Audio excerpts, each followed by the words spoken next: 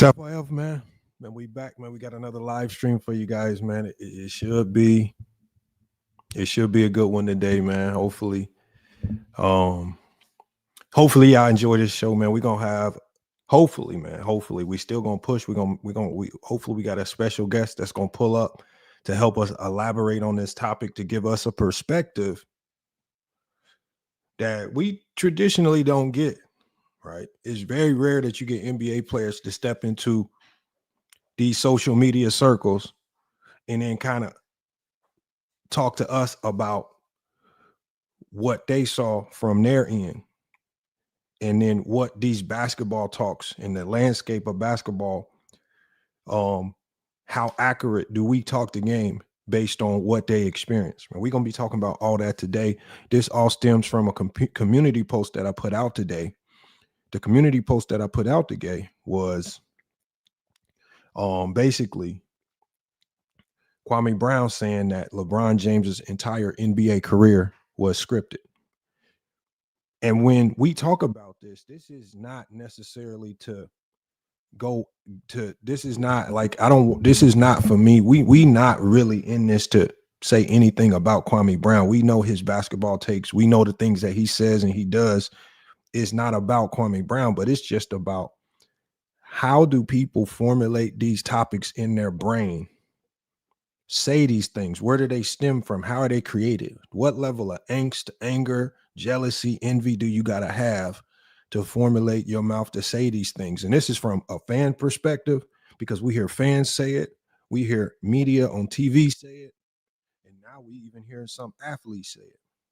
So this is what we're going to talk about today. We about to run the intro. We're going to go ahead and make sure we get GOAT James Kingdom back in here. GOAT James Kingdom is going to be back today, man. So a lot of you guys that was hiding from him last time, y'all might want to avoid him, man. We about to get the show started. As y'all know, we're going to run this intro. And then after the intro, man, we're going to start cooking, man. It's FYF Sports. It's GOAT James Kingdom, man. We back live, man. Salute.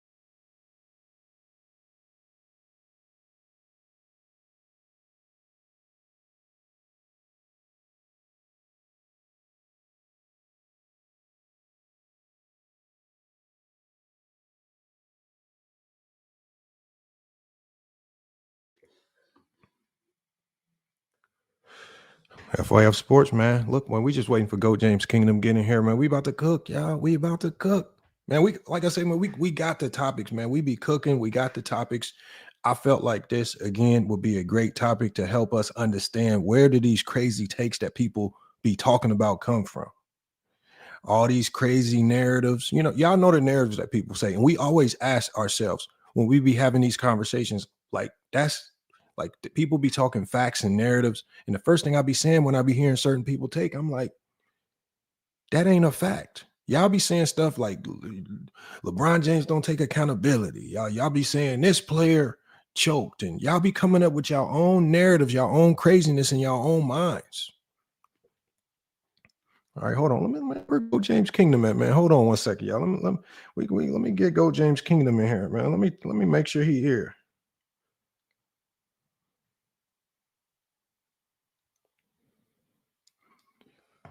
Salute to Sam King on TikTok, man. Appreciate you. Make sure if you're over here on TikTok, make sure you share the live. Share the live. Share the live. Share the live. I always tell y'all that. Nah, he not running late, man. Y'all know how we do over here. We not running late. Make sure Y'all all share the live. We trying to get this live today to over 10,000 likes. That's how we always do. We trying to consistently push these lives, pump them out. And we also, if you're watching on YouTube, so again, as I get through this stream today, you might hear me address some names that you don't see over here on TikTok. And if you're on YouTube, you might hear me address names that you don't see on YouTube, right? So again, we are simulcasting this live on YouTube. So you can watch it on both platforms. But when the time comes for us to bring people up onto the panel, if you do want to join the panel conversation, what you have to do is you have to come over to TikTok. The link is in the YouTube description. If you want to join the panel and cook it up on these topics, when it's time to bring people up, make sure that you go to the link and make sure you go to that link in the YouTube description, click it, come over here to TikTok, right? You can hit the request button to join, or if we see you, we could just bring you up, right? Either way, man, we taking on, remember y'all, the conversation is open to anybody, right? The conversation. I've already instructed my mods. I keep going through my block list. I've already instructed all my mods. Do not block anybody, man. We trying to hear everybody's opinion on this, right? We got no issues with nobody. And then the one thing that we have to do before we get started with today's show, as we wait for GOAT James Kingdom to get in here, as we wait for our special guest to get in here, the one thing, King Shai Solomon, can you be a mod? Yes, I'll definitely make you a mod. But the one thing that I want to do before we get started today, right? Because there's been a lot of people that haven't done this the right way. And we're gonna pay our homage to them. But some of you guys may or may not know him, GoatCast Podcast, right? He did a lot of content here on TikTok. He did a lot of content on YouTube. I met him through King Speech Row on YouTube. And you know, good, bad, and different, whether I agree with his takes or not, he had some thoughtful takes, he had insightful takes, and he was a top tier content creator, right? He was putting out premium content. When I say top tier content, what am I talking about? It is him putting himself out there. He was doing film study videos, right? He was doing breakdowns, right? He was doing intricate takes based on how he saw the game. He wasn't running around complaining about what other people were saying about the game. He was putting his own takes out there, putting them in the fire so that his takes can be judged by the people. And when I heard the news that CW from GoatCast Podcast passed away, man, that messed me up. But what it also did, y'all, was it helped me refocus, because we got a lot of slander and we got a lot of chatter going on in the YouTube community right now. And when I heard that with GoatCast Podcast, I said, let me refocus, man, because it can all be gone just like that, right? And what do we want this lasting impression to be over here? Do we want it to be some BS, some fake beefs? No, I'm not entertaining none of the silliness, right? So we let the silliness be the silliness. We separate ourselves from it, right? And like GOAT James Kingdom, man, like we've been talking about, we just gonna keep kicking out this content. So look, as we get through this show, make sure we are giving a shout out to CW. I've already talked to King Speech Row, and I know King Speech Row was really close to him. So like I said, he said he's still trying to process it, and he was close to him. They was doing streams and stuff together. So salute to King Speech Row, y'all. No matter what y'all think about his basketball takes, the man lost one of his brothers, a guy that he was close to, y'all. So if there's any, if there's any compassion to be given, now is the time to show a little bit of compassion to King Speech Row. I know it's a tough time, but salute. And we're going to be doing a tribute for him. I meant to have his logo on our show all this week. I'm going to make sure I have it up on the next show. But we're going to represent him by putting his logo on the show for the next week, man, because the man at the end of the day was a hell of a content creator, man. You got to respect that. But and salute to everybody on the YouTube side too, man, for giving GoatCast Podcast his love as well, man. Some of y'all might have known him, some maybe heard of him vaguely. Like I said, I was introduced to him through King Speech Row. And like I say, I never had any issues with him. I loved his approach. He always gave me a fair shot to speak on this panel. And I mean, he even just did a video that I saw 2 days ago. And You know, everything was untimely, you know, from what I heard. And so, man, that's just, it's tough to hear that news, man. So make sure y'all just, you know, when you speak to King's Speech Road, man, give them a shout out. You know, GOATcast podcast was in our fantasy league. It was crazy because I was going against them head to head this week in the fantasy league. You know, I'm about to message him. I was just messaging him back and forth on YouTube about a basketball topic, and you know, y'all know that this springs up on us right here, man. So, you know, make sure if you see his channel or one of his videos pop up on your feed that you show respect, man. Show respect, man, because that's two. Some of you guys know LB from the Ticket TV circuit. He passed away untimely, unexpected. And then now we have CW from the GOATcast podcast. So as I did in my as I said in my community post, there's a lot of clowns running around here wanting to be clowns. Let them be clowns, y'all. You know, it's real life going on. I'm not here to entertain it. I'm not here to entertain it. Salute to Mahari. Salute to Walking Bucket. Salute to everybody in here. Where is GOAT James Kingdom? Man, is GOAT James Kingdom leaving me stranded on this one, man? What's going on? What's going on? Let me reach out to this man.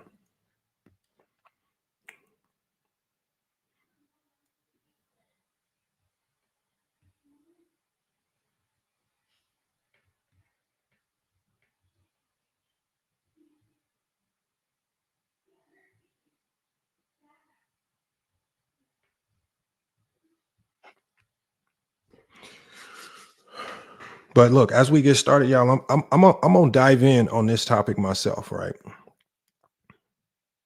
And I'm gonna give y'all my perspective on it because I already know that GOAT James Kingdom has his own perspective. He's talked about it. I've talked about it. It's something that we've been talking about for a minute.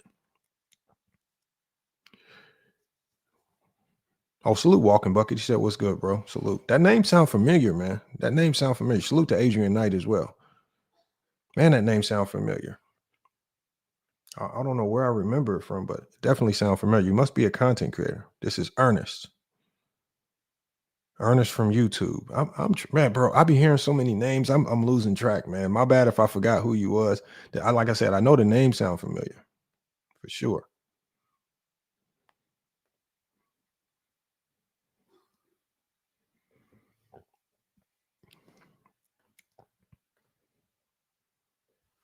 But salute, man. Appreciate everybody pulling up today. We just trying to get everybody up here to cook.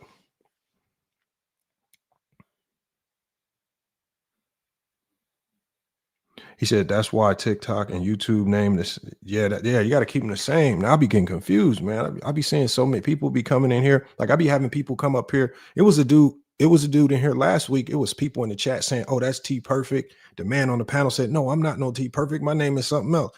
Like it's just all types of confusion all over the place, man.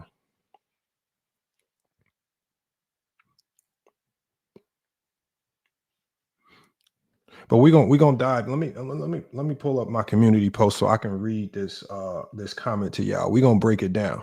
And then we, like I say, hopefully we get our guest up here and we're gonna cook it up on this topic. He says Kwame is a zesty.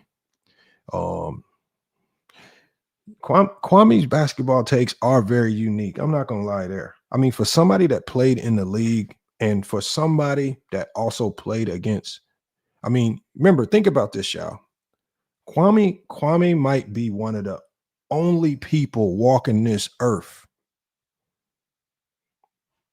that was able to be teammates with Jordan and Kobe. Think about that. It's not too many people walking this planet Earth that can say they was in the same locker room with Jordan, Kobe, and also played in a league with LeBron James. I mean, just think about that. So this is why it surprises me, man, because Kwame Brown could be one of the he is one of the few people on this planet Earth that can give us perspective that no one else can. He says, "You low, Lamont?" I'm not low. What am I saying? What do you mean low? What does that mean? Oh, my mic's low. My mic's low. Hold on, y'all. Let me fix my mic. Yeah, I know I was having mic issues last time. Is that better right there, Adrian Knight? Should be a little bit better. James Evans Jr. says Kwame is jealous. I don't know what it is though. I don't know what it is. Hold on, y'all. I'm about to pull up my community post and read it to y'all because I want to read to y'all part of this quote.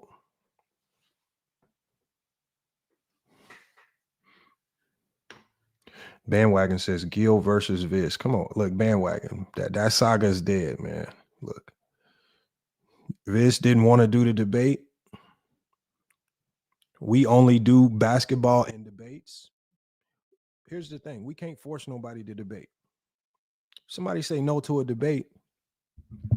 There's only one option. Keep it moving. Move on to the next debate. I'm already talking to Herm about debating.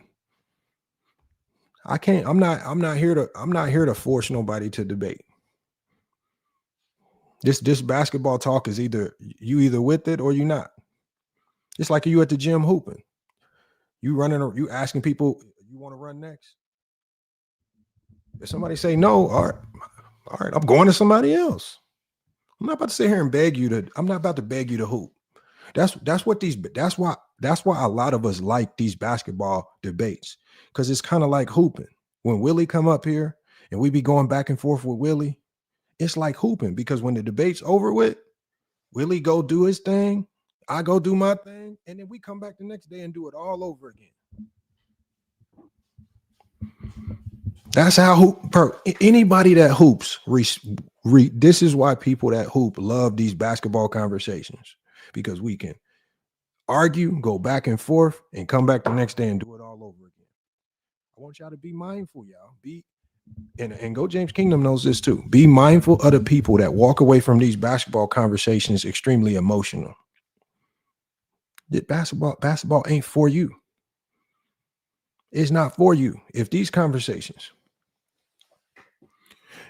you said, why did my mic do that? My mic I don't know, something's wrong with my mic, and it might be time for an upgrade, because I'm definitely about to if it keeps doing what it's doing right now, I'm definitely going to be getting an upgrade. And we got Go James Kingdom in here right now. And hopefully we can get Gil in here to cook. I'm waiting on Gil to join the panel. If any of y'all see Gil pop up in the chat, let me know, because we got to send him the request to join. So I'm texting him right now. So hopefully we can get him up here to cook. Go James Kingdom, you with us? It keeps saying that you're on coffee break. I gotta make sure. Oh, you must be setting up your screen. I'm trying to set up my screen. Hold up, man. Let me set up my screen. Somebody said Gil was in the chat.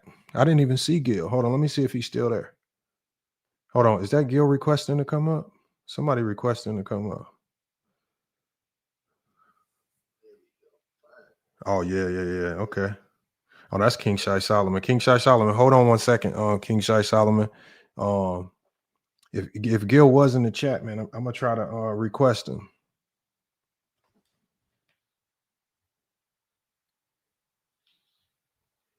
Yeah, man. Peace and blessings. Hold on. Somebody said, let me see. They said he was in here. Do I see Gil in here? I don't even know what Gil's name is on. Oh, I see it right there. Gil is in here. Gil, I just sent you an invite. I just sent you an invite to join. Let me share this with the people. Yeah, I got to share it too, man. Everybody know. So hey Gil, I saw you in here, Gil. Gil, I just sent you the invite. All you got to do is accept it. We're going to bring you up. It automatically, once he clicks it, should like send him something to say. This is his first time joining a TikTok live, so you know how it is. We struggling a little bit that first time, because it's so much different from StreamYard. Gil don't even know how to work a StreamYard. Nah, hey man, look, Gil done leveled up though. Look, I'm gonna tell you one thing though. The one thing I seen from Gil will ask questions one time, but once he figured shit out, bro, from where he was like almost a year and a half, 2 years ago to now, bro, no more struggle streaming. I'm talking about the man got the OBS studio, the gaming. I'm talking about it's damn near flawless. Hold on 1 second. Let me try to bring Gil up again. Man, y'all should have told me Gil was in the chat. I didn't even see him in there. I was looking for the name. Oh, it says invited still. Kwame Brown,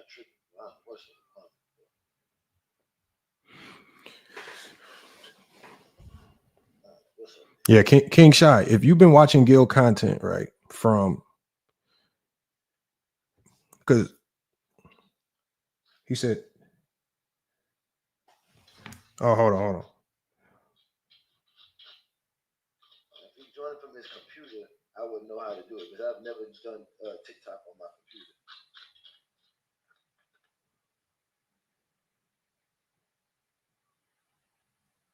Kwame needs the views.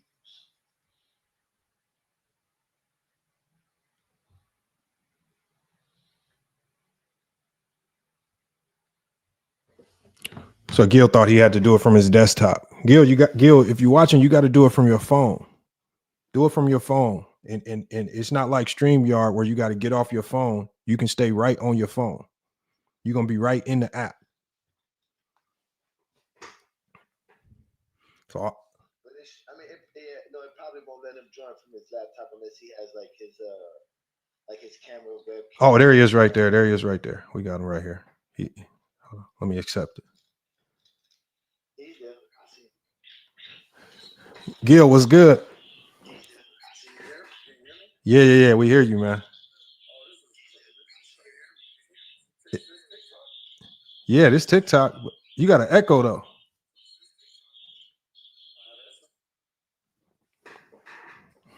Yeah, he probably watching it on something else. Yeah, I seen that. He gonna fix it. That's better though. On YouTube now. We're also on YouTube as well, y'all, ladies and gentlemen. What up? Now, Gil, hold on. Let me bump you up here, man. I appreciate you pulling up too, Gil. We was talking about it for a quick second, right? And so first we just got to start off with. Let me bring you up. When, like, as a player who, hold on, Gil, on a coffee break. As a player, y'all, and hopefully he can still hear my question, who we know had to get in the lab. You almost had to get your Bronny James grind on, right? As a second round pick. And when you hear some of these narratives from fans, right? The narrative talk from fans where and this, like I say, this is not necessarily about Kwame Brown. His sentiment seems like it's the same as most Jordan fans. They make up crazy narratives just to push a take because they don't like a player. And so where do you think this come from? Like why do the fans, why do players? I've been out of the Mr. Brown loop of this, ever since I squashed it on my side. So I don't know what the take is. Yeah. So what is the actual take? Okay, let me read it to you. I'm gonna read it to you so you could be. Here's the take right here. And remember, like I told them before, it's not necessarily about Kwame per se. It's about the thought process, because we hear this. Me and Goat James Kingdom, we hear this from a plethora of people just here on TikTok alone. And let me read it to you right here. Kwame Brown said, every sportscast is talking about how LeBron made the right decision. He sacrificed. Who hit the shot? Did Rui hit the shot or LeBron? How did he sacrifice when he shot 17 times? Now I know 100% that LeBron's career was created. That he was talking about people giving LeBron James praise for passing up that last shot where he could have kept his 10-point streak alive, but he threw the assist to Rui for the game-winning shot. And basically, Kwame used that as an opportunity to say, by how the media is talking about that, he said this is how he knows LeBron's career was scripted, because people were giving LeBron credit for making the right play. I guess. And there was no fanfare around Rui hitting the shot.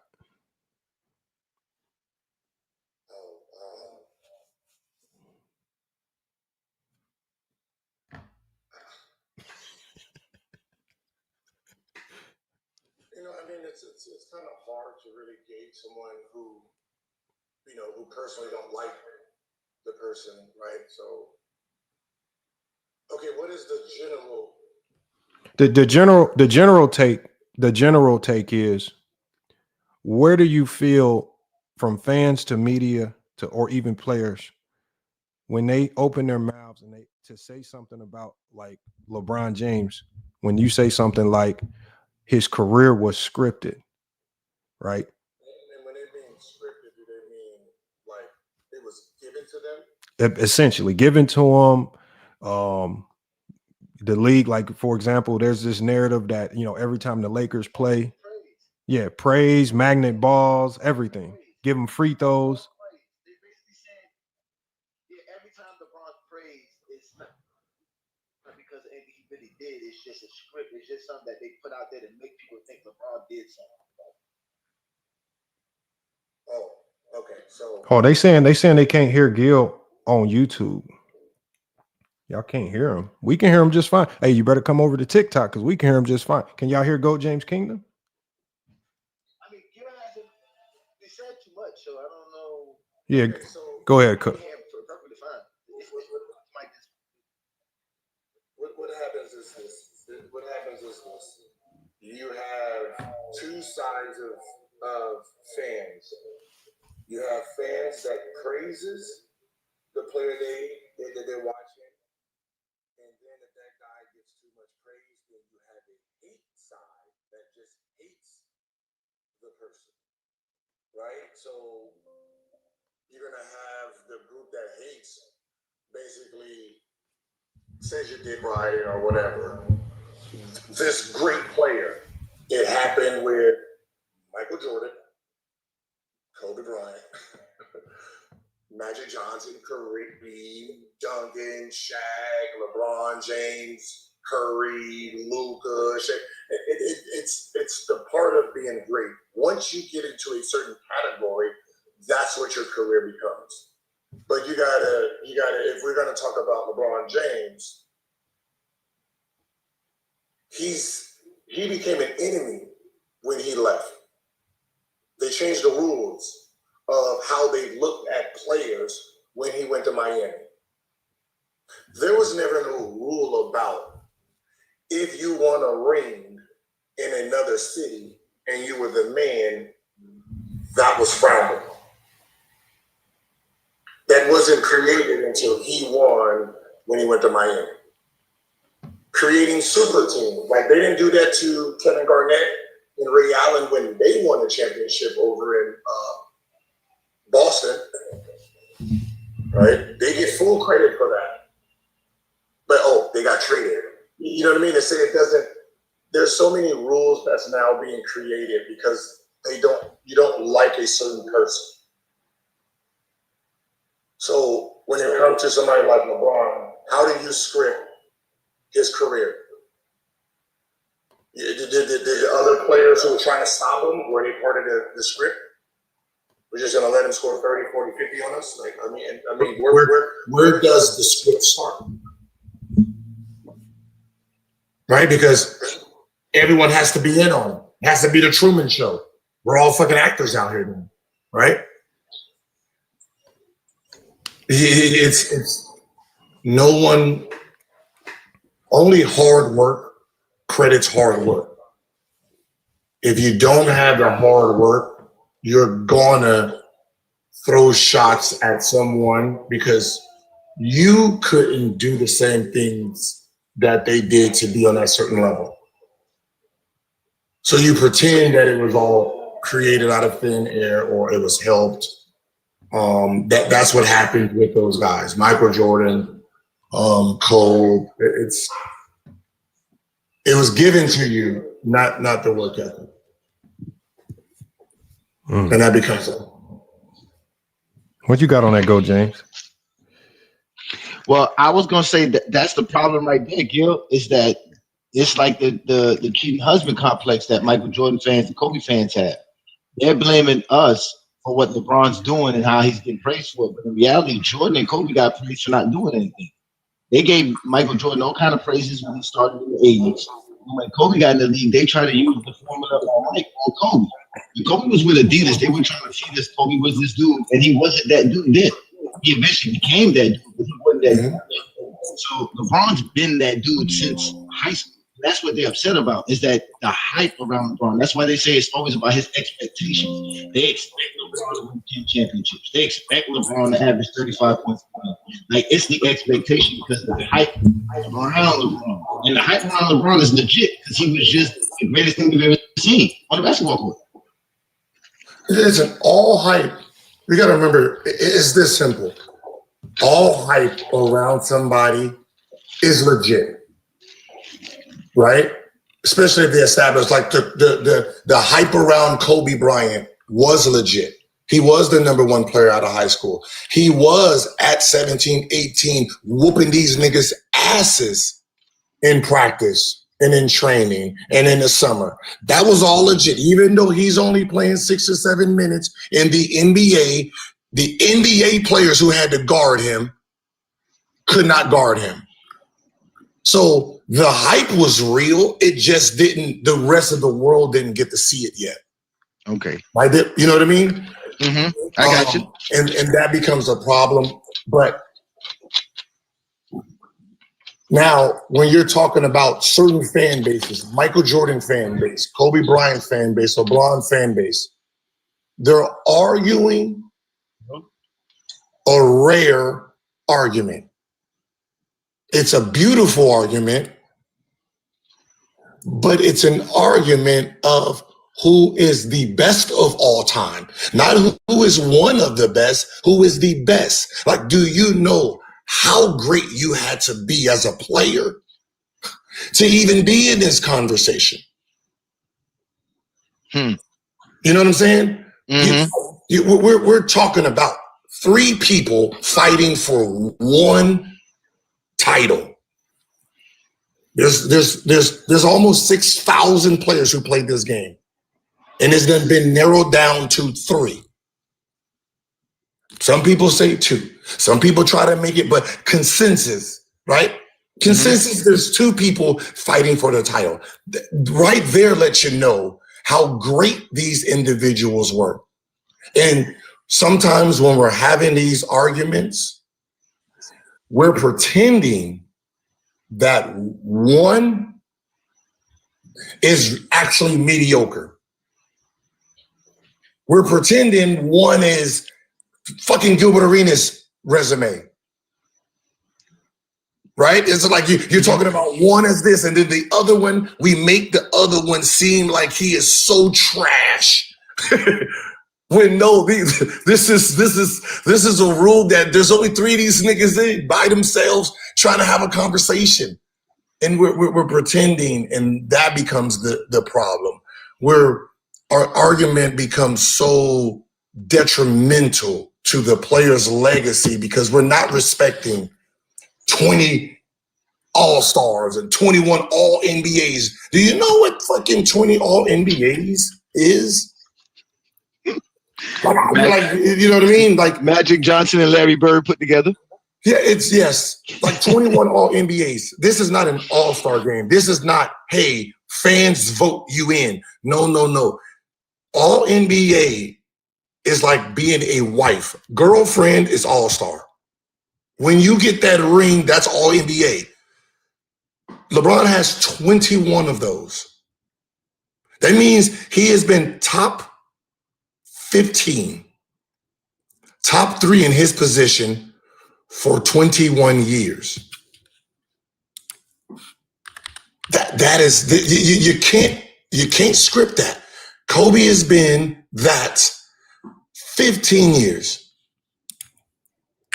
Jordan has been that 11 years. Right? Because obviously he retired, didn't play there. But you can't take away what these people done and say it's irrelevant.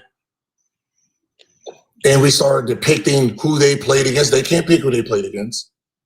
Right? So, you know, if you drop, like, the worst thing to say is if we drop a Kyrie in the 60s, you know, he will kill. No, he won't. No, he fucking won't. The reason he won't is because his dribbling package is not given to him. The rules is this: you got to dribble on top of the ball, pat, pat, pat. There's no tween in there. That's a motherfucking carry. You can't euro. That's a fucking travel, right? So you can't take today's world and bring it there and say you're gonna dominate. No, there's rules there. You got to play by those rules. So it's irrelevant. Kind of like arguments in it. But look, Michael Jordan, Kobe, LeBron, Kareem. They're different people, right? You're going to argue until your goddamn pass, till they have you in your grave. You're not going to convince each other of none of it. If LeBron James wins 10 rings right now, if you don't like him, you don't like him. You're not going to ever say he's the best if you're a Jordan fan. If you're a LeBron fan, you're not going to say Kobe or Jordan's better.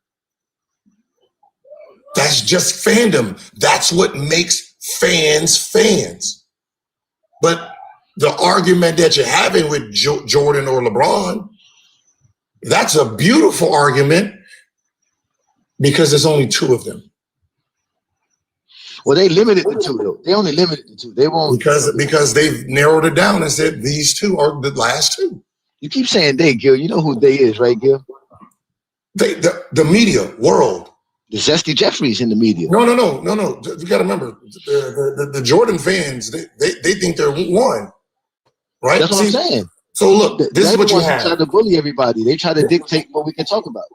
So the Jordan fans is this.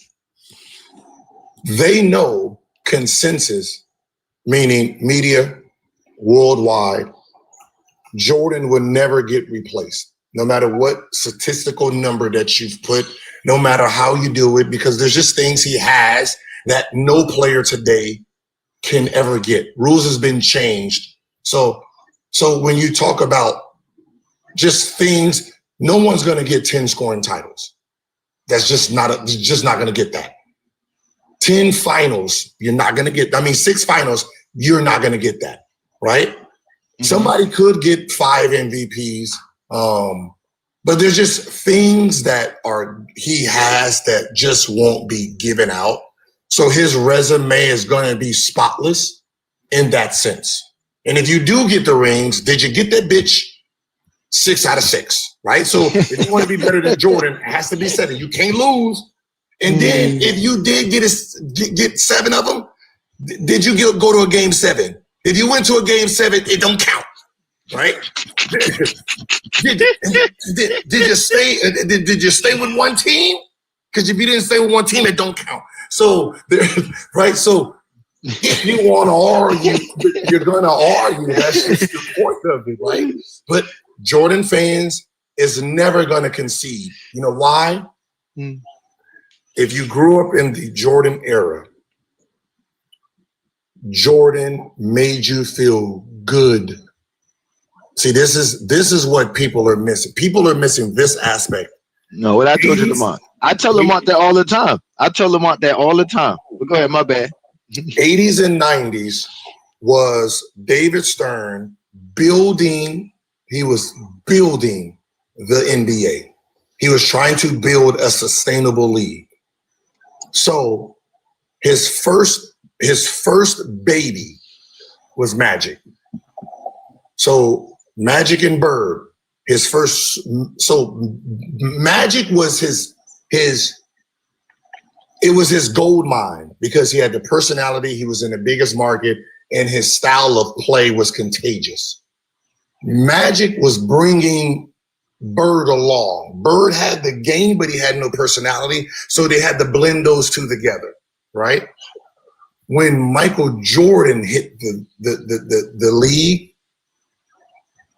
they realized this is what mega superstar. This is what the world should be following. So yes, they crafted media to protect them. because his game said protect him. A nigga come in the league averaging 28, you protect him. His second year, damn near 35, 37, you protect him, right? So what ends up happening is, yes, was there things given to him in 88? Probably. But the league needed it. And who else they was gonna give it to? Somebody with no name? Somebody that didn't move the needle? Right? If I got Michael Jordan with this many steals and he is him and him, I'm going to give it to Michael Jordan because Michael Jordan winning all these awards puts money in the league's pockets. Right? When he went to Gil, that sounds like Jordan's career is scripted the way you talking. No, it's not. It's crafted. Craft is a good word. Go ahead, continue. So, because scripted means we let him score 30 every year. No. He scored 30 every year. We only highlighted what we wanted you to know about. We don't give two shits the nigga averaged 3-5 turnovers a game. That is not the point. We're highlighting the 32, the 8 assists, the 8 points, the 35, the 37, the 5 and 5, right? That era, 80s and 90s, only talked about the good they did, right? If you ask the consensus, who is the best Olympic player ever? They will say Michael Jordan. But if you actually look at Michael Jordan's stats in the Olympics, it was not very good. You know why? Because they didn't tell us it wasn't good. All they said was Michael Jordan, Magic Bird, and Jordan are out there putting boot to ass. 1 by 40. Michael Jordan, the captain, they killed him. That's all we knew, right? So we just assumed they all fucking scored 100 fucking points a game. We didn't know. Like, today is when we're finding out. When you look through the archive, like, damn, that nigga was horrible. But that was the point of media then. There was no negativity towards players. There was no, Magic Johnson lost this many times in the finals. Kareem lost this many times in the finals. Bird lost this many times in the finals. There was no negatives that was put upon players then because they needed all the positive articles. They needed the league to look amazing because they needed to push money into the league. So when you hear Michael Jordan, all you think is positive memories. He makes you smile. Somebody said, hey, the new mics is coming out. Niggas are like, well, which ones? The threes, the ones, you smile about it. Now, this generation, 2000s moving on, when what do they call them? When the reporters, the beat writers, when beat writers became TV personalities, they bring in the clickbaiting and that negative undertone towards players. Who's better? This person, this person. They bring that in. And now when you think about players, you don't think positive. You go for their negatives first. So if you ever hear like somebody talk about LeBron James and you say, all right, name me your top 10. One thing that is going to be consistent. They're going to say your Michael Jordans. They're going to say Kareems. When they get to LeBron James, they're going to automatically give you a negative on why he's there. Like you asked for it. Right? So they can say Michael Jordan, 6-0, right? 10 scoring titles, boom, boom. Kareem, leading scorer, got all of this, boom. LeBron James, yeah, he's 4-6 in the finals, right? He jumped teams. It's like they're giving you the excuse of why they have him third. Instead of just having him third. Say they got 4 titles. They don't do that. They give you the negative on them. And then they go 4, 5, 6, 7, 8, 9, 10. I've never seen anything like it. And it's like, you don't have to convince, it's your 10. You can put Scooby-Doo in that bitch. Like it's yours, right? So you don't have to convince me on why he's there. If you have him 30, you have him 30. If you have him 10, you have him 10. You don't need to tell me the flaws of him. Like you're like the way you sounded at 3, it's like you don't like this nigga. And that's the problem. It just became this hateful tone of a guy who's 40 years old. You're talking about the play he made, he got praised for today, right? He passes up the possibility of going 10 points, right? Pass it to Rui. Rui hits the game. It's over. The streak is done. If Rui misses it, we in overtime. He can get his 10. He gets 5 more minutes to get one more basket. But he makes the right play. Now, what is the knock on LeBron James through his career? He wasn't a killer, right? Every time someone hits that shot, who do they blame? LeBron James. You blame LeBron for not taking a shot because Kobe's not making a pass. Kobe's going to take that shot. Jordan's going to take that shot, right?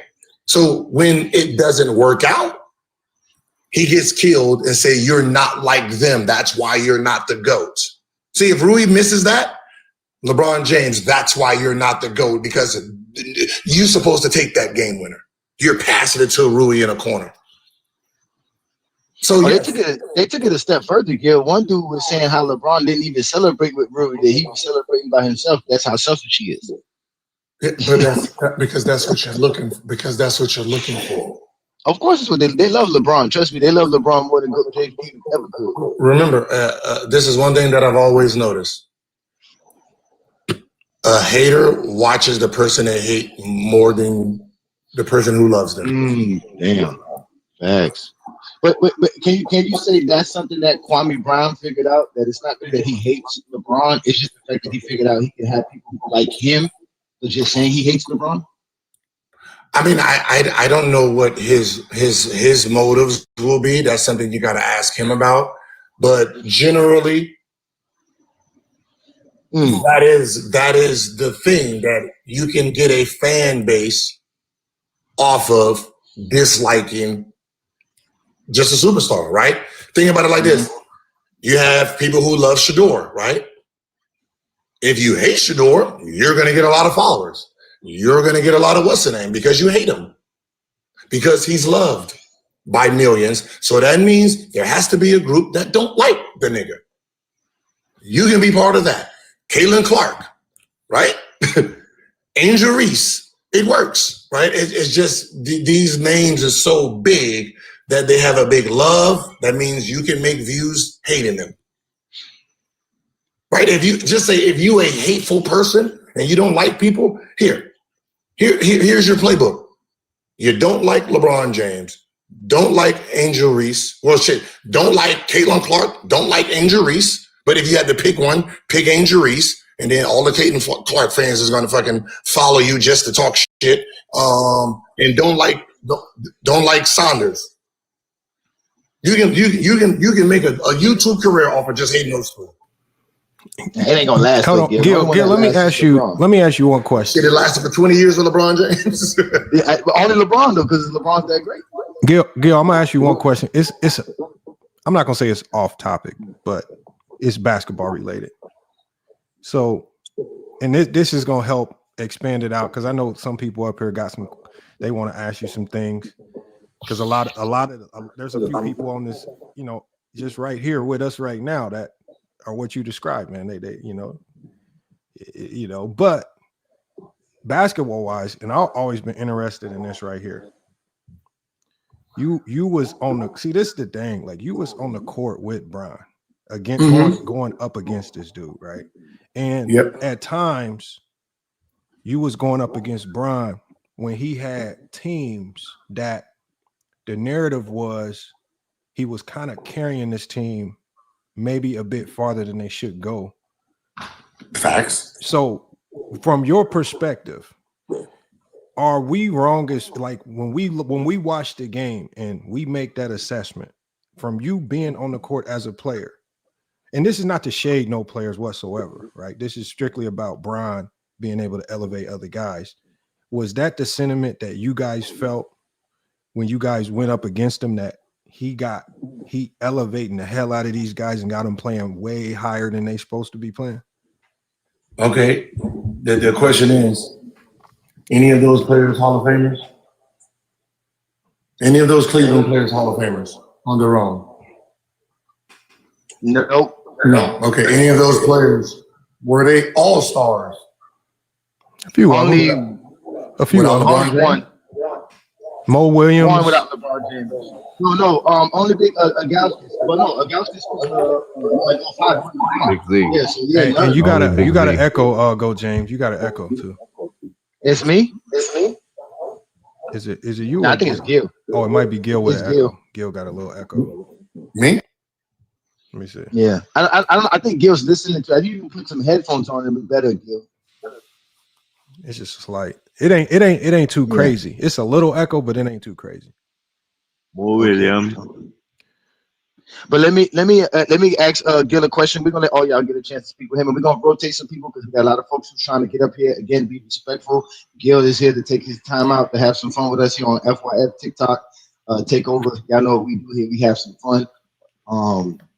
Did Gil answer your question, Lamar? I didn't even. No, I think it was starting to echo a little bit, but he was about to really get into it. But because I wanted to, because we as fans, right, and the whole purpose of the question, and I know as soon as Gil get back, he probably grabbing some headphones. The whole purpose of the question, y'all, is we talk about the eye test a lot. What are we seeing? Are we like when I look at that team, right, and when I see a whole bunch of guys who catch and shoot player here, none of them are really what we consider non-pattern players. None of them really were built to go get a bucket on their own. Way better, Gil. It's perfect. Huh? Yeah, that's way better. Good. Yeah, that's way better.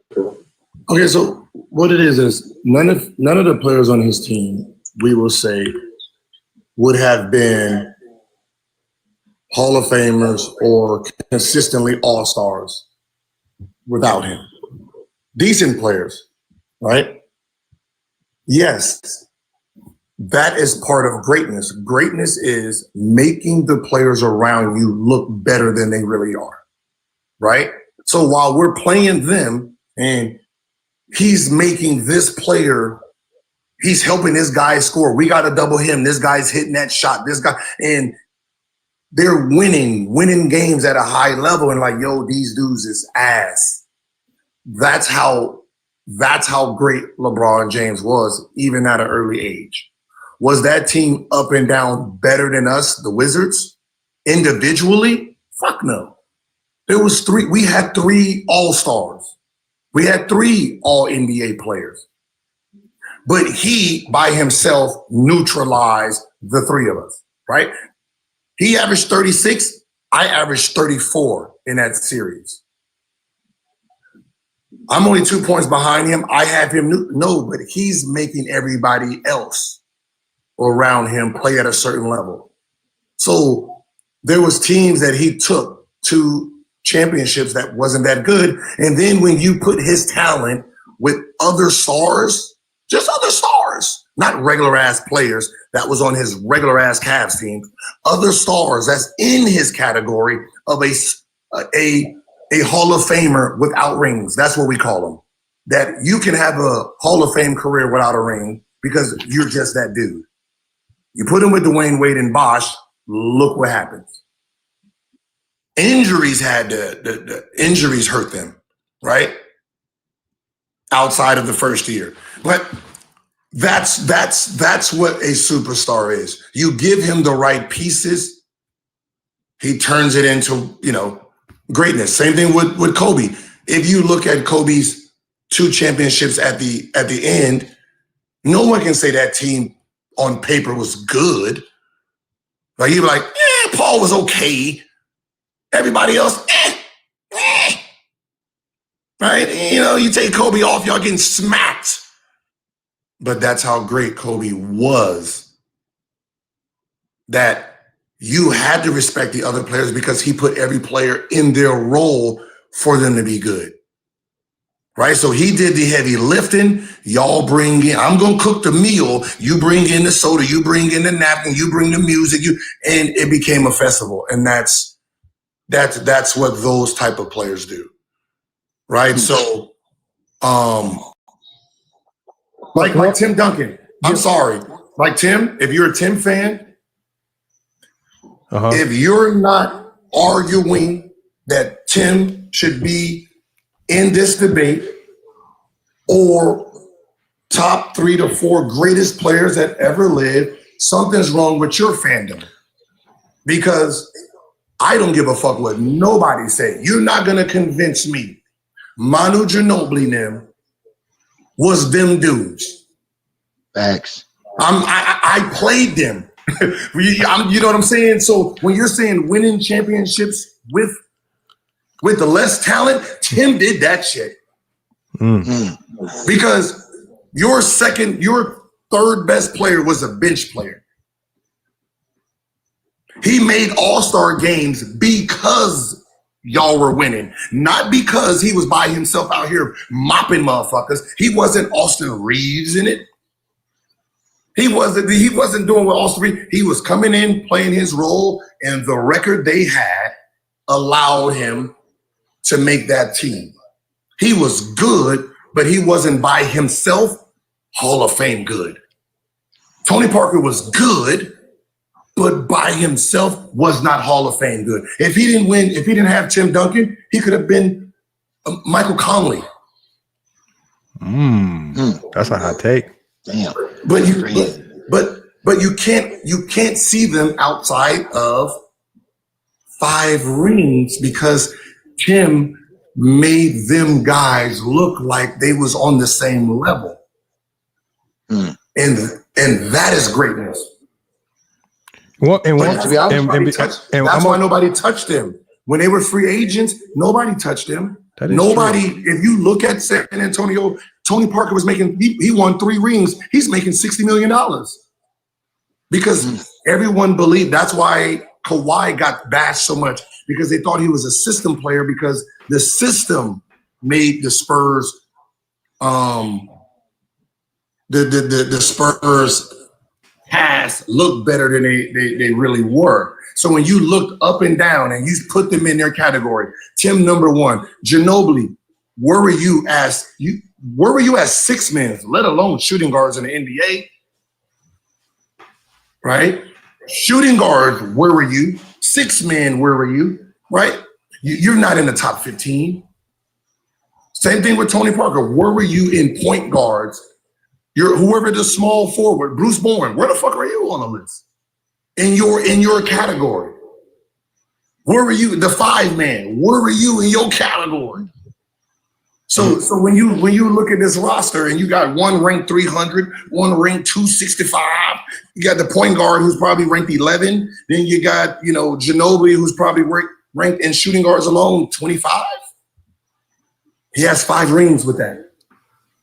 That's amazing. And let me ask you, because we've had there's been somebody on the panel. He basically came up and said, because the sentiment has been opposite of what you said from certain fans, where we've had people come up here and say that because Ilgauskas was an all-star when LeBron James was in high school, and players like Anderson Varejao could at times get double-digit rebounds. That is what is considered elite help. What do you feel when you played against Brown with these guys? Did you feel that y'all had to worry about Varejao and players like Ilgauskas, or was Brown always the primary threat? Booby Gibson.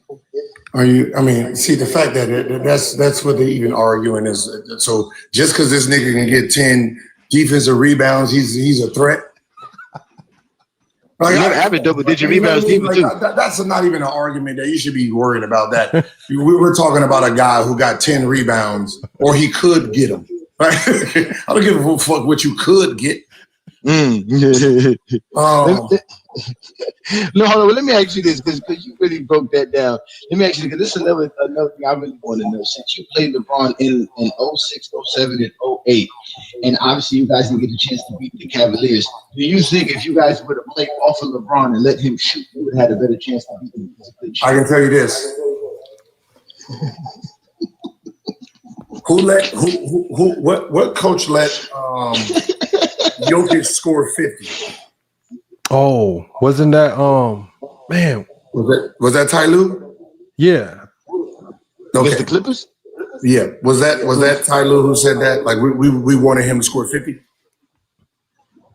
It was one. I remember when it happened. I don't remember. Yeah, okay, so it was Ty Lue. Yeah, okay, so we played them 3 times. We tried everything. We tried, okay, look, because he likes to naturally pass, we're going to just make him be selfish and score 50. Let him score as many points. Oh, no, he did that. Yeah. Then we said, okay, look, we're going to sag off of him. We're going to let him shoot from the outside. He does that. They make the screen a little bit lower. He turns the corner because the screen is lower, right? These niggas ain't dummies, man. I ain't got to tell me. That's what we've been trying to tell him. You ain't got to tell me, Gil. No, what I'm saying is, I think people think these niggas is dumb. No, trust me. The people we talk to is dumb. They zesty and they dumb. Right? It's like right now saying, all right, since Luka's averaging 10 assists, let him score 50. Oh yeah, the nigga's gonna score 50, and he's gonna still get 8 assists because that's how gifted he is. Because first, one-on-one individually, he's unguardable. So you're talking about let him go do something. He's gonna do that at a high rate. Okay, we're gonna let Kobe score 81. How many points you gonna get this nigga? You know what I mean? How many points you gonna give him before you be like, fuck? No, because to them the theory is LeBron James can't score unless he's in the paint. Like, so he had no post-up game. He had and shoot. So that means you just sat off him and he was inefficient and he would be able to beat him like the Spurs did. That's what they tell us. You mean beat him as a Spurs did when he was 22 years old?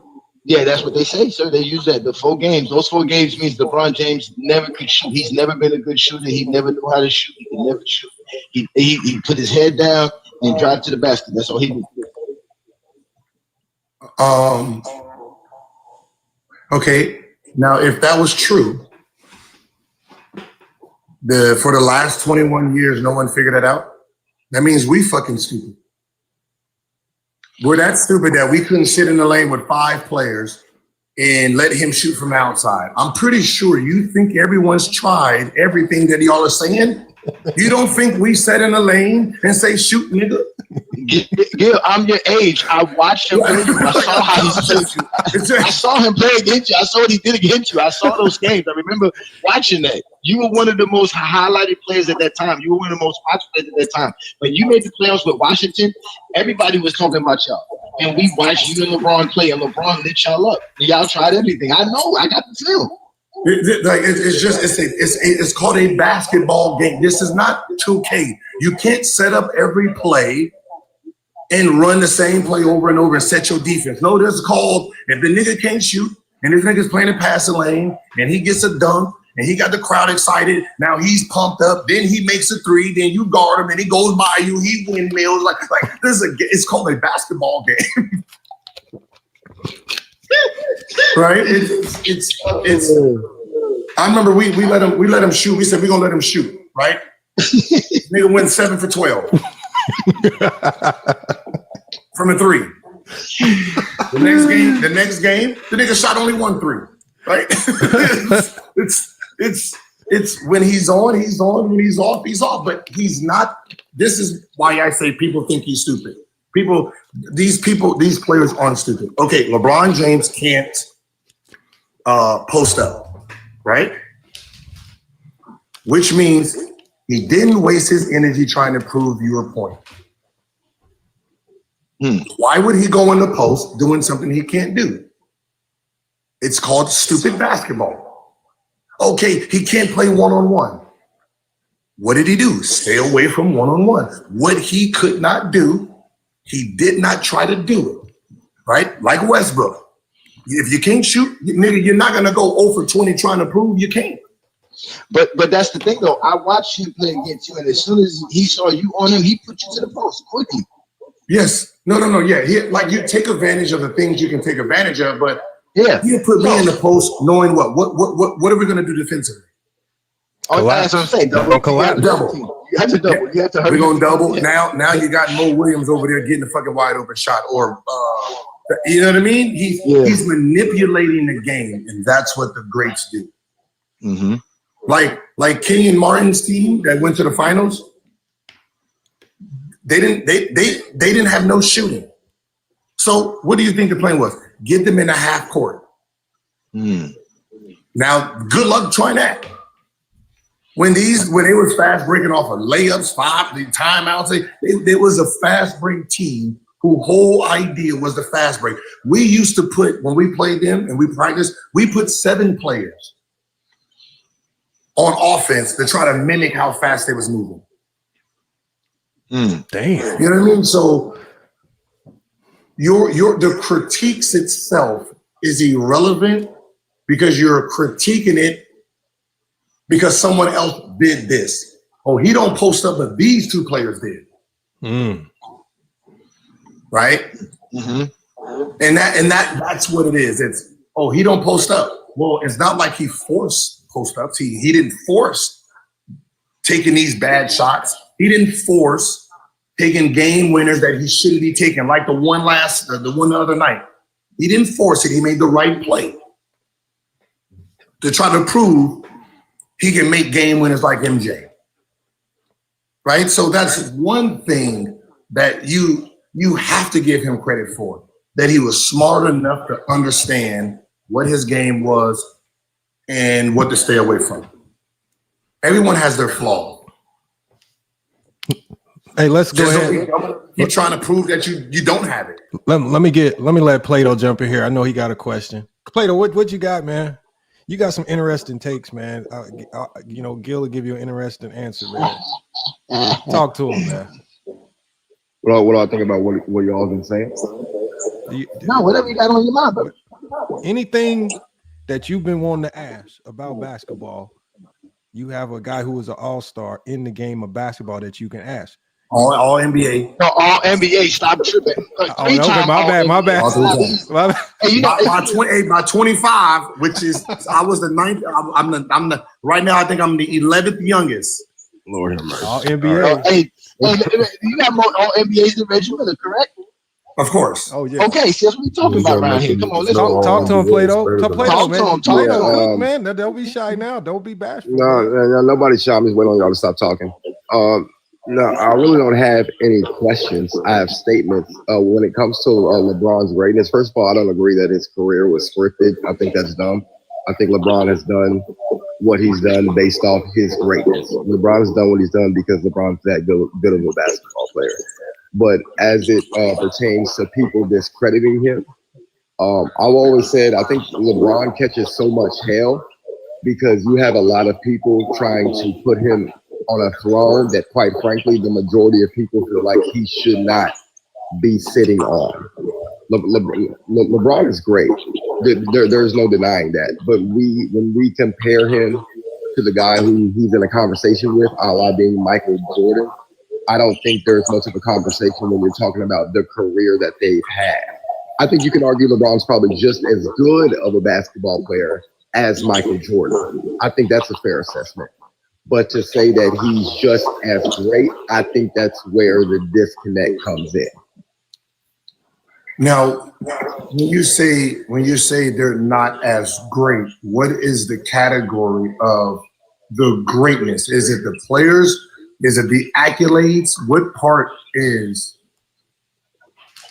you're having trouble with saying he should be in the category of greatness? Because greatness first is you in your body of sustainability and work. What you bring to the game is your greatness.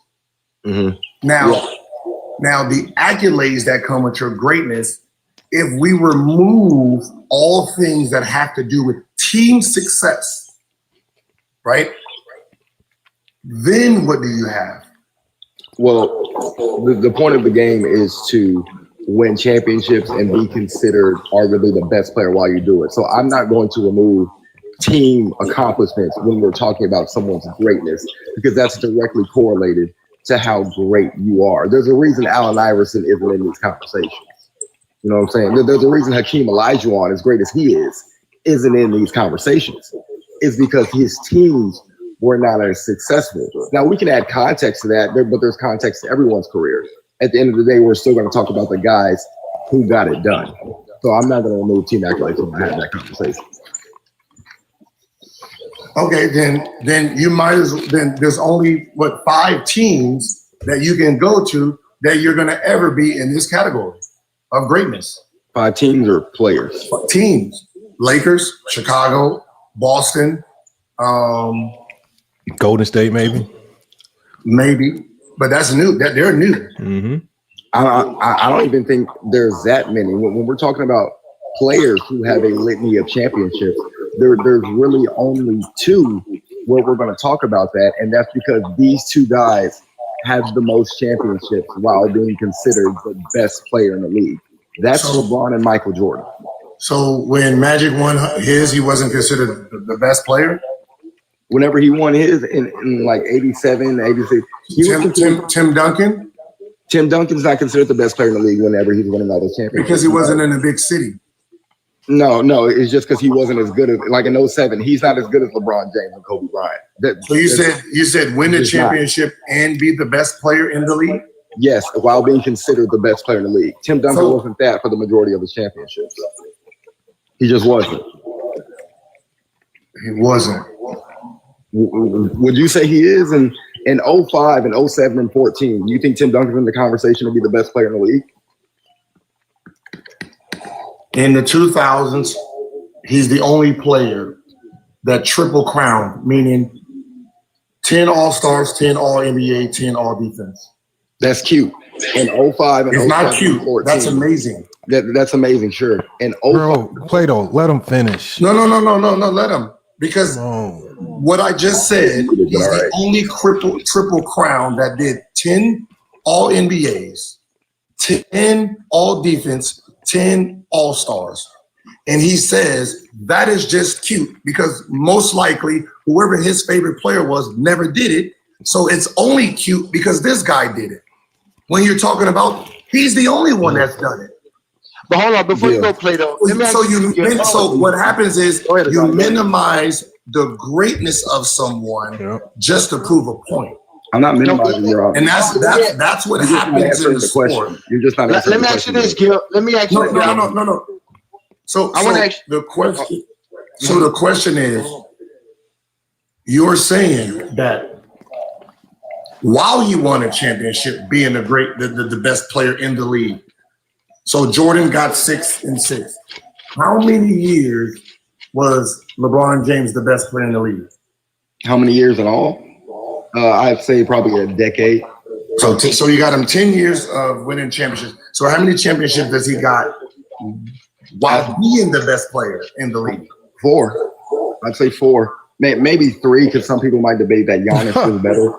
In 2020? But I'm going to give him 4. I'm going to say he's still better. I'm going to say 4. I'm going to say 4. So all 4 championships, he was the best player. Yeah, I'd say he's the best player in the league on all 4. Yeah. Who was the best player in the league longer, him or Jordan? LeBron. Yeah. Okay, so while I'm asking this, I'm not really sure. If I had to put a number, both of them have about a decade in the league as the best player. Jordan from 88 to 98, I'd say is the best player in the league. Bron, definitively, I'm talking about definitive years where he's definitively the best player, I'd say from 2010 to 2020. So they both have about 10 years doing that.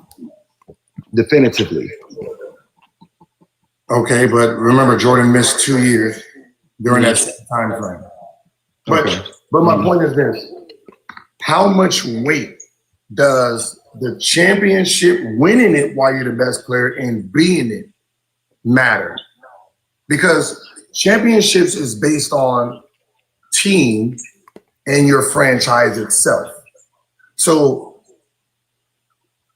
it's hard to knock a player because the team itself didn't want to win. Like for a Jordan fan, you watched it in real time on the document when they won their third or their second three-peat, 98, right?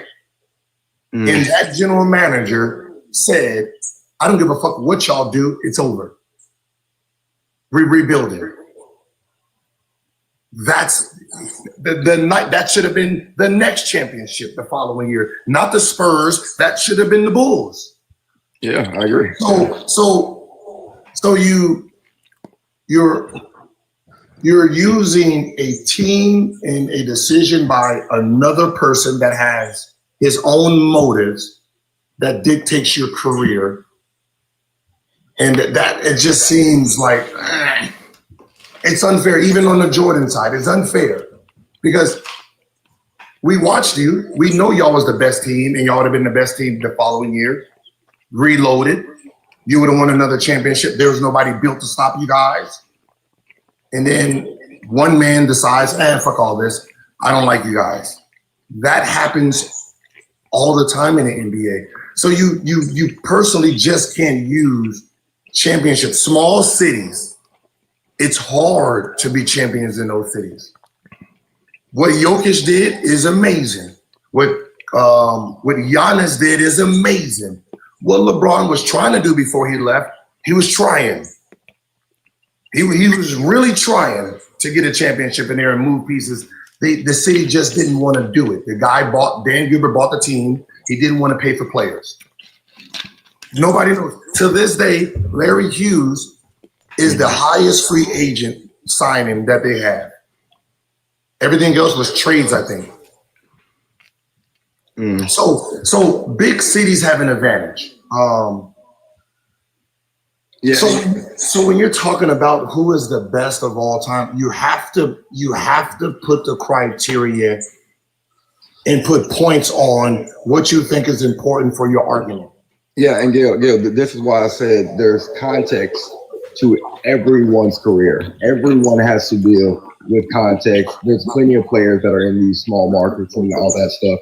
And another thing, when it comes to Michael Jordan, what would you consider Chicago?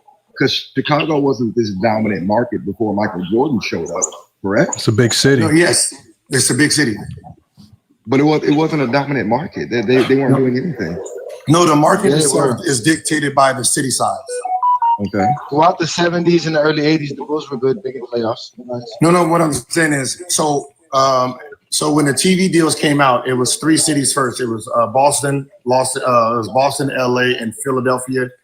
And then when Michael Jordan got to Chicago, the Bulls became the 4th city that had TV rights. And once Michael showed up, that's when they got in the mix. Yeah.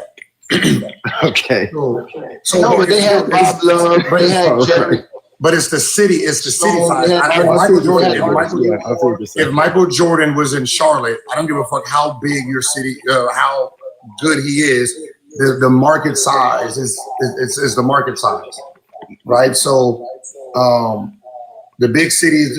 I think I have it here, but okay. So tier 1 cities are Lakers, Clippers, because it's LA, obviously. Golden State and San Francisco, Knicks, and Brooklyn Nets. Those 5 teams are considered tier 1 teams. Tier 2 teams, Chicago, Boston, Atlanta, Miami, Toronto, Philadelphia, Dallas Mavericks. So those would be considered tier 2 teams. And then the rest of the teams don't even matter. So if you go back in history and look at the first top 50, look at all the top 50 look at those top 50 players and look at what cities that they set in or played through. A lot of them were in big markets, yeah. Yeah, they all came through big markets. Like right now in the top 10, there's only one player that never touched a big market that's in our top 10. And he don't even get the respect he gets. And that's Tim. Everybody else is a big market player. Okay, so the guys were. Would you do? Hold on, wait. Let me ask you this, Gil. Let me ask you this, Gil, because this is the one thing that's big on TikTok. You heard him say that every player's desire is to be the best player while winning championships. Is that your desire when you played, to be the best player while winning championships? Is that what motivated you when you played? Facts. Here's why.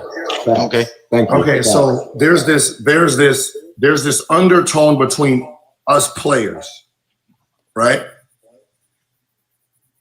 All rings aren't equal. It's who were you when you won them shits. Right? So Jordan's rings, his 6 aren't the same as Pippen's 6. They don't have the same rings. One is gold member. One is you're silver. You was option number 2. You wasn't the head of the household. Third option, you're bronze. And what ends up happening is when people talk about rings, your legacy between the players themselves, and we're talking about sitting at the tables. If you have silver rings, you're not sitting at the table with gold ring members. Unless you have a gold ring. You was the man when you won it. That's a thing. What about Kobe's first 3? Huh? His first 3. Blame the Jordan media for that. Because that's when it started. No, but you just said the players. You can't blame the media for that. No, the players say those don't count. What You I'm said the saying players, is- Gil. No, what I'm Hold on saying now. is that's when it started. But no, see, that's what I'm saying, though. But that's what I'm saying. That's not when it started. Because see, the reason they say being the best player while winning championships is to defeat Bill Russell's 11 championships. Because to them, Bill Russell doesn't have 11 championships as the best player in the world. No one, I'm gonna just be honest. When Stern became the NBA and then merged, no one gave a fuck about Bill Russell's rings. Right? So we can discredit rings then, right? So why do we have to praise Jordan's 6 rings in a watered down 90s era under Davis? When you go back to 92, because here, Jordan said, okay, let's remove Jordan's 6 rings. Those 6 rings did not matter when Jordan was considered the best nigga that ever walked this planet. He didn't have 6 rings then. In 92, in 89, they were already saying, they was out loud saying this is the best player that ever played. Right? When he won his first rings, it was understood he was the second best. Only Magic Johnson was in front of him by the media standards. There was no Kareem. They didn't like Kareem as a person. So he wasn't even in the category. In 92, after the Olympics, and they won gold, Jordan is damn near the most famous motherfucker that's walking. Going to his 3rd championship on TV, Magic Johnson gave him the title. Yeah, there isn't a difference between being the best ever. Denver, hold on. Let me. If we go, But Gil, Hold on, the thing is So- that, but the Gil, they're not saying Jordan's the GOAT like you're describing. No. They're saying So Jordan's Jordan- the GOAT because he has the most championships. No. as the best player. Jordan was the greatest of all time as the GOAT. He is the GOAT ever. Was in 92 by the consensus of his peers. I get that, but people like Plato wasn't around in 92. So that's what I'm Who? saying. he's talking about the guy that was just up here. The guys on TikTok. People who are on TikTok will tell you Jordan's the GOAT because he has the most championships as the best player in the world. But let me give you the reason. So what happens is when he retired, there was no question who the best player that ever played. It was Michael Jordan. 90, them 2 years he wasn't playing, he was the best player that ever lived. There was no questions about it. He was the GOAT. That means Kareem already played his career. Magic was already, so whatever rings they had was irrelevant to the conversation, meaning ring culture didn't even exist when Michael Jordan played. When Michael Jordan won his last ring in 98, and they said, this is the greatest. What they did then was say, hey, we have the standard for greatest of all time, right? You need 6 rings, 10 titles. So they used all of his resume to then say, this is the standard of the GOAT. So ring culture officially started 98. What happened in 99, 2000, 2001 was, or 2000, 2001, 2002 was, this is what happened. This is when silver rings became a thing. Yeah, but Kid then by the name of Kobe Bryant But so when did the players decide that being the best player win most championships and points to that? And that's what he believes. That's something that existed in NBA. I don't know. It was just a thing when I played, but it might have been because of the Kobe Bryant thing. When Kobe was with Shaq and he won 3 rings, Shaq said, "You are Batman," because it was the rumbles of of the Robin title, which was never used before. And he won 3 in a row. So he's the next guard, shooting guard, who's compared to Michael Jordan since he came in. That actually is 3 in a row, going for the 4th. So the Jordan media started using sidekick rings because who was playing at that time?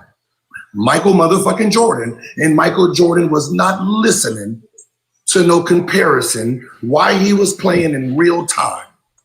So all that shit was shut the fuck down about Michael Jordan and Kobe Bryant talk. So they named them bitches sidekick rings. You wasn't the main person while winning. Everybody's like, when the fuck did that happen? When the fuck did that? Now they're side nigga rings? Yeah. Didn't even know that was a thing. I thought rings was rings. But that's what I'm saying. So that means people didn't think about being the best player to win championship. They just thought about winning championship and whatever it took. Yeah. So up until 2002, those guys, it was all about just winning a championship.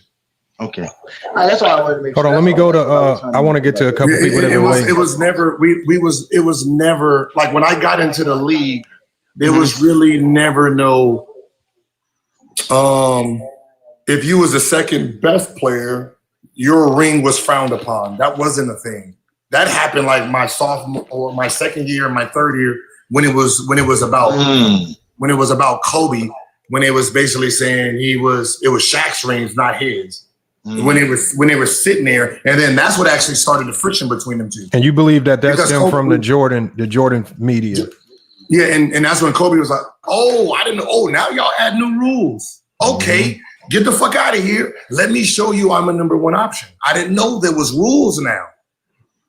And that's where I came in at, because I came in the league when those got put in to now hear the rules versus LeBron and say, wait a minute. You changed this. You use these rules versus Kobe. Now you're changing it to go at LeBron. Now, if you use the same ones you use against LeBron, Kobe, you got to change Kobe's now. You got to go backwards. Yeah, rings is rings to me, Gil. If you want a championship ring from the bench, at the end of the bench to the top man, you got a championship ring. What separates you is what you actually produce on the court, your stats. Facts. And that's why. And that's kind of how our thinking was too. Like if you were a bench player and you won a ring, yeah, you got a ring. But when it came to player versus player, you being Allen Iverson, right? Let's say Allen Iverson, he has no rings. Everybody's ring don't trump Allen Iverson's career. They're like if Michael Jordan and Kobe Bryant is sitting at a table and Allen Iverson walks up, he will get a seat before a Derek Fisher or a Robert Horry or even a Draymond Green. Because before the ring, who are you as a player first? What do you stand on? Were you that nigga? That is a thing first. Right? If Cade never wins a championship, Cade stands on himself. Luka stands on himself first. The championship is the cherry on top. It's not the cake. The cake is your body of work. And a lot of people make the cake the championships. And they the cake is not the championships. Yeah. But with the same theory, the cherry on top is the ring. If you're Jordan, you both got the same big cake, then who got the most cherries is the thing. How many cherries you got? I got 6 real ones. You know what I mean? I got 6. They put 6 on 6 stay. They put 10 of yours on, 4 only, but there's only 4 left. You know, some of them shit slid the fuck off. Like those are arguments. But those are not arguments that we get to argue. That's them niggas, man. Yeah, man. Okay, You know what I let's, mean? let me let's let some other folks speak. Oh, if they, oh, they, yeah, they let me can. go to Ask Gil a question though, but they got to ask Gil a Kalisha. question. Kalisha, No, let me let no. Kalisha go, and then I'm gonna. And look, the reason I say this is I when you go to the All-Star game, them conversations are there. You having a conversation of who is the best in the league, right? It ain't about your team record. It's about you. Like, okay, when T-Mac and Kobe was going at it, and T-Mac's like, well, shit, Kobe's like, if I had all your shots, nigga, I averaged 30, I averaged 35. What you talking about? And, T-Mac is, shit, if I wasn't getting triple team and I had Shaq, I would do this. So Kobe's all right, we'll see. And then when that nigga averaged 35, he answered the call to show, okay, goddamn, this nigga is the baddest nigga on the planet. Kalisha, what you got for us? Yeah, night everyone. What's good? What's the question? Yeah. The question to Gilles was, who is the hardest player he ever played against between LeBron and Kobe? Who was the hardest player I played against? Yeah. As an individual, I would say Kobe was the hardest to guard as just an individual. Like you had to double him or triple him. You had to. You was stupid if you tried to play that man one-on-one. Team concept, probably LeBron. Shaq LeBron was the hardest to team concept over. Because with LeBron, you have to mark the whole team. Huh? LeBron. I say with LeBron, you have to mark the whole team, not just see alone now. That will make LeBron. I can't He said with LeBron, you have to guard the whole team, not just him alone. Yeah, you had the team. It was like a team. You guys had to work as a team to make sure you cut off lanes, cut off passing lanes. Like you guys had to focus on everybody because like playing against Luka, one-on-one he's unguardable. But when you're scheming for him, you got to think about everybody he's going to try to pass to. So they didn't get open shots. Facts. Yep. Yeah, it's hard to double team somebody who can pass. Kobe ain't passing. Yeah, but it was hard. But you had to double him to get the fucking ball out of his hand. Like I said, it's different schemes. But one thing you didn't do was ever try to guard Kobe one-on-one. Right? It was. There's just certain players in this league you don't even attempt it. It's just like Allen Iverson. We actually guarded him with 5 players. Like, fuck the other 4. We all 5 is paying attention to you. So when he's moving, the defense is trying to keep him from coming in the lane. So I got to add him to that list. I remember we. Facts. That's why Right, I like to know scouting reports. Yep. Yeah. King Shot, go ahead. Ask Gil anything, please. Make it short. All right, We got a lot of first of people all, coming before up. I go, I just wanted to say I wanted to give my condolences to CW and his family. What happened was very tragic. And I know King Rose here, so you lost a brother and a friend. And even though I don't agree with his basketball takes, as a man, I just got to, it's sad, right?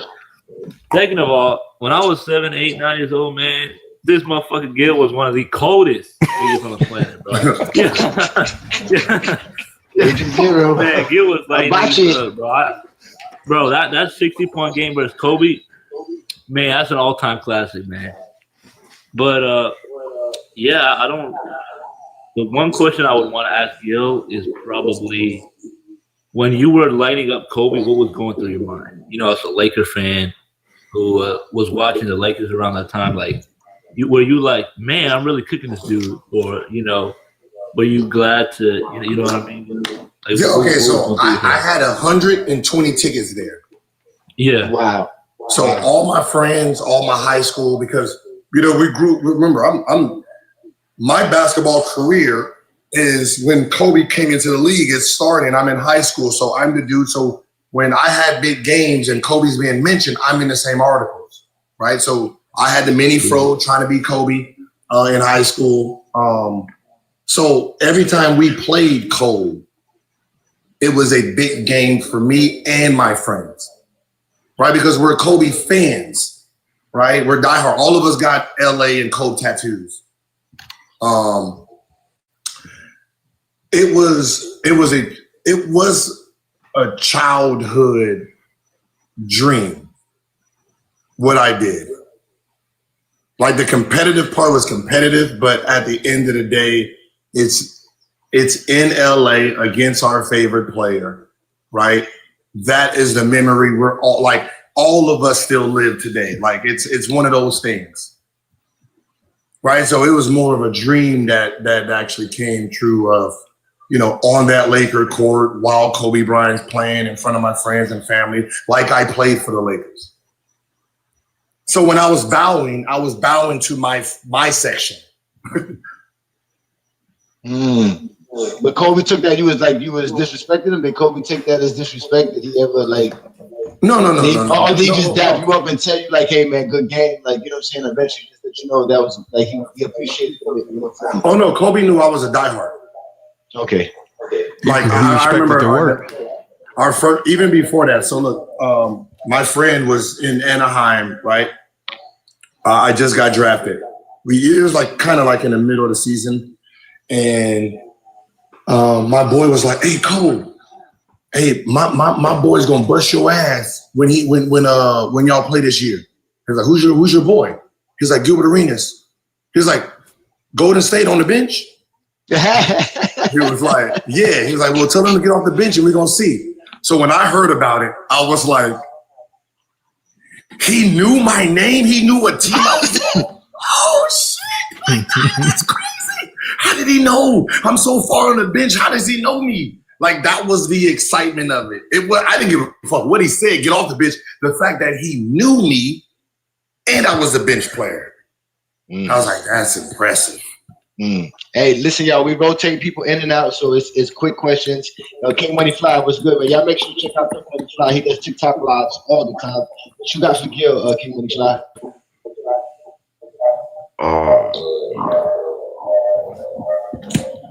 Man, I was gonna piggyback off what he was saying about the cherry on top. So I tell people all the time that you can be an all-time great because of your numbers, but just because you got championships, that don't mean you're going to be an all-time great without having to work back in it. Yeah. But my thing is, my question, do you think the East was so weak when Brown was over there dominating? How do you feel about that? The East as for teams, yes. So yes, the teams themselves in the East was weaker. The West was always stronger.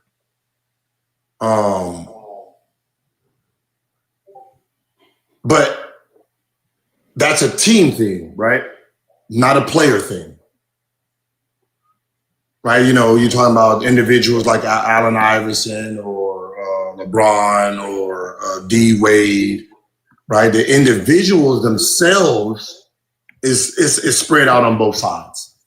But team-wise, there's always it's mostly weaker in the East than it is the West. Don't know why. That would include you and your bum ass Wizards. Yeah. You know why I think it's I don't know if it's players. I think the middle of the road players, meaning all the players that glue teams together, that makes teams win, right? You have superstars, right? Mm-hmm. But it become those Jalen, the Brunsons, not the Brunson, but the Josh Harts and those type of players that conform teams. Mm-hmm. They all go mostly west. So your tier 3, your tier 2 and 3 players, it seems like they want to be more on the West Coast teams than they do than the East. They don't want to be in the cold. And they definitely don't want to play with Pat Riley. What's good, Freddie Love? You got a question for him? Huh? No, Freddie Love. Freddie Love got a question for you. Like East, when I say East is weaker, it's a grind. It's a grind. It was like when I played, it was a grinded out. It was like grind basketball. The West was fun, up and down, trying to outscore you. So during a regular season, the West does have the advantage because the West is trying to run and, trying to scout a team that wants to run like a Phoenix Suns and shit like that. They're going to beat you up in the regular season. You're trying to play grinded out basketball. These niggas are trying to, run the ball up the court, and they're going to beat a bunch of East teams. It's the playoffs that kind of like evens it out a little bit. All right, so go ahead, Freddie Love. We got Freddie Love going to ask you a question, Gil. Go ahead, Freddie Love. So basically, you guys basically saying that the better player is who moves the needle farther, not where the needle lands. So, for example, if you win the ring, you're not, is there an echo?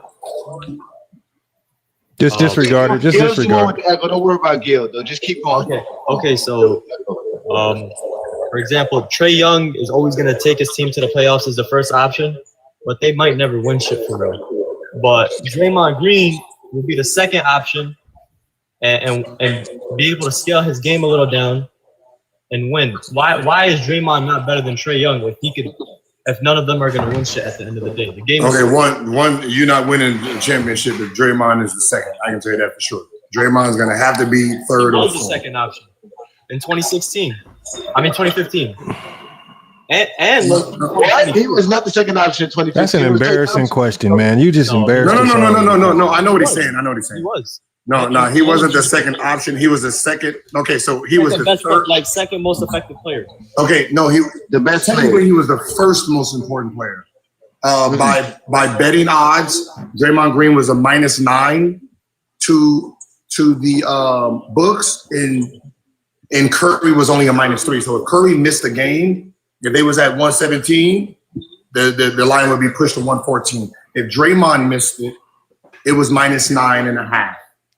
So he led in every category but scoring, right? So deflections, rebounds, assists, but that's not an option, right? When we're talking about option means we're going through these guys. So if Draymond is your second option, then you're not that good. He has to be what glues everybody together, and he was a great glue guy.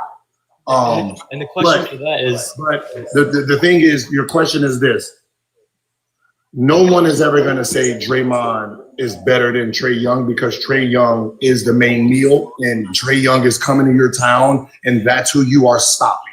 but think about it like this.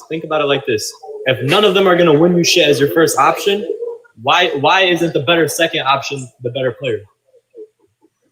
Because who is the better driver, the driver or the passenger?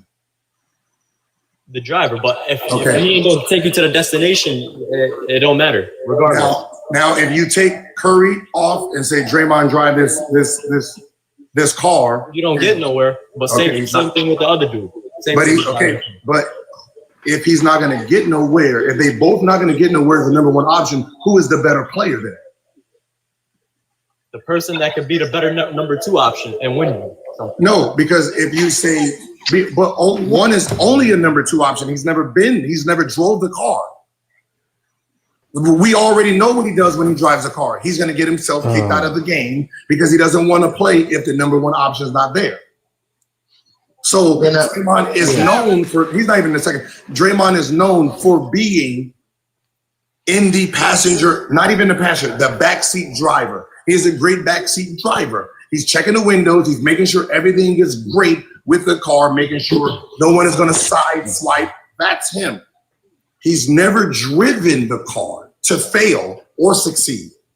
So you can't even get the title of it if you've never even been in that position. So he can't be compared to a Trae Young because when they both come to town, we know one thing. Golden State locker room is preparing for Trae Young. There's there's nothing on that board that's going to say, make sure Draymond Green don't score 20. You know what I mean? That's just not. I got you. Let's let no, but it's a like Jaylen Brown, right? What Jaylen Brown is doing right now, he has every player's respect because now we get to see you as a driver and we know you can drive the car. Now, but I saw that before that though, Gil. You heard me say that. I've been telling you. But as a player, nigga, we gotta see it.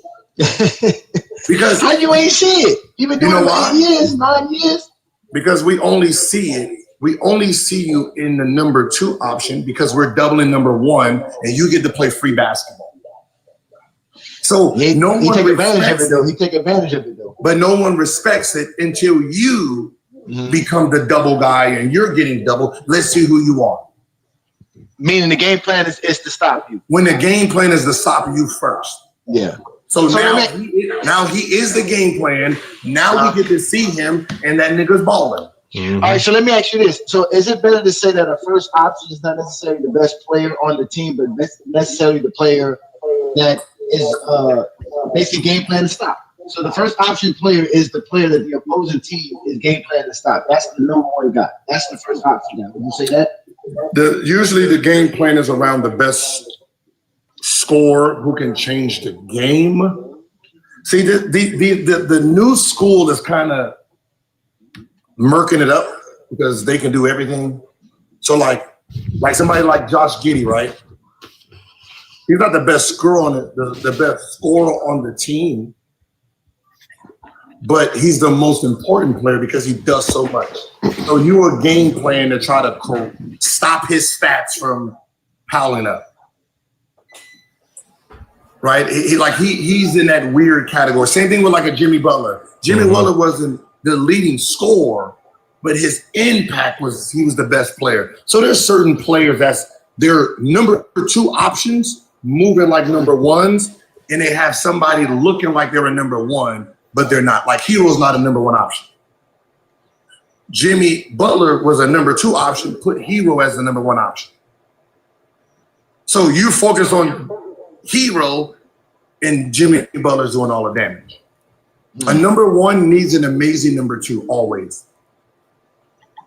So we can get that clear. A number 1 option needs a great number 2 to take him to the next level. And it only works if the number 1 is smart enough to realize he has help. That tells us how smart or great a player is. If when he's in a championship window, he sacrifices enough to win the championship. Like Cole when he won his 2.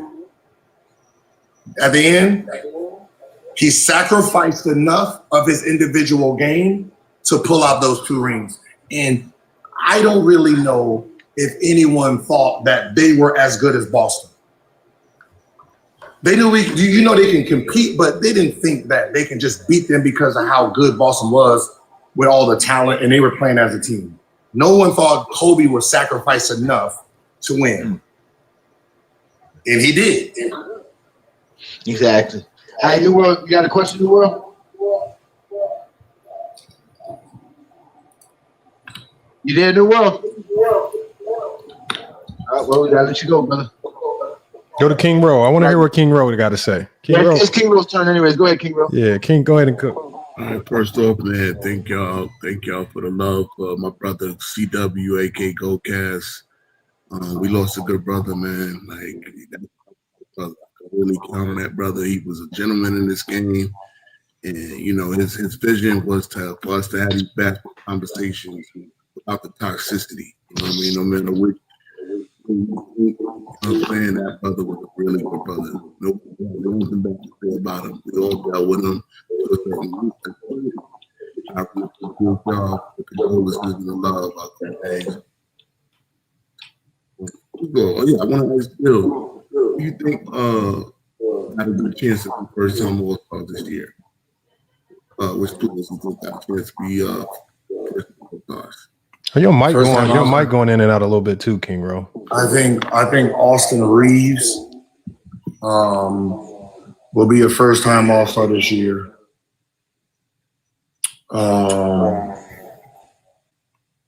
Shit, who else is balling? What about Jalen Johnson? Think he's Oh, balling? from Atlanta? Yeah. What is his record? They're above 500. They're above 500. They're like 12 and like 9, I think, something like that. And they're top 6 in the East, right? Yeah, they it's either depending on what day of the week it is.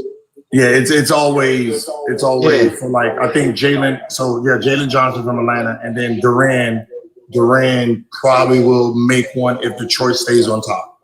Yeah, I think Jalen Johnson's averaging like 9 rebounds and like 7 assists, and I think 20 points per game. I think He'll make it. So what they'll do is they're gonna pull 2 from Pistons. So Duran and Cunningham, they will make it. Knicks will probably get Brunson and Powell is making it. Who? Powell, Norman Powell. From Miami? He might Yeah, make from it. Miami. Stop hating, Gil. If they stay where they are, he could, yeah. Yeah, we switching up our offense though. You know, averaging 25. Yeah, he should. He's averaging 25, I think, right?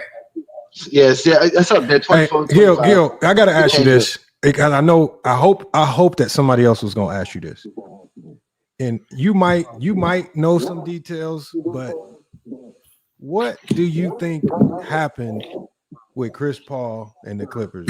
What the hell happened? Yes, I know. It started off with expectations. It's you know, as a player, not knowing, not reading the room and understanding who you are at this point in time. And I don't know if they promised him a bigger role than he was getting. And when he wasn't getting what he thought he should, you know, the questions and addressing those out loud becomes a problem, right? Like there's just certain personalities, right? And he is a leader's leader. Mm-hmm. But the problem sometimes with those guys is when you are, it's like a lion. When you are not fit to hunt the way you used to hunt, if you don't just chill and you still trying to demand the same kind of respect, the new lion, the new, you know, they don't want you there. They don't want to kill you because of everything you've done, but they don't want you there. Just go somewhere else. And that's basically what happened, man. Is he was talking as if he was still 21, 22. You know, talking reckless to people, you know, it's, you know, undermining the coach, trying to be a coach while being a player. You know what I mean? So if the coach is saying that we need to do this, and, you know, Chris Paul he sees the game very different. Mm-hmm. And he's seeing it as, hey, don't double that, do this, do that. So he, just like he did when he played, change the defense, change the offense. And as a coach, if you and him are not aligned, you're not gonna like what he's doing, because the last thing you want to do is have someone on the team smarter than you, but he's not out there playing it. See, I don't mind if I call a play and then that nigga go out there and change it, but he's all NBA first team and first team defense. Yeah, the nigga do whatever the fuck he want to do. Oh, okay, whatever. But when you number 15, you don't sit your motherfucking ass down. Wait till I sub you in. Man, what's wrong with holding niggas accountable though? Because what happens with holding someone accountable is this. That's your question, Herb. You should have waited your turn. No. when you're holding somebody accountable, you have to make sure you don't fall under the same thing, right? Mm-hmm. So if you saying we need to play defense, but when you're out there, you get blown by because you can't stay in front of these dudes no more, that becomes a problem. Yeah. We don't want to hear what you got to say because, one, we're respecting you because we know you can't do it no more. And then you get mad at us when we get beat. And as much as you want to say, nigga, if you don't get your slow old ass out of here. So what ends up happening is you're calling everybody out, but you're not playing to the standard of getting minutes. And that becomes a problem. When you get older and you become that dude that is, just be grateful you're on the team. You are a mentor, not a dictator. You know what I mean? It's one of those. And he was in the role of still trying to hold the people accountable, but you're not holding yourself accountable, shooting damn near 13, 20% from the 3-point line and getting blown by.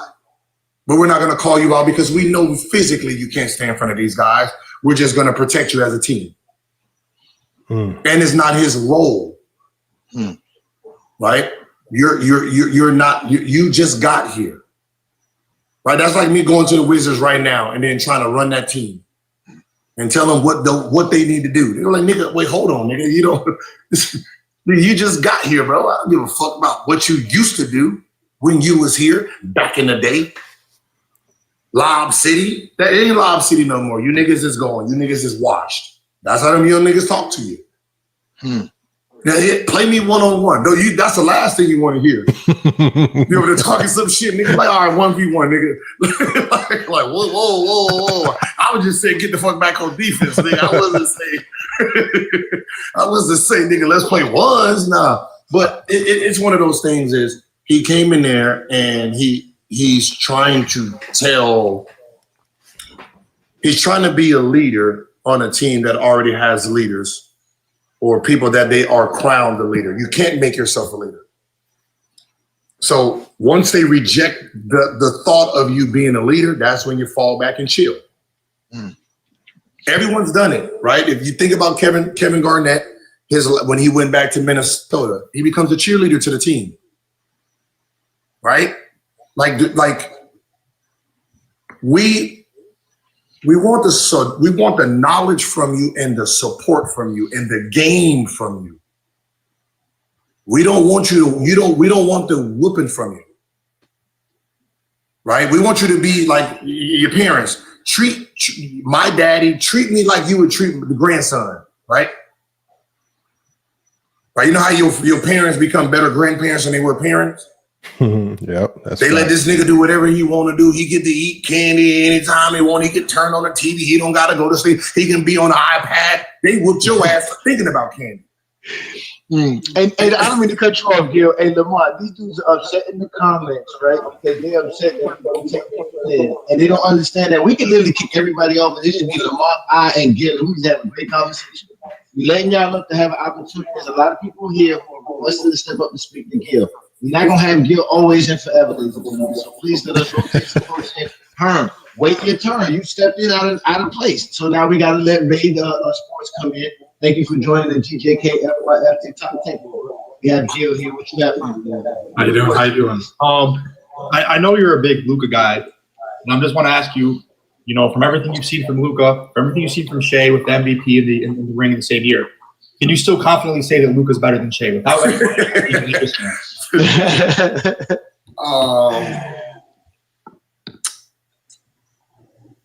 Welcome to TikTok, Gil.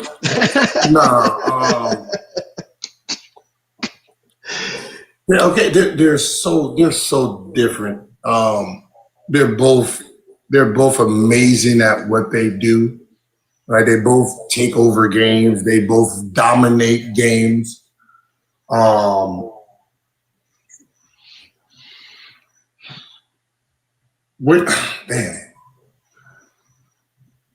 Shay's I gotta give him. I'm gonna give him his credit because of the cherry on top, and him sweeping all the awards last year.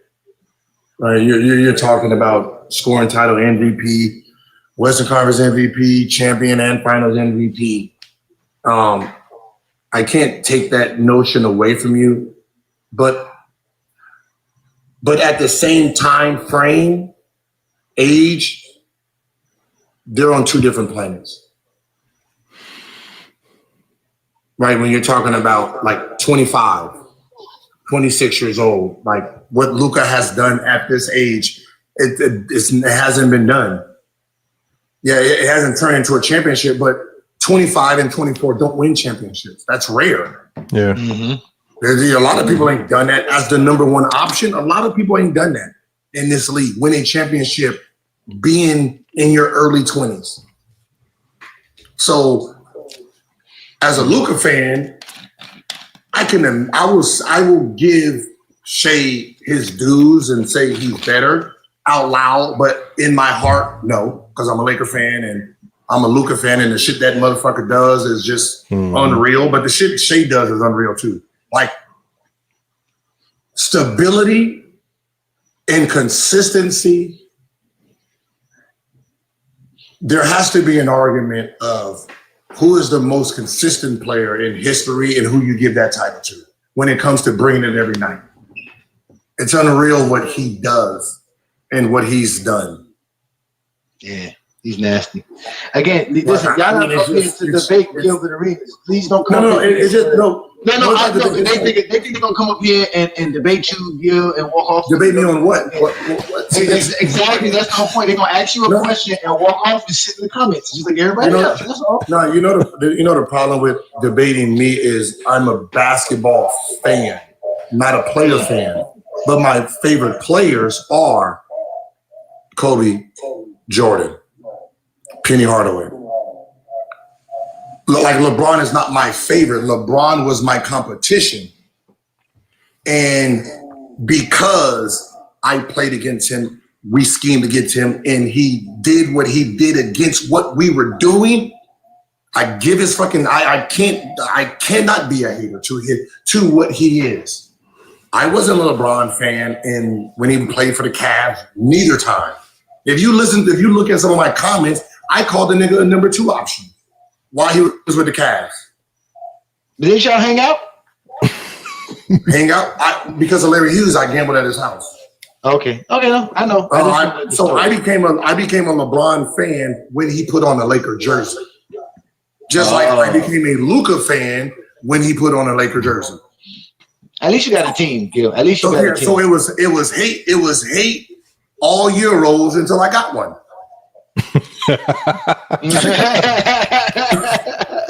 Hey, Olo's one of my favorites. Hey man, they was trying to cancel Gil for that too, man. That was crazy. Yeah, man. Olo, what you got for Gil, man? What up? Gil, man? Big fan, by the way. Thank you, appreciate it. So a question I had was, and I had this conversation with Johnny. I didn't get a chance to have this conversation with Lamont, but I was telling him about the comments that I had trouble understanding about the guys taking advantage of the rules, the best scorers in the game. You got Shea, they call him the foul merchant, free throw merchant. You got James Harden, Chris Paul with the rip through move, Kevin Durant. All of the best scorers had their way of getting to the line. Yeah. And so my problem is, and I'm sure you've heard it because you know a lot of old heads and a lot of OGs in the game. My problem is what's with the they're soft because of that. Doesn't that show? Because you praise this narrative of, okay, guys have to have the killer instinct, your will to win. You don't have the will to win, you're not great. Doesn't that show in the way of the will to win? You're willing to score more. You're willing to give your team a better chance to win the basketball game. Why does it matter how you do it if you really praise will to win and that killer mentality? It's hypocritical to me. No, it is. The job is to win, and your job is to take advantage of the circumstances of the game. Every great player has dictated the rules because of how they played, right? From Kareem to Wilt to MJ to Shaq, like there's things that you're taking advantage of in the rule book that has to now be altered because it gives you such an advantage. And that becomes brilliant players, meaning this. And this is why I say you can't diminish an offensive player for learning the rule book to the point where they can dictate and penalize a defender who don't do the studying. So let's say who's the best? Who you say is the best defender in the NBA as a guard? Who you give that title to? Kid in Atlanta. Well, I mean that's tough right now. Let's just go with Kamari. Let's go with Kamari from Portland. No, let's not do that. Let's not. Said Kamari from Portland. Daniel's first name is Dyson. Okay, let's Amen Thompson. Dyson. It's gotta be Thompson. Amen Thompson or Dyson Daniels. Okay, let's say Amen. So now this is what a player will do. Let's say a very skilled player. He plays against Amen. Amen contains him. A James Harden, a Shea, a Luka. Well, I don't know if Luka, but I know a Shea, James. They will look at this man's tape all summer and find somebody with his build to practice against, to see his mannerisms. Okay, he reaches every third reach, right? So then they perfect their skill and update their bag to that player. So whoever they think is the best dominant player in the league at that position, they're crafting their offense for that player. So now when you see a player like James Harden dribble twice, he knows on the third dribble, Amen reaches, he pulls up, catches him, got you, right? Because the object is get this player off the game because defensively, he's a game changer on this side of the court. I want him in foul trouble. I want to get him out of the game. Just like someone taking charges because they know I put my head down and I just run over people. He's going to take charges to get me out of the game. So what happens is you penalize the offense for just being smarter than lazy defense, right? Your top tier defensive players, they don't get flopped against like that because they know you're flopping because they study you flopping and you can't flop against them. Right? It's the average defender that gets fucked up by offensive players. But it's studying. It's people understanding rules and understanding. Right? We go into the summer. Offensive players go into the summer reading rules, talking to refs with our new move that we're trying to bring into the next season. We're sitting with a referee to say if this is legal. So what James Harden brung, he's sitting with referees, NBA refs, and practicing that move, and they're watching it in real time. So when you see a ref not call it, they probably was watching him all summer. So a defensive player ain't working on his defense in the summer. He's handicapped by just law and rule and it's outdated formula, right?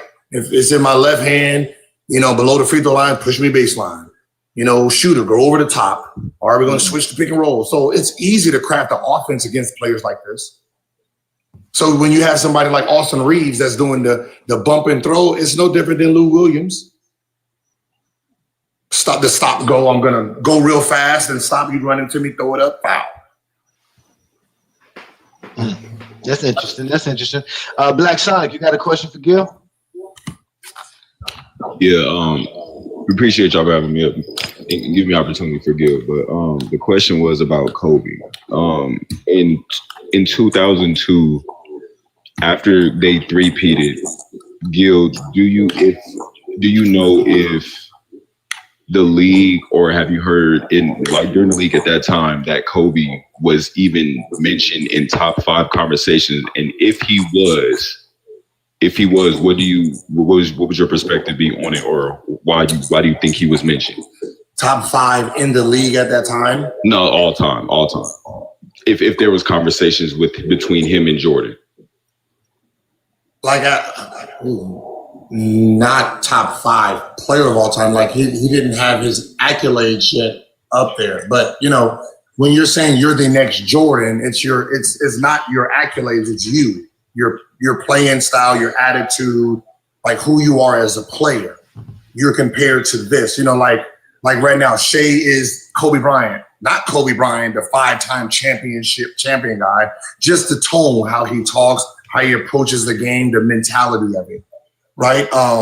If you go back and look up in basketball references and look at even after the championship, I said this to Stephen A. Smith because I know what he voted for. And I said, how can rings matter if when Kobe had 3, going into the next season or after that season, y'all was comparing who was better between him and T-Mac. That was a real thing. If you go and look, they had T-Mac voted in front of him. T-Mac was in front of Kobe in MVP votes. Right? This was real time. So top 5 ever? No, that wasn't even a conversation because his career just started. He was only 24 when he won his 3rd one.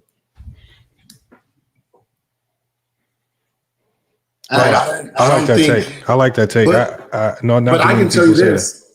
But as a basketball player, remember when we talk greatest, if we're just talking like the baddest niggas we've ever seen, you top 5, as you know, the best niggas we ever seen play.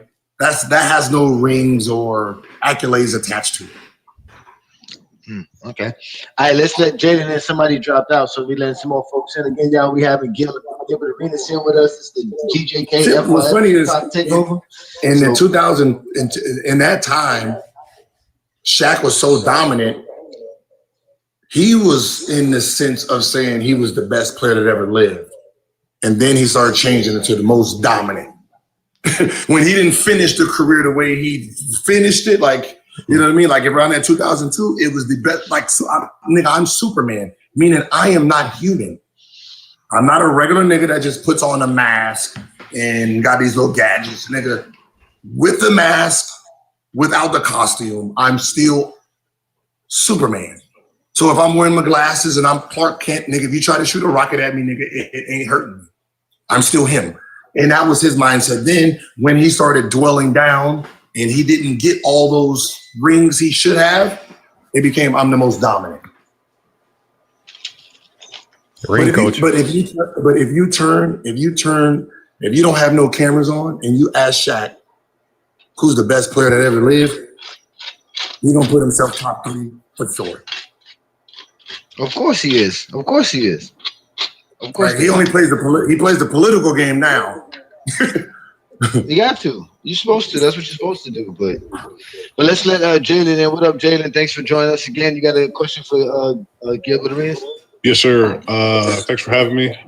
Gilbert, thank you so much for being up here. And I didn't believe in Lamont at first when he was bringing all these NBA players, but bro, it's crazy. It's almost like Gilbert. It's almost like you're breaking the 4th wall because we all have to be honest every time you talk. So it's insane. So anyways, the question is, you played LeBron 29 times total, is what I just looked up.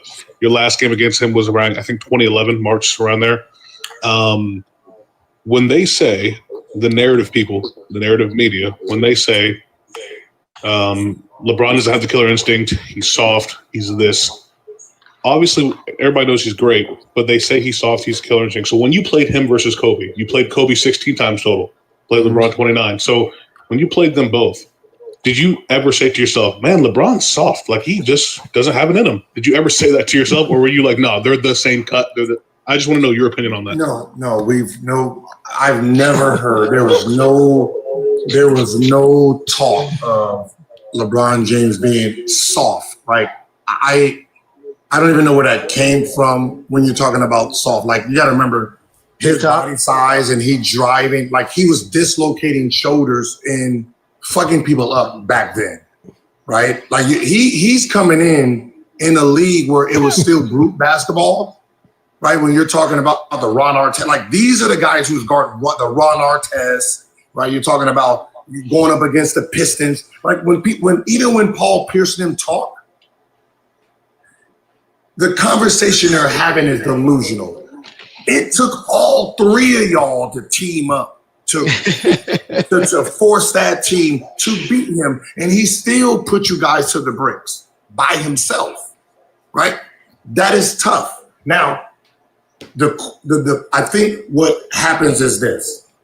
When we talk about him versus Kobe, that becomes soft compared to Kobe.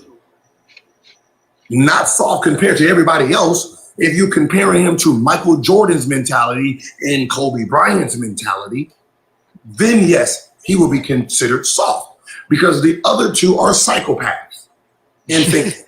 Meaning all three of you guys, like let's call it like killers, right? Mm-hmm. If these three people walked in the room, only one will see a baby in there and say, you know what, I'm going to let the baby live. That's LeBron. Other two don't give a fuck about none of that. I said everybody must die in this room. You know what I mean? So it's that thought process of it, where you have two people who are just pure assassination guys. They don't leave witnesses, right? So if LeBron shows compassion to how he kills you, you're soft because you're comparing him to the two psychopaths in this game. If you compare to the Magic Johnson, then you're like, hey, shit, LeBron's fucking tough as shit compared to Magic Johnson. So Magic Johnson's soft too then. But he wasn't. But he's smart. No, I'm just saying compared to Mike and Kobe. Compared to Mike and Kobe.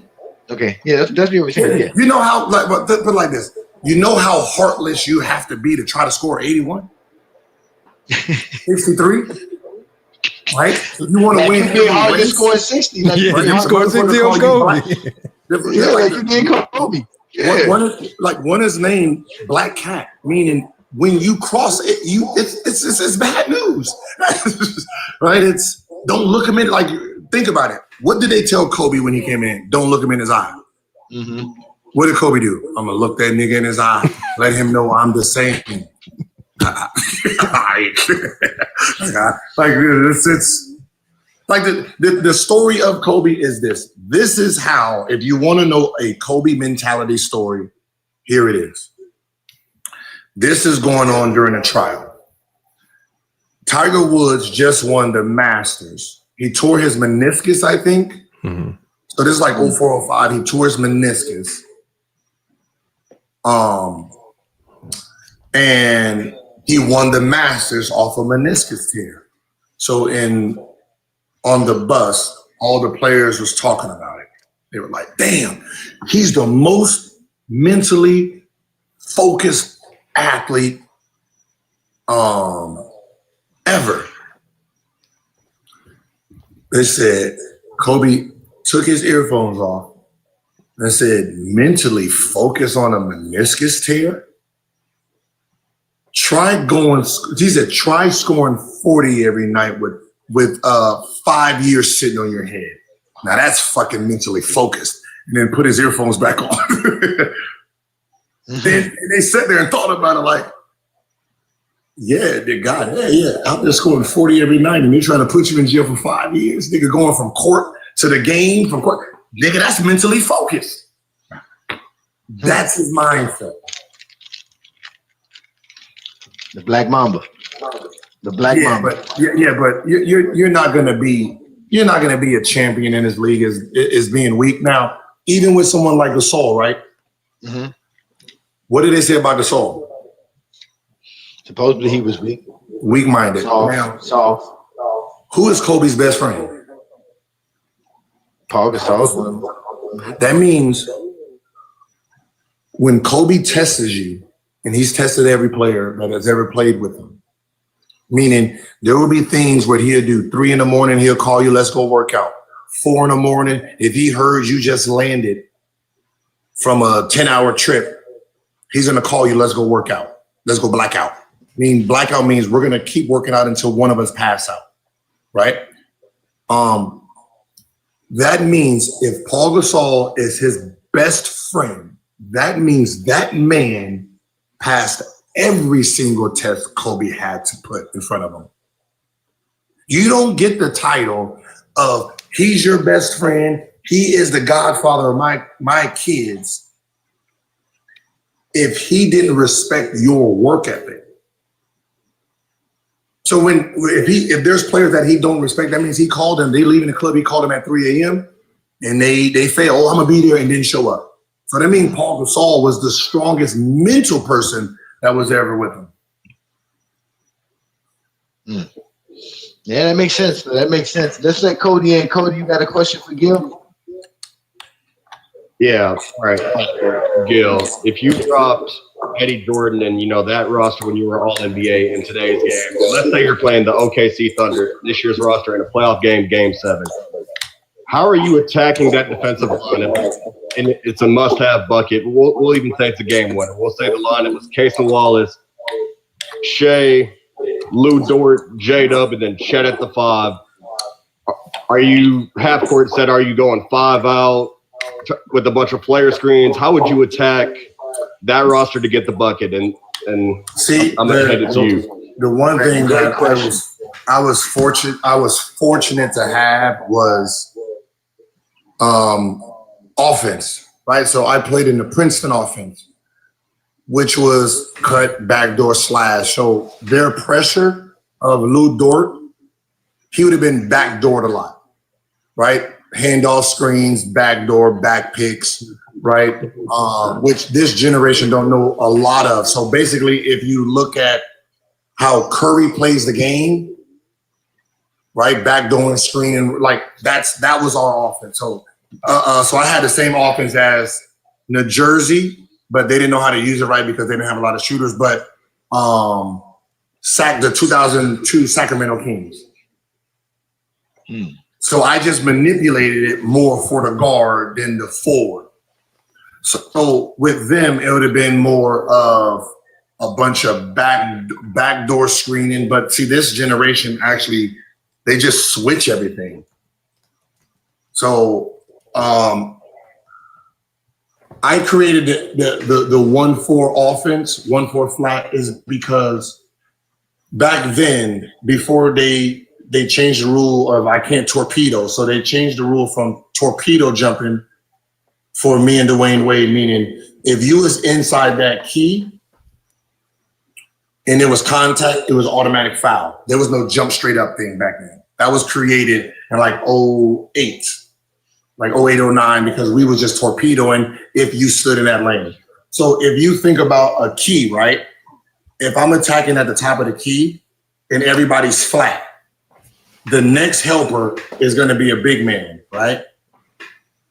Now, for your big man, once I take off on whoever's guarding me, if your big man is going to take a charge, think of how far he has to come to get on top of that circle line, right? So depending on what guy it is, that is a long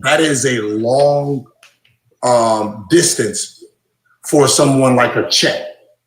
So that means Chet will have to try to meet me at the rim, which then becomes my advantage because I'm coming full speed at him from the top of the key at an angle, which then is not even about the layup anymore. It's about jumping into him and let his momentum push me back towards the rim. So I'm jumping basically to the baseline for him to push me back to the rim. So if you kind of look at when I backdoored Kobe in 60, and then I torpedo into a player like, who's back there? Bynum. So look at how I jumped into Bynum, and he brings me back even to make my layup. But with that group, because they switch everything and they're docile, I mean they're very active defensively. I would want Lou Dort on me all the time, or whoever's the best help side defender. That'd be SGA. So they usually use Lou Dort and Casey Wallace for the on-ball defense when they really want to have as far as the on-ball. See, so with someone like Lou Dort, I would do the pick and roll with Chet or Hartenstein, whoever the best rim protector is, I will pull him out. And whoever the other one's guarding, he will be at the top with me. So I would do a pick and roll to get Chet on me, and then call for a 5-man who has the other big and have them both pulled, and then reject the pick and just go to the basket, which means the rim protector at that time is only guards. So the only person that makes me not just jump recklessly is Caruso, because Caruso would take a charge. And that's the only thing I'm worried about is someone. Yeah. And he's not on the floor at this time. He didn't say Caruso, so Caruso's not on the floor right now. So. Oh, okay. So at that point, then from there is I'm going to play recklessly, just jumping. I'm going to be free willed to jump because there's nobody taking a charge. Those guys will be trying to block me. Same size, same height, no advantage for them because the two big guys that I am worried about is on the top of the key. So you win the game 7 versus OKC Thunder with your watch. Do I win? No. No. So they remind me of. So I will treat them the same way I treated like a Detroit Pistons, right? Where all 5 guys played 4 played extremely great defense. 1 who didn't play defense at all, you just couldn't take advantage of it because of the other 4, which was Rip Hamilton.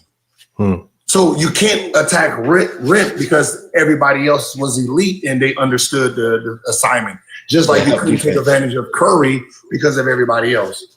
So even though our team was offensively sound, because all 5 played defense, they probably would have neutralized us in winning. So if I had 30, it would have been a bad 30. No, I'm not gonna lie. I hear that. It would have been that 9 for 32 type of nights. Yep.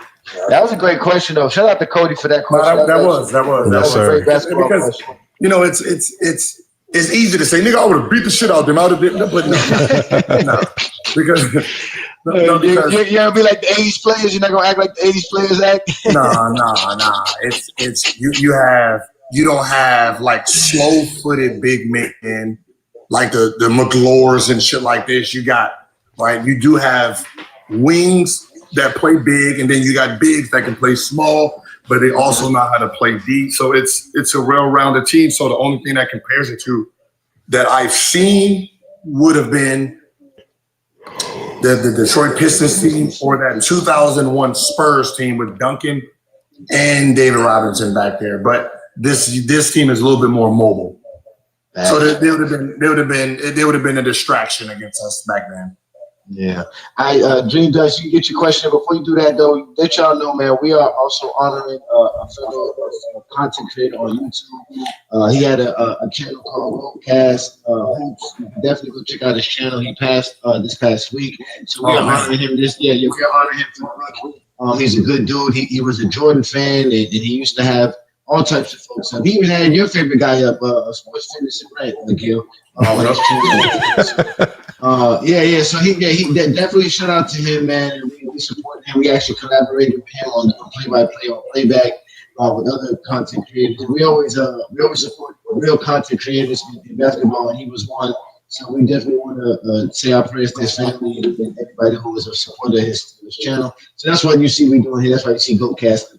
But let's let Dream Dustin. Go ahead, Dream Dustin. So thanks for having me up, though. By the way, John Wall, one of my biggest inspirations, one of my favorite basketball players all the time. I like to say that all around he was better than all the guards that came into the NBA with him. Because you got to be around him, I want to know, like, do you think if the injuries didn't happen and maybe the situation was better, John Wall could have been better than Kyrie, Russell Westbrook, Derrick Rose, Tyreek Evans, all them? Kemba. Yeah, okay. So what ends up happening is this. The elements of outside the NBA takes more hold than the NBA itself, right? So it's never about the player's talent when you're talking about elite like that. It is the discipline. What do you want when you get into the league? Are you going to be disciplined enough every day? and here's why I'm saying that. Our NBA schedule back then was this. We come to practice at either 10 to 11 or 11 to 12, right? So most every team on the East Coast was done by 12 noon.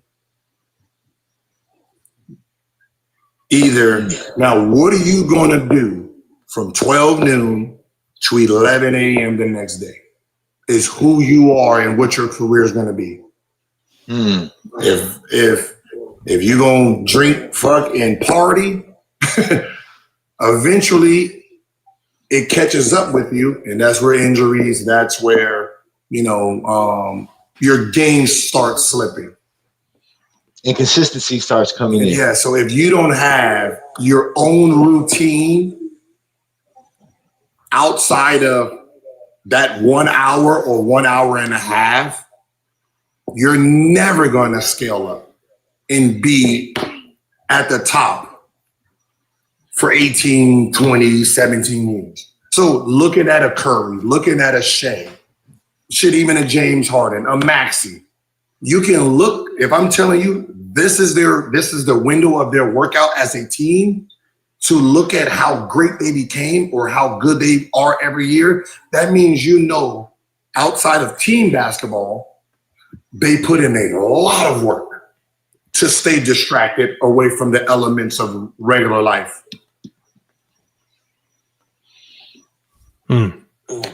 So if your favorite player can't shoot, and it's been 8 years and that nigga still can't shoot, this workout is from 11 to 12. That nigga don't go back in that gym. I'm just saying, like, because that was the thing about Kobe. Yeah, that's that. But let me ask you this, and I'm let Darius. Let me ask you this, because I always tell people Kobe changed the work ethic in the NBA by being that type of player, where he didn't just go 5 or 2 hours. He went 3-4 times a day, but he had workouts. Am I right by saying that? Fun to 365 eventually. Fun fact. The 90s. Okay. All right. There's a clip. Can you hear me? There's a clip of Grant Hill explaining a workout he had with Kobe. I don't know if you ever seen it. He said it was after his rookie year. They're both at UCLA, and he's working on his new form, Grant Hill. And he said Kobe was down on the other end working on individual stuff. And he said, I've never seen that before. I've never seen a player working on skill development. Like, I'm working on this new thing to add to my game. He said, because all we did was play basketball. Whatever our talent was our talent. We never said, okay, look, I don't do this. Let me work this summer, all of it this summer, to get better at it. So he said, so I'm watching him like work these moves. And then we had the conversation. Then he basically said, yo, play me one-on-one. And he said, this one-on-one with this kid, this 1 year player, removed 1 year, bench player, gave me the work of my life. He said, I beat him only because being a veteran. But he was whooping my ass, and he gave me the best workout, the hardest workout I ever had in the summer. And it made me change the way I approached the summer. Because I knew what was coming. So when you say Kobe changed, he came in with skill development workouts. They didn't do that before. They just played. The 90s just played. Just go in the gym. We're going to play 20 games, get in shape, and do what we do. And then we'll work out during the season. Because look, when I came into the NBA and I retired, there still wasn't, maybe when I got to Memphis, there wasn't necessarily skill development guys. Meaning, I can't shoot, we're going to work on it. right? There was never those guys wasn't in. When I was at Golden State, Jason Richardson couldn't shoot. All we did was sit on the gun all day. Just sit on the gun 2-3 hours. That's all we did. There was nobody there teaching us how to play the game or get better, work on our weaknesses. Kobe did that because if I didn't hear Grant Hill say that, I would have fought that a little bit. But I did see when I used to go to the gym and go early, he was working, but it's not like the guy was a skill development guy. It was just a trainer that just rebound and just played defense on him. Like, I'm going to do 500 off the left shoulder. And Jordan gave him that. Yeah. No, I just know that a lot of those guys just take the summers off and they didn't. No. Listen. The majority of the players back then, when season was over with, they didn't touch a ball till training camp. Training camp was October 1st. So they didn't touch a basketball from April or June, July, whenever they finished, and then October 1st, because back then there was 30 days of getting in shape. So we had training camp, 2 weeks of real hard training camp, and then so basically they kind of got in shape in that 1 month. So most of those players didn't do shit in the off season. So they wasn't accustomed to working on their flaws. I got you. No, I'm with you. Let's let Darius. Go ahead, Darius. You've been very patient. Go ahead, ask your question.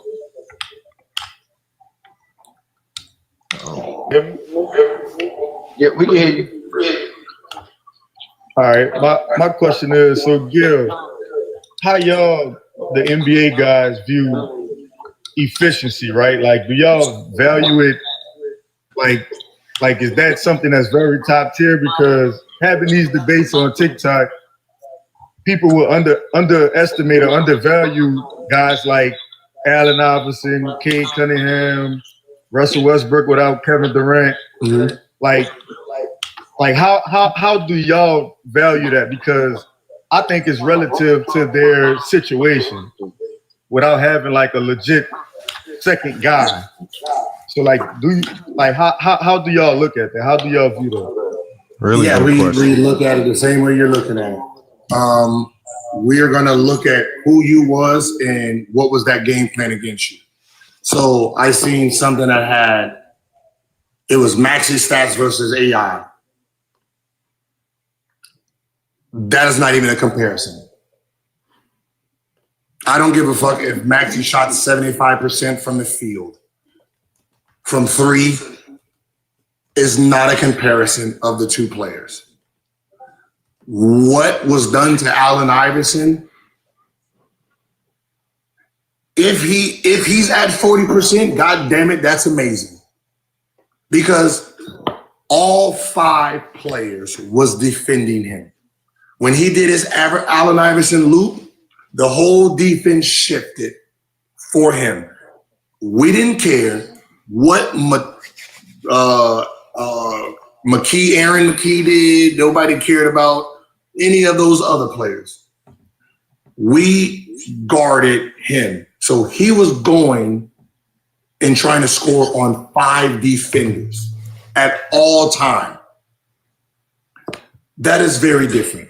So it all depends on how you're being guarded, right? If it's like today's game, you should be more efficient because you have better surrounding casts that are better threats, right? So you don't have, let's say, Eric Snow who can't shoot the ball, right? I'm not guarding Eric Snow. I'm just gonna help double you. You can't do that today, right? Like Caruso is a better shooter than Eric Snow, right? It's like, how hard was it to score when Ben Simmons was on the court for some of those players? because I'm not guarding him. He's a better shooter than what you just said. In a sense, in a sense, yes. But think about having, like, you got Ben Simmons. Think about having 2 or 3 of those on the same roster. Right? Now you shrink the floor so much that the star player, is shooting on 4 or 5 defenders. Right? It was just especially early 2000s when they put the zone in and did all of that. Though I'm pretty sure those percentages are probably the worst percentages. Right, the Kobe's, the Allen Iversons, those guys T-Max will be a lot worse than the 90s, who had open space, and then today's game. Yeah, the way shot like 47, 48%. That was really good. Yeah, shit. Tony Parker shot damn near 50%. That was fucking amazing. And that nigga's God. Listen, how the press in. How the press. What's your question for Gil? Appreciate it for having me up. Gil, much respect to your career. It's kind of a 2-part question that I got, though. I'll make it short. First part is when you're looking at SGA, do you think he's entering, or if he's already in, that all-time player, whether it be player or scorer, do you think he's in that all-time player or scorer conversation? Because I had dropped a video one day and I got a lot of flack for it, because a lot of dudes were saying that SGA wasn't in there yet. And the second part is, why do you think NBA fans take so long to accept someone when they're entering that all-time great conversation? Because great question. Because no one ever likes to put someone in that category who's still moving up, right? Like, it seems more disrespectful, right? So if you're saying that these GOAT debates are LeBron, Kobe, these guys are finished careers, or like even LeBron, like at this point in time, year 20-3, yeah, you're in that conversation to argue because you have enough body of work. What ends up happening is they will throw a SGA and an Ant-Man in there that's starting a career, which becomes disrespectful to people whose legacy is done. They got in that door. They're not trying to get in the door. They are in the door. So you're putting someone in the same breath of us who probably won't even be here. What he's doing today, this year, or the last 3 years, we had to do that for 18 years, 12 years, 15 straight years. So don't disrespect our legacy by putting them in the same category. Right? So with someone like Shea, right? You have 3-time All-Star, 3-time All-NBA player, right? I think he got 1 scoring title. You got an MVP, Finals MVP, Western Conference MVP. Like last year kind of helped him because he got a lot of accolades. Yeah. Right? You gotta remember that just last year he won 1 more All-Star, 1 more All-NBA, a scoring title, an MVP, a Finals MVP, Western Conference Finals MVP. So he got 6 awards out of the 10 he had before. Yeah, the conference. So that's what I'm saying. He has 6 awards. So he has 10 total awards of accolades. 6 of them came last year. So no one is going to put him in that category yet because it was 1 year of dominating. Like last year was dominating, right? That last year can be arguably one of a season great. That should be considered top 10, top 15, 1 season greatness. Those categories of cleaning up, all awards. But when you're talking about body of work, as of body of work right now, if they never played again, yeah, I don't know. He will. Longevity matters, Gil. We all know that. Longevity. Yeah, I'm trying to figure out. I will want to believe he is a first ballot Hall of Famer still. 12,000 right now. Yeah. He got a little bit more, but we don't expect him to stop now. We expect to see this for the next 3, 4, 5 years. Yeah, see, like Luka has 5 All-Stars, 5 All-NBAs, Western Conference MVP, a scoring title, Rookie of the Year, right? So his resume, some will put him in front still. Some will be fair and say, it's maybe equal, maybe give Shea 1/2 a step in front of him, but nobody's going to be like Luka's a guaranteed, like he's way below him because, the All-NBAs, the All-Stars, the scoring title thing, so the Western Conference MVP. So all Shea has really is 2 MVPs in the champion or regular season MVP because that's record. That's cute. That's a team thing. That's record. No, it's not cute. It's good. It's good. I'm just joking. But you're talking about a guy who's averaging 30 also every year. So they're top tier stuff. You know what I mean? Like Luka might edge him if the career ended right now with 13,000 points, 3,800 assists, 4,000 rebounds. Yeah, it's one of those things. It's really close. You're going to have to look at the percentages to see who they have in front right now. But I know last year what Shea did was remarkable, bro. And I think that kind of helped his career. Now all he has to do is just stay on path. All right, facts. Let's let JJ in. I got so many questions. Yeah, so does Lamar. We're gonna let y'all have it. It's a great time to have conversation with them. We appreciate you guys taking your time for having come here with us with these guys. So go ahead, JJ. What's your question for Gil? What up? I got a question about Kawhi Leonard. So obviously, he's a 3-time champion, got 2 Finals MVPs. Where do you think he ranks all time?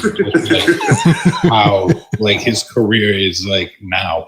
He with all the injuries and how he's been out. Shoot. Where do you think he ranks all time now? I think he's going to be the biggest what if story. That's not going to be talked about because he still played enough games to still get his accolades. He is one of the weirdest careers that has gonna go down in history because he's missed half of his career. He's literally missed what is the possibility of games he should have had, right? 14 years. He should have played at least 800, 900 games. No, so for his regular season, he should have played about 1,200 games. Damn. So he's played 774, 75. So he's missed almost half of his career and still has a Hall of Fame career. Thanks. Right? You're talking about 6 All-Stars, 2-time champ, 2-time Finals MVP, All-Star MVP, 6-time All-NBA, 7-time All-Defensive, 2 Defensive Player of the Year, steals champ. He's still a first ballot Hall of Famer and missed half his career. And it's the weirdest career ever because nobody in history is going to realize he missed half his career and this is his accolade. If you made, I know it's all these what ifs, if this man played 75% of his career Meaning if you gave him another out of 1,100 games, if he gets to, let's say 1,000,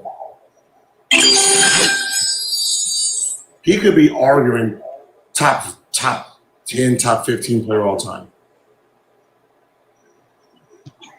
At least for sure, top 15. Because that means you're going to give him probably, 4 or 5 more All-Stars and All-NBAs. You're going to give him but four all defensive, probably 4 or 5.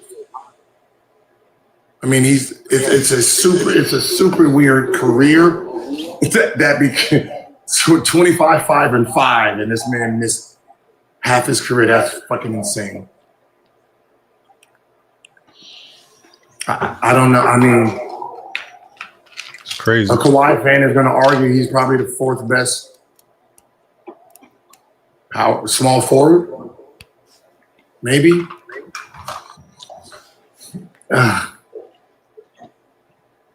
Accolades-wise, he's better than. I mean, accolades-wise, he's better than Carmelo, but he wasn't as dominant as Carmelo, especially in the offensive end.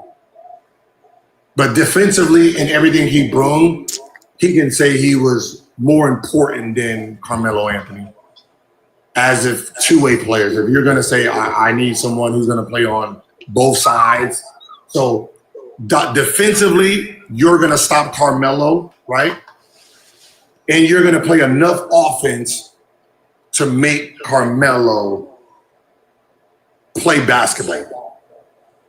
Right? It's like he is the ultimate two-way guy, right? Meaning he is a defensive specialist that actually can put the ball in the basket, right? To look like an offensive player, which is weird. Like, I mean, at the guard position, I don't know how many players were defensive juggernauts. That was also a number 1 option. I guess Michael Jordan, no. Because Michael Jordan and Kobe was offensive players that were juggernaut defensively. Like who in history was defense first? Ron Artest, but he wasn't this good offensively. Nah, that's tough. You have to go to Big Ben. Yeah, we gotta go to a center. No. Center.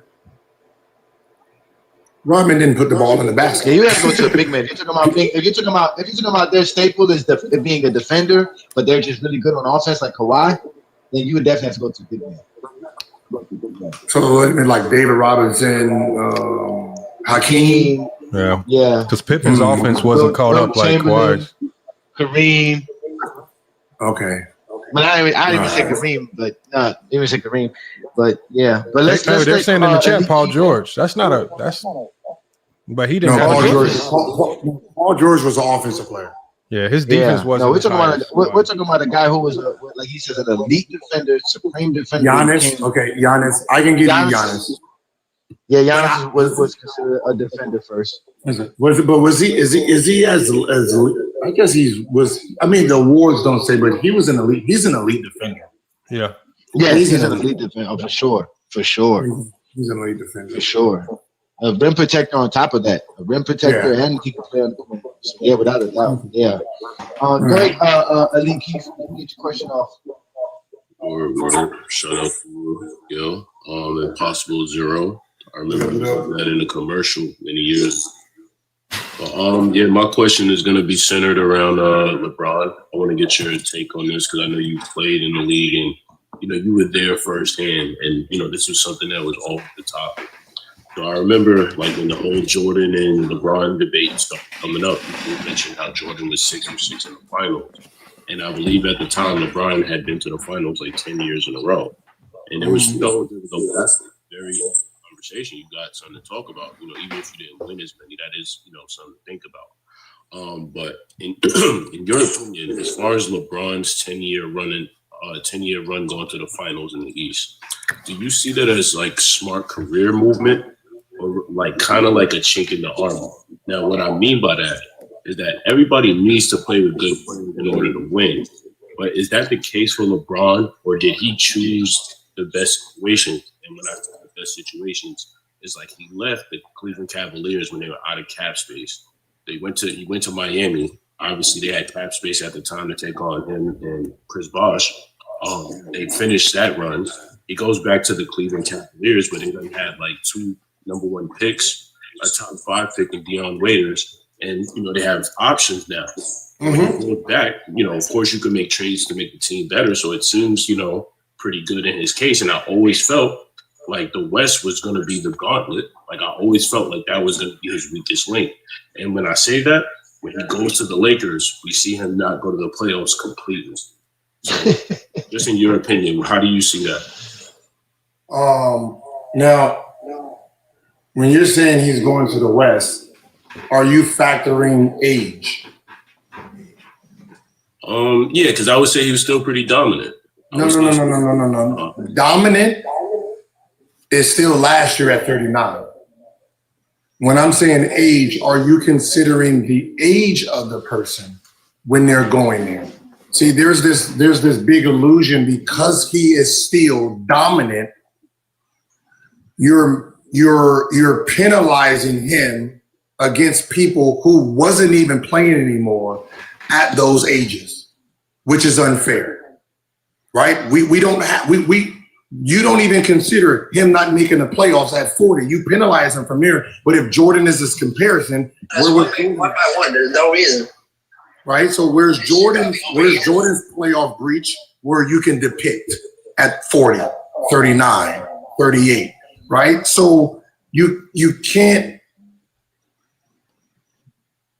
Okay, here, Magic did this. How many times did Magic make it to the championship?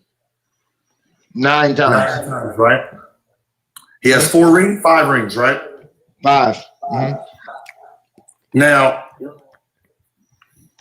do it how they did it back then. This is how they did it back then. If you put,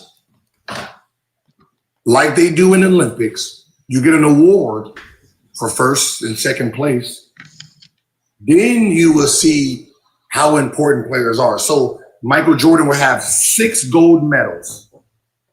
The nigga never placed second, okay? Magic will have 5 gold medals and 4 silver medals. LeBron James will have 4 gold medals and 6 silver medals, meaning they were good enough to get to the second place. You can't penalize someone for getting to the championship and losing 6 or 5 more times than someone else. Because now there's this mindset, and Draymond Green said it. I would rather lose in the first round than go all the way to the championship and lose. Nigga, what? Huh? We've heard him say silly stuff, but that question he gave you was really disingenuous, Gil, because what he's basically saying is if LeBron played in the West, he wouldn't have been as successful as if LeBron wouldn't have been on better teams. If the better teams are in the West, then LeBron's going to be on a better team as well. So why would he be just as successful with a better team? But the reason you don't do that is this. What team can you put LeBron James on that they're not instant favorites? None. Right? Okay, just you put him with this. You see, so if you can't even put him with the Suns, the number 1 team in the West, right? If you put him, if when Shaq left and you put LeBron James with Kobe in 05, 6, 07, what the fuck happens then when you got LeBron James and Kobe? He plays on Denver. 07 to whenever, they're winning championships. No one's stopping them. You put them with Dallas, you in trouble. You put them over there with Boozer and them. In Denver. You put them with Denver. You know what I mean? You put them in Denver with Carmelo. It's a different argument because you put them with Kevin Garnett. Right? Because you're literally putting him with a genuine superstar in the West. Thanks. Right? This is not a pretend superstar in the East. You're putting him with a dominant stud in the West. There wasn't no what teams in the West that did not have superstars? One many. Right? So you know what I mean? So basically anywhere you drop that motherfucker in 1 through 8, it's a big advantage in the West. Right? It was just the West was just a different beast. But remember, he's by himself taking that team to the Western End. But when it comes to rings and losing, you have to put it in a factor where you can't say second place ain't worth shit. Right? And that's why Magic then was always in that, you know, you got 5 rings, I got 4. I went there more times than you. That means I like, even when we wasn't good, I at least got us there. There was when he played the Spurs, he don't get no credit for that. 22 years old, getting them to the Spurs. If he's on the Spurs, they actually get a chance to repeat. No, what I'm saying is you don't give LeBron James credit for being 22 years old and getting that sorry ass team to the championship. Like think about what I'm saying. It's his 3rd year in the NBA. Like getting them to the championship. That's not at 22 years old. How many players have done that in history as the number 1 option? Was they supposed to win? Fuck no. There was nobody having that team win. Think about in 07 who he had to beat through in that time frame to get there. Detroit Pistons. Thanks. You know what I mean? So you can't. Your team don't count because you already said your team was a bump team. So don't count your team. But what I'm saying is think about it like this. The excuse, no, it's not an excuse. Think about this clean, no crown. Michael Jordan rookie year was 22 years old. Now you're saying LeBron James at 22 got his team to the championship, losing that series at 22, the best player on the team. His whole career against Jordan was already dismantled because he already lost.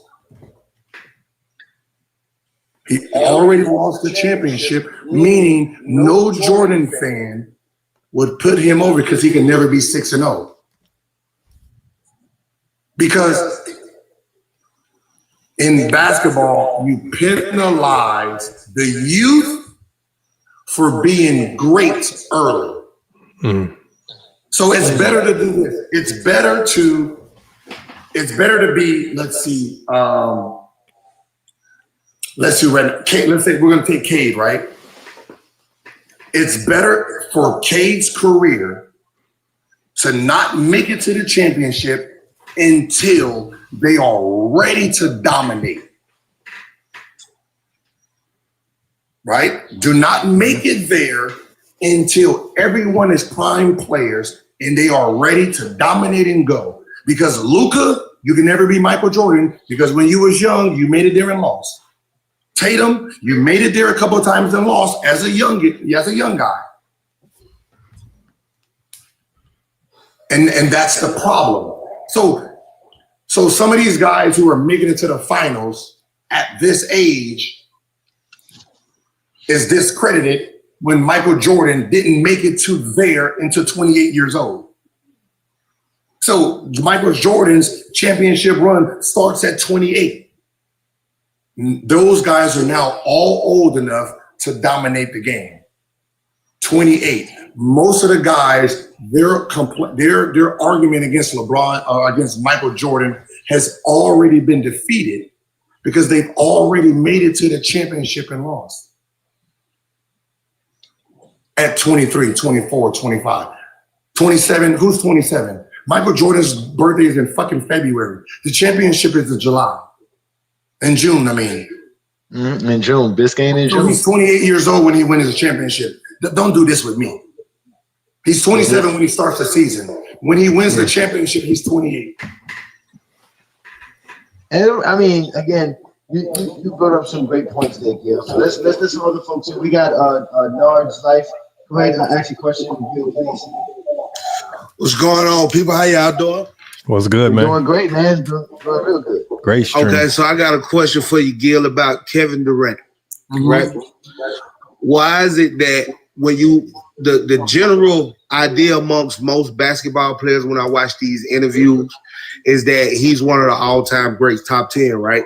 So why is it when you get on TikTok, these fans, they like to put him in the top 15 to 20 when he's clearly on top of being out top 10 scorer, he's one of the most influential basketball players now because everybody from Giannis all the way down to the new generation say KD was their favorite player.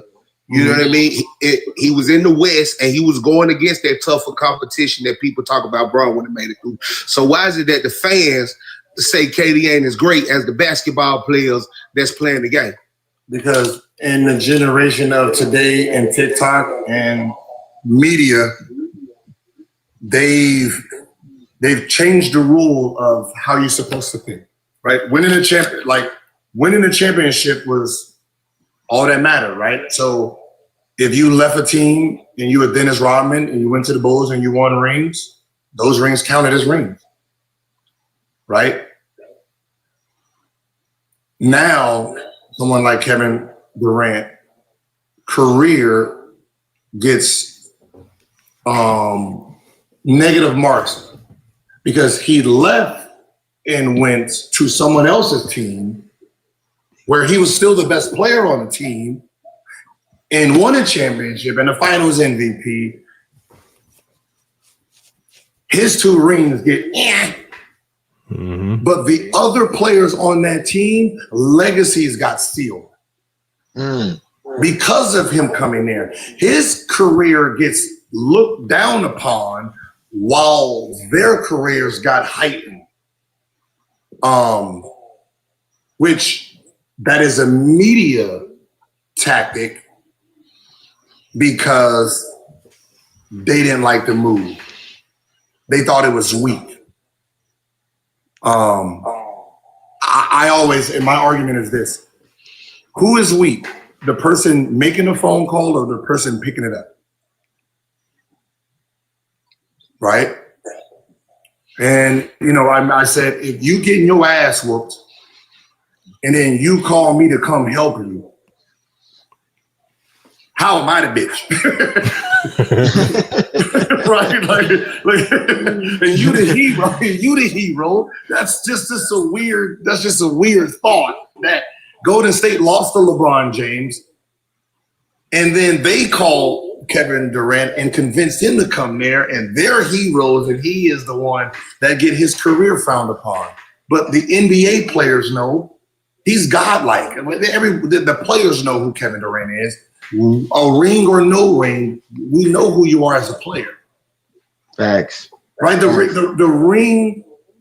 the way the NBA players use rings is this. You have 2 groups of players. You have players who stand on themselves and player who stands on team success. Right? So you have the Carmelo Anthony's, the Allen Iverson conversations. Those guys can sit anywhere with anybody, right? If you got these goats sitting with rings and you got Allen Iverson, you got Carmelo Anthony coming in that room, they get to sit, they will be able to sit down and have a conversation because the conversation they're having is being the number 1 option and being individually dominant. Then you have award winners from team success. They think that their ring is the cake, not realizing when we're saying who is better between, let's say a Luka and a Shea. If their careers is right here, the winner becomes Shea because he has the cherry. And that's what we do. If you use the ring to break up a tie, that's how it's supposed to be used. You know, there's I don't give a fuck how many rings somebody from the Spurs had outside of Tim Duncan. You're never gonna say that you're better than Allen Iverson. Sorry, that's not there. No one's picking you better than Allen Iverson. I tested the couch and said, hey, who's a better player, Ginobili or Jamal Crawford? They picked Jamal Crawford. They picked Crawford. They go pick Crawford. Right? So, you know, the ring, like, because we don't know what they look like outside of, and that's a flaw against how we think, because we didn't see you guys in those situations to be an individual player. And you're judging him as a player. You're judging him as a player. Huh? You're judging him as a player. That's what you're judging him as. Yes, and we don't judge. And the one thing that we do as players that's a fault to us, we don't judge your sacrifice because we don't know it. Right? And that becomes the thing. We don't know your sacrifice to help that team win. And that becomes the issue with someone like a Jamal versus a Manu. All we're looking at is, okay, this is who you were. We didn't game plan for you like that. We game plan for Jamal. We see what you look like without Tim Duncan and Tony Parker. We seen when you had the team by yourself and you was the number one option. You only averaged 13 for your career. Mm-hmm. Hey, I just saw Low in the comments. Yo, Low, you still here? Request to bring you up. Yeah, I just texted him. So it's kind of hard to judge people who sacrifice. You know they sacrifice and you know they better, but it's hard to equate it because we don't get to see the full element of your game when you're playing team basketball. So you really got two sides, even with the Kenyon Martin and Draymond, right? Mm-hmm. We don't know who Draymond is by himself. And it's unfair to say, well, when Curry's off the court and Clay's off the court, this is your numbers. Well, the offense is made for Curry and shooters. It's not made for Draymond Green. So we don't know what, and the same thing with Ginobili. The offense was surrounded by Tim Duncan and Tony Parker. We don't know what a all Ginobili offense and the players that's picked for his talent would look like. So it's kind of hard, you know what I mean? Boy, we cooking, man. I ain't gonna lie.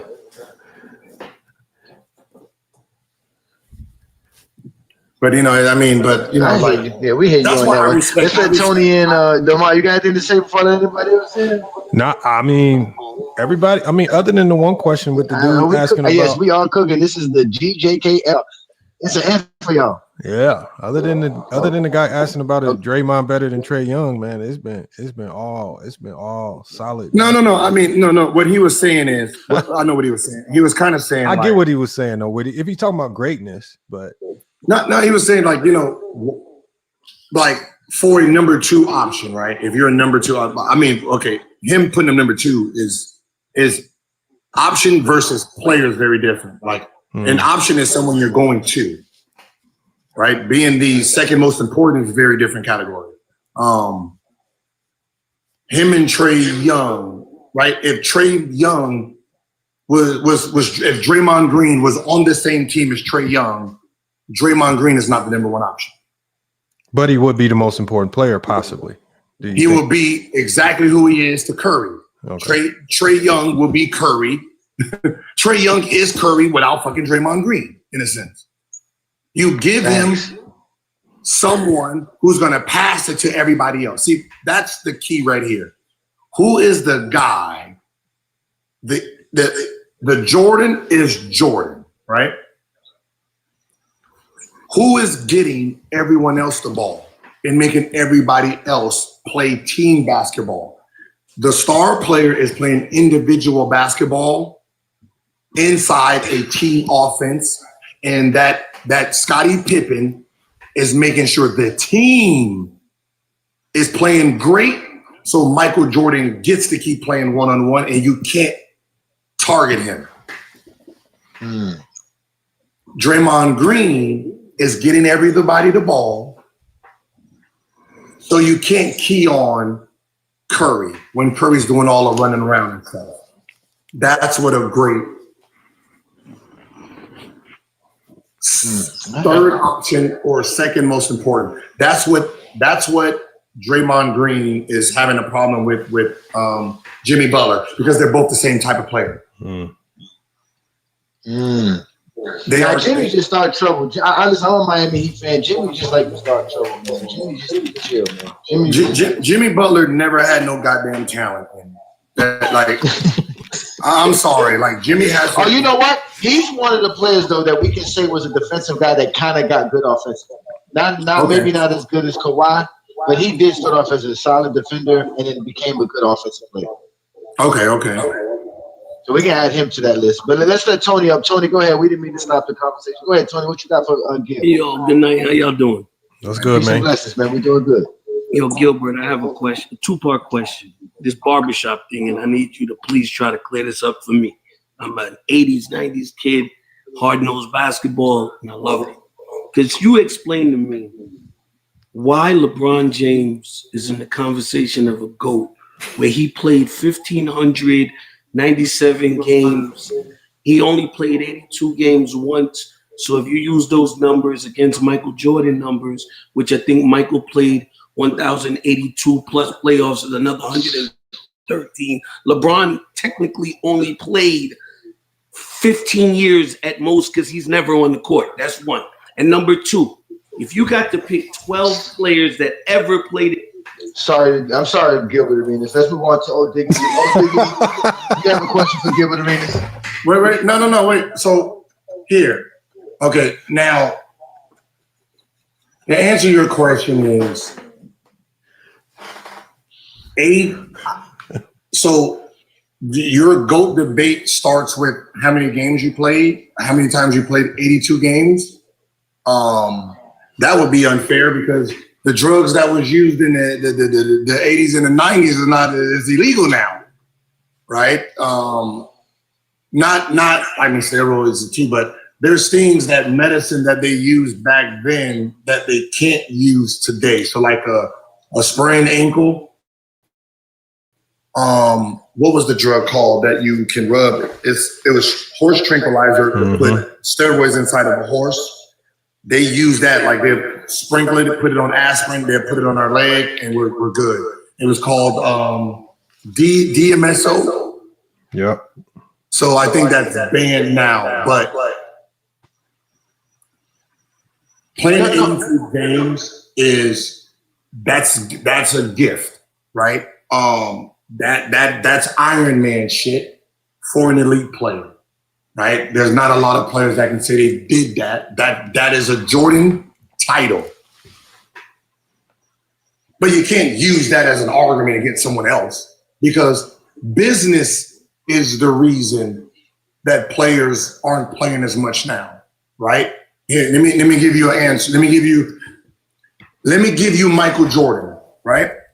For that Michael Jordan fan, we're gonna look at his stats, and I'm gonna give you an option. The option is he played. We're gonna start at year 3 since he hurt his ankle. He hurt his foot. We're gonna go 1, 2, 3, 4, 5, 6, 7. So 7 years, he played an average of basically 81 games, right? 80 games. If I told you, let's take 10 games off of each year and give you 99, 2000, 2001 back for him to be able to play those years. As a owner, do you take it? Because you get to sell merch, right? You get to sell more merchandise. You get to sell more tickets. You can possibly win more championships. So what these guys are doing today, owners, is realizing I don't want this player for 10 years. I want him for 15 to 20 years playing at this high level. So I'm taking games off the front line of his career so he has more games in the back end of his career. So if you think about somebody like the Lakers, if this was back in the 90s, LeBron James would not have basically much of anything in a Laker uniform. You can basically cut his career off at 2020. Right? So if you cut his career off at 2020, do you sell today at 10 billion? No. You know what I mean? But the reason I cut that question short, to be honest with you, Gil, was because you already established that Jordan is your GOAT. You already established that you respect LeBron James' legacy and what he established and what he put forth in the game. Because not only one, you're a basketball fan, but the two, you actually played against him and witnessed it beforehand. So there's no need for somebody to come up here and ask you some silly question about why you think LeBron James is the greatest Jordan. When you already said it should be Jordan, Kobe, LeBron. That's what initially said. These dudes are very zesty. They want to come up here and argue. I'm not here to do that. I should. If we're gonna have a GOAT debate, I'll go debate Gilbert Arenas right now. But let's move on to some other people. You know what I mean? Like this is you know what's so funny? This is why I don't like having the debates.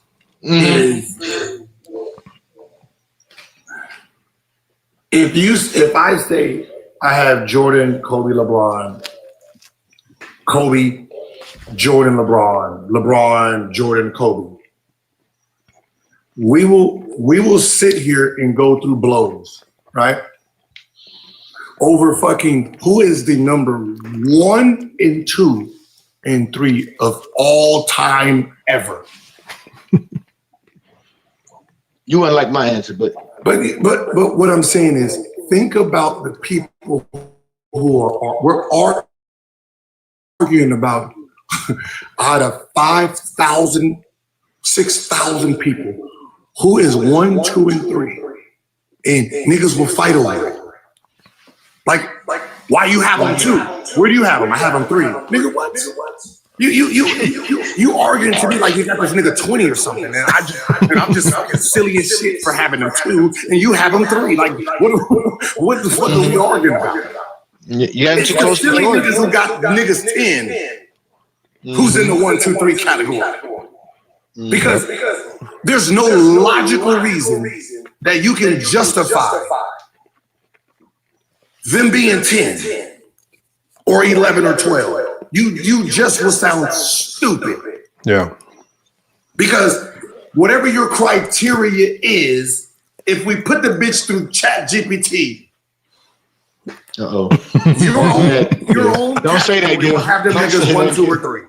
They get mad at that. ChatGPT. They're getting mad at you for saying ChatGPT, man. They get mad. Watch ChatGPT. No, but it's a real thing because our criteria is a criteria because it's built off of what we like, then what we hate.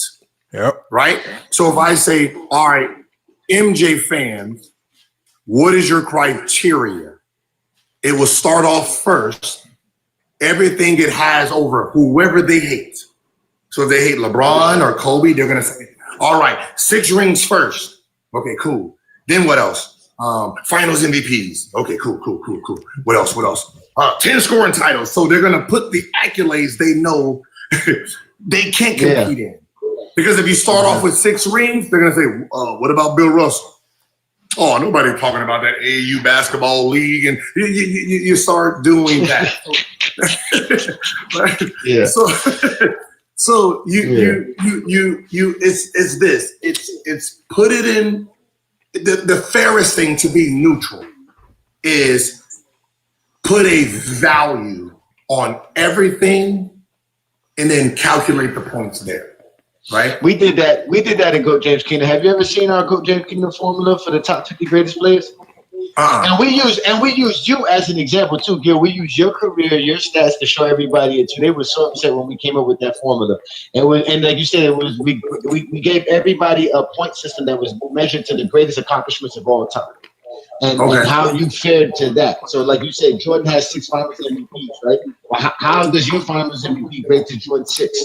11 championships. How does your championship grade to the most championships of all time? And we did that across the board, stats, accolades, and even advanced metrics. and we came up with the top 50 greatest players list. Okay. I gotta look at that. You ended up like 78th, to be honest with you. We went all the way to 100. You ended up like 78th. But I mean, that's where I put myself anyway, because the niggas can guard. You know what I mean? But that's neither here nor there. But when it comes to this, so as a player, this is kind of a different metrics that we go by on who you are, right? The MVP holds more weight. Your regular season MVP holds more weight than a finals MVP. Right? Because the MVP itself, it's you versus the field. Meaning when the season starts, if there's 350 people have a chance to win this award. In theory, right? Yes. So it's you versus the field for that award. Finals MVP, it's these two teams, these starters. So it's basically you have a 1 in 30 chance of winning the finals MVP. Really, 1 in 10. 1 in 10. There's only 10 players, really, because nobody really. Yeah. I mean, but when you think about Iguodala, he was a bench player. So would you say all NBA selection is more valuable than the finals MVP? Yeah, I do. I think so. Yes, because that's top 15 player in the league. Okay. No, I mean I would agree with you. Yeah. The point system is what's so funny is it actually had rings. It had rings a lot lower than you expected. It actually had It had finals MVP over ring. Because finals MVP, there's one ring. There's one of those. A ring, 15 players get that day. And sometimes the people who work in the office get it. Yeah, but when the player is a team wins that. So last year, right? 15 to 17 players won that. They all claimed that same trophy, that same thing. So what Shea has over them is what? Finals MVP. Finals MVP. So when you're talking about when you're talking about ratings and stuff, it is, you're talking about MVP, scoring title, defensive player of the year. But have you ever noticed defense is not actually rated that high? Because to be a great defensive player of the year or be a great defensive player, you don't even have to be a top 20. He muted himself. No, he's muted back. himself by accident. No, I said so think about a top 5, top 10 defensive player, right? You can make the defensive team and you ain't even top 50 in the NBA. So all defensive teams don't really hold weight like people think it does. Like Dyson Daniels was all NBA, right? I mean, all defense, right? Was he top 50 in the NBA as a player? No. I think all NBA is more valuable than the all defense selection as well. I think the all NBA it's not even the same realm. No, to me, it's the closest thing to MVP. To me, that's as an individual award. Yeah, scoring title is scoring titles. Then it's you think the scoring title is more important than like getting the block title or rebounding title? Is that yes, it is. Okay. Yes, because block title again, you don't have to be a great basketball player to get that award. Right? You don't have to be a top 15 player to just blocks or assists or steal. That's why those points of those is kind of at the bottom. Steals, blocks, right? You don't have to be a great basketball player to win those awards. Right? So if you, let's say Dyson Daniels, right? Last year, defensive player, first team, he averaged 14, 4, and 6. Where did he rank in the NBA itself? I don't think he's a top. I think people have the top 30 max. I think max 30, but I would say maybe 30 to 50. Yeah, 30 to 50, right? So you know what I mean? So no one looks at that first team all defense like, oh my God, these are some balling ass niggas. Right? It's only credited to offensive players who actually plays defense too. So it only benefits Kobe, who plays defense, Jordan, who plays defense, or LeBron, who plays defense. If Luka makes that bitch, if he plays it only credits if you are the go-to guy who actually puts in work on that defensive side. You get credited for your defense because how much output you have to put on offense. That's interesting. Diggity, go ahead. What's your question, man? Can you hear me? Yeah. Yes, we can hear you. Go ahead. All right. So you like watching the NBA players today, like which one resembles your game the most? I say I'm like probably Maxey. It was like my style of play, but I posted up a little bit more than him, but using speed, getting to the rim, shooting the three ball, right? Just trying to play as fast as possible. But I was a foul merchant.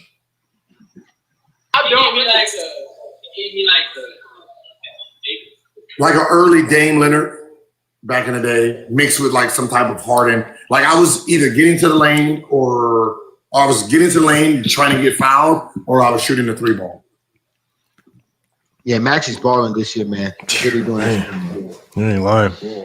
Glad he got it. I'm glad he got the opportunity. Hold on, Gil. Let me ask you. It's been in and out with him. The one question, I think the biggest, and I said this, I actually said this the year this dude won his first MVP. But I said when he won his first MVP, I did a live and I said, this is when the Sixers, I said, they need to trade him right now. Trade him while the entire world thinks he's at his peak because he's already shown you who he is. Joel Embiid. Yeah. What like, is he holding them back? Because when he's out there with them young dudes, it don't look right. It don't fit. He holds the ball too long. Yeah. They up and down. He half court. Is it time for them to try to find somebody, trick a team like the Charlotte Hornets? Get something for him. You gotta buy him out. You don't have to trick. You don't have to trick anybody. Mm-hmm. You just have to convince somebody he's going to take them over the top. Right? This is the last piece that can fill in what you're missing to take you over the top to win the championship. Right? He doesn't need to be your cornerstone anymore, but if you can get him for 45, 50 games or healthy in the playoffs, he will take you to that promised land. They will trade for him. They should have, because you know his knees and you get the reports, you know he ain't him no more. After he won that championship, you should have traded him, but then you will look stupid as fuck. Mm-hmm. It was a lose-lose. Yeah. Right? Yeah. It was probably more of a curse that he won the MVP because now you're stuck. Because now the city is invested. Oh, see, he's him. He did it. He did it. You know what I mean? You trade him, you lose your fan base. Yeah, you can't trade the league MVP. You look crazy. No, you look crazy. Yeah. Right? Yeah, So like right now. Let's trade Luka. Yeah. Like right now, I guess it is the best time to get rid of him because he's clearly not part of the future. He's outdated. You have guards. So what I would do, I would take him, mix him with Jared McCain, and see. Yep. I would even try to say, hey, OKC, let me. Y'all got the world over there. Give me Chet and 4 picks, and I'll give you Embiid and McCain. You think they'll come off Chet? Ooh, wee. Man, yo, come on, girl. That's why you sit on the couch talking with Kenyon and Nick. What I'm saying, like this, man. Come on, man. Ooh, wee. I don't know. I would think have about what to I'm mull saying. that one over. I don't know if I'm coming off Chet right now, but If you're OKC, right? What you do know is Chet is going to be maxed out with the rest of the maxed out players you're going to have. Yeah. Can you win a championship without Chet? Yes. Mm-hmm. Right? So we know you can win a championship without him. So Embiid coming there and not playing as much doesn't affect you. You add an Embiid offense, takes you to another level when he's balling. And then if you ignore him on the offense, you still have Shea that would dominate and they play the same game. You get a guard in Jerry McCain, which that is kind of an important piece. Yeah. Where you add another guy who can do that damn thing. He'll fit with them perfectly. He would fit with them perfectly. And no, I'm just saying. You talking about a team that's about to win 70-something games, talking about bringing that beat over there? No, I'm not talking about this year. But with 77 games. I hear what you're saying. If there's a trade that could happen, it would be something like that. But I think Jordan Embiid is stuck. No, I'm saying it's the only team who can trade for him and nothing happens for him. That's what I'm saying. It's the only team that if we can trade him and nothing happens, but a talent like Embiid will make us dominant as long as he plays some games in the playoffs, right? You know what I mean? Just like USA, right? He turns that series, the game against Jokic. Mm-hmm. That was his game that he won for us. So, you know what I mean? What if they swap him straight up for Anthony Davis? Hell no, bro. I'm keeping AD. Hell no. I don't want either one of them motherfuckers. Did you see that shit Anthony Davis did last night? What you mean? But you trying to send Embiid to OKC? Hold on. What did AD do? No, what I'm saying is because OKC is so good that if Chet went down right now, they can still win 70-something games. Hey, this ain't your 2K league, brother. You know what I'm saying? But they still can because that's how good they are. Just like they didn't even have their second best player the whole season, and they were still moving like nothing happened. Right? It's just a very dominant, well-organized team. Now with fucking Anthony Davis, he reaches, then he pretends he jammed his finger in the middle of the play. He's holding it. Then the nigga dribbles. The guy dribbled to the wing. He reaches again, hurts his hand. Then the guy runs into him. He falls, and now he's holding his knee. It's a perfect situation. You put him with VJ. You put him with Maxey. How you get hurt three times on one play, dog? This is it was the funniest shit ever. I was like, this is crazy. No one is going to be straight. I gotta find that clip, man. I gotta find that, man. It's the only people who are going to make the trade for Embiid is someone where they are good enough without him and can make the jump. Like, I wouldn't be surprised if, depending who they got rid of, Houston making a pull for him. Damn, Houston just breaking up everything they doing. No, as long as you can keep Amen, Sengun, and KD, everybody's tradable. To send out Eason, who else? Jabari.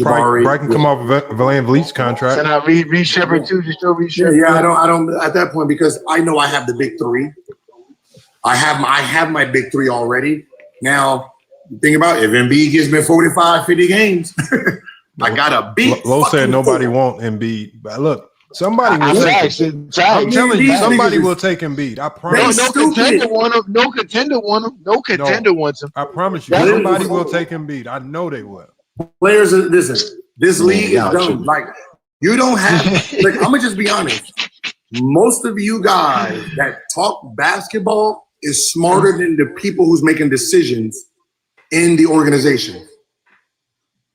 I talked to a nigga He was a manager at Kinko's, and he got the job because his best friend, mama, was dating the nigga who owned the team. The Kinko's nigga was the smartest nigga his friend knew. Yeah. That's crazy. That's the problem with the NBA is you got business people coming in making business decisions. They don't know basketball. So most of those people don't know what they're looking at.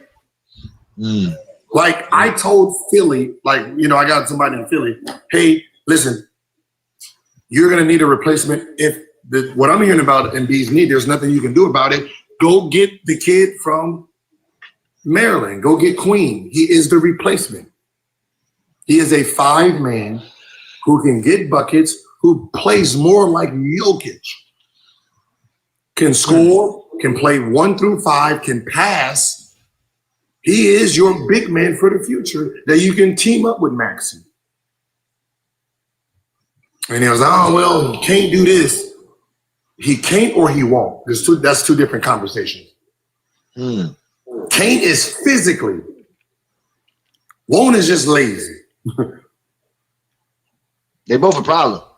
Right? So, they went with VJ. So, he's gonna be a fucking good ass player.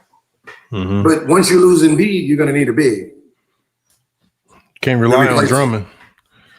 Nah. No, you can't rely. No, of course not. No, I mean, they done with Embiid. But they got to hold on to him until they can buy him out. That's all they. I'm gonna tell you who is gonna be a problem if he gets bought out or he gets let go. Is Zion Williams. Yep. Oh wow. That'd be crazy. The Pelicans are another horrible franchise. Whoever trades for him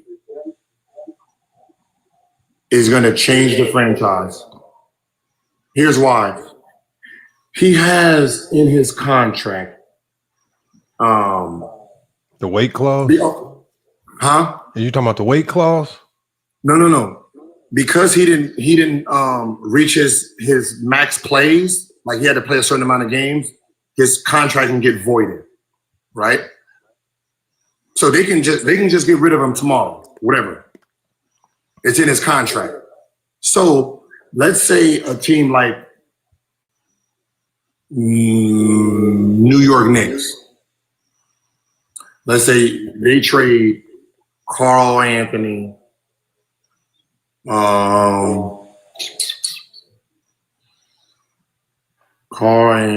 probably make the same amount.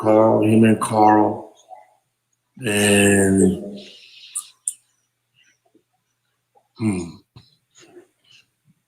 let's say Josh Hart. They get Zion, or should not even. No. Let's say Milwaukee makes that trade with Milwaukee, Cat and all whoever goes over there.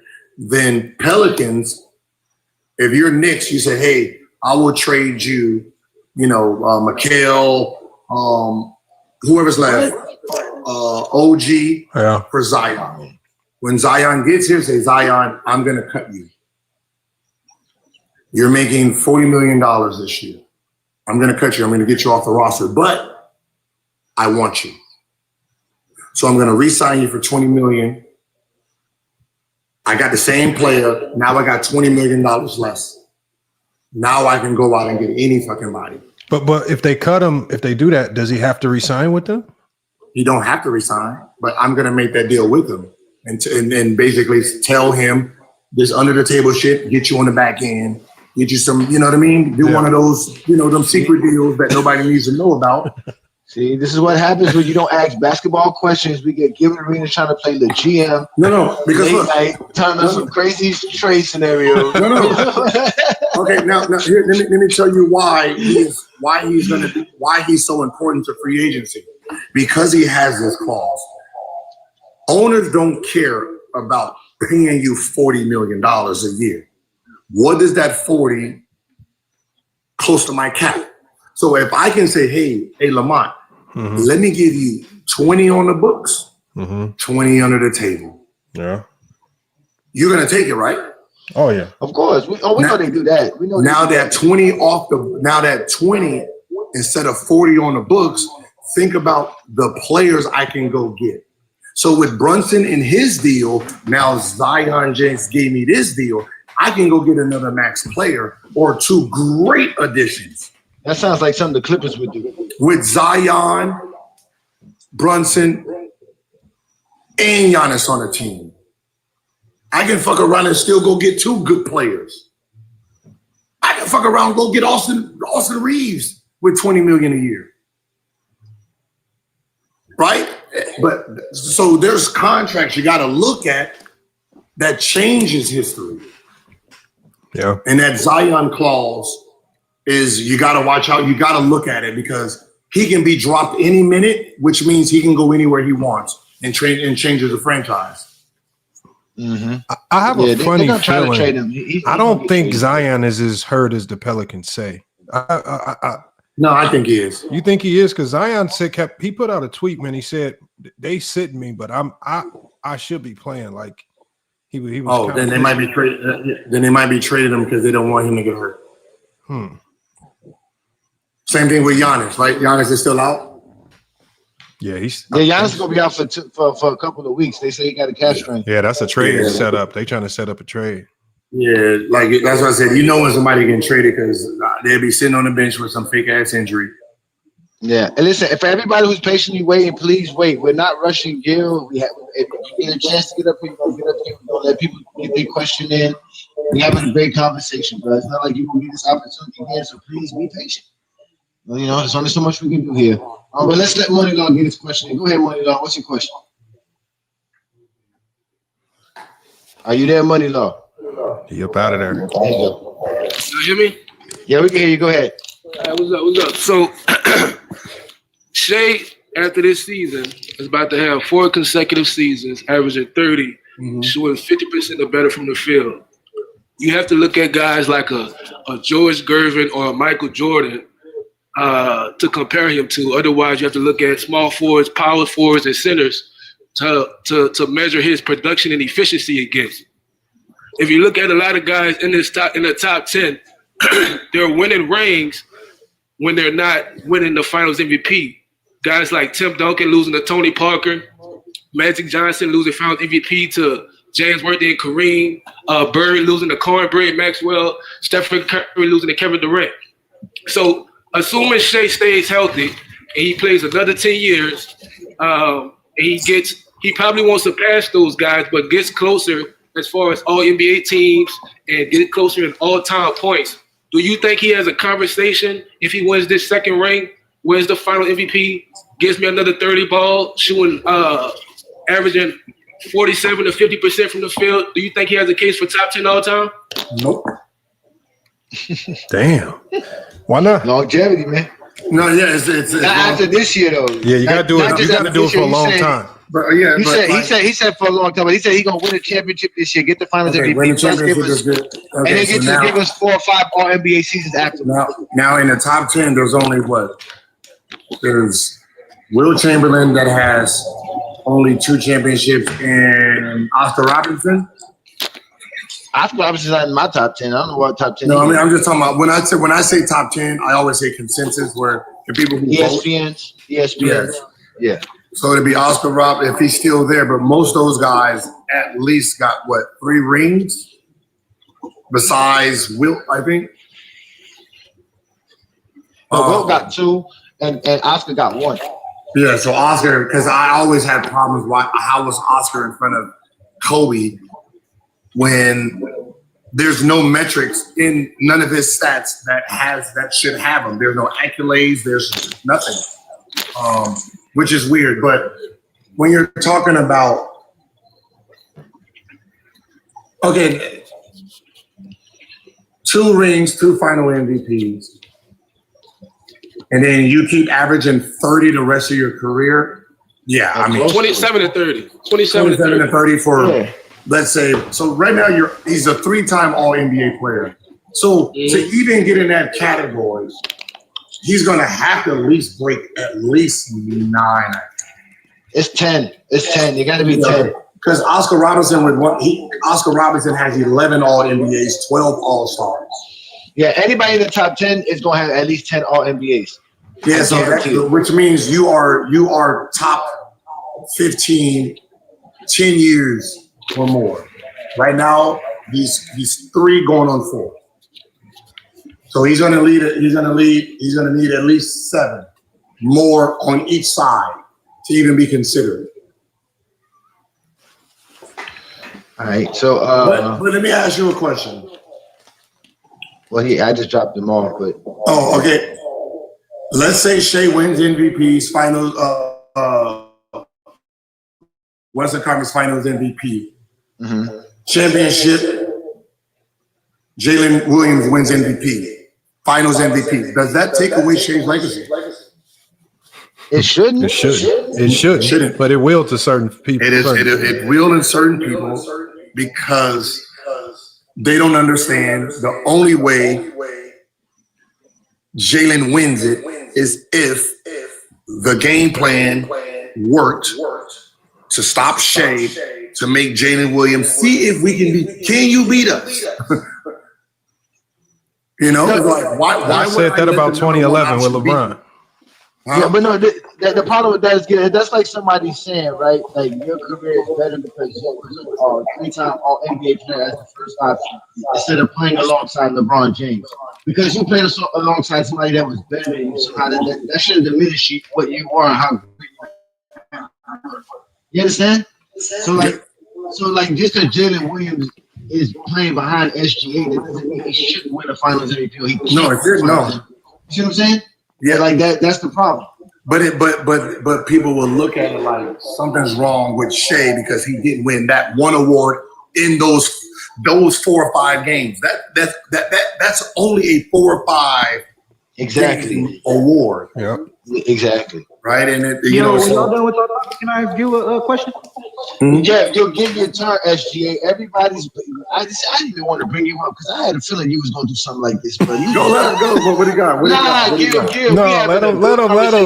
Yeah, what do you got? Man, no. Let's go because listen, it's JB turn. Boogie's been waiting. No, not Luka. All these guys have been waiting patiently. They have. We can't just skip the line because they. Come on, man. Like, let's be real. Because to be honest with you, Gil, me and Lamar really want to ask you a whole bunch of stuff. Yeah. But What's so funny is they don't. You know what's so funny is someone said they hold it against Curry. Actually, they don't. The reason I say they don't is Kobe. He has 4 rings. One Finals MVP or 2? No, 1. He has 1 Finals MVP. Yeah, Curry. Yeah, he has 1. He has 1 Finals MVP, 4 rings, and they have him in front of Kobe on their all-time list media. So you see how Curry got 11 All NBAs now, though. I think 11. Yeah. So you see what I'm saying? But what I'm saying is they have him in front of Kobe. So obviously, Finals MVPs ain't worth a shit in the totality of it because it changes on who you like when you're doing this judgment. Yeah. I still haven't figured out how Curry is in front of Kobe and the resume. Yeah, it's not. I don't have Curry in my top 20, so let's not even go there. No, I mean I'm just saying, but our opinion is our opinion. We have our own criteria, but their criteria. No, mine is based on the point system that I have. That's why it's based on. No, I'm just saying, but their criteria is based off of something. So I'm sitting here like, okay, off y'all criteria, this doesn't even make sense. You don't think the MVPs push him, give him a slight edge? What MVPs?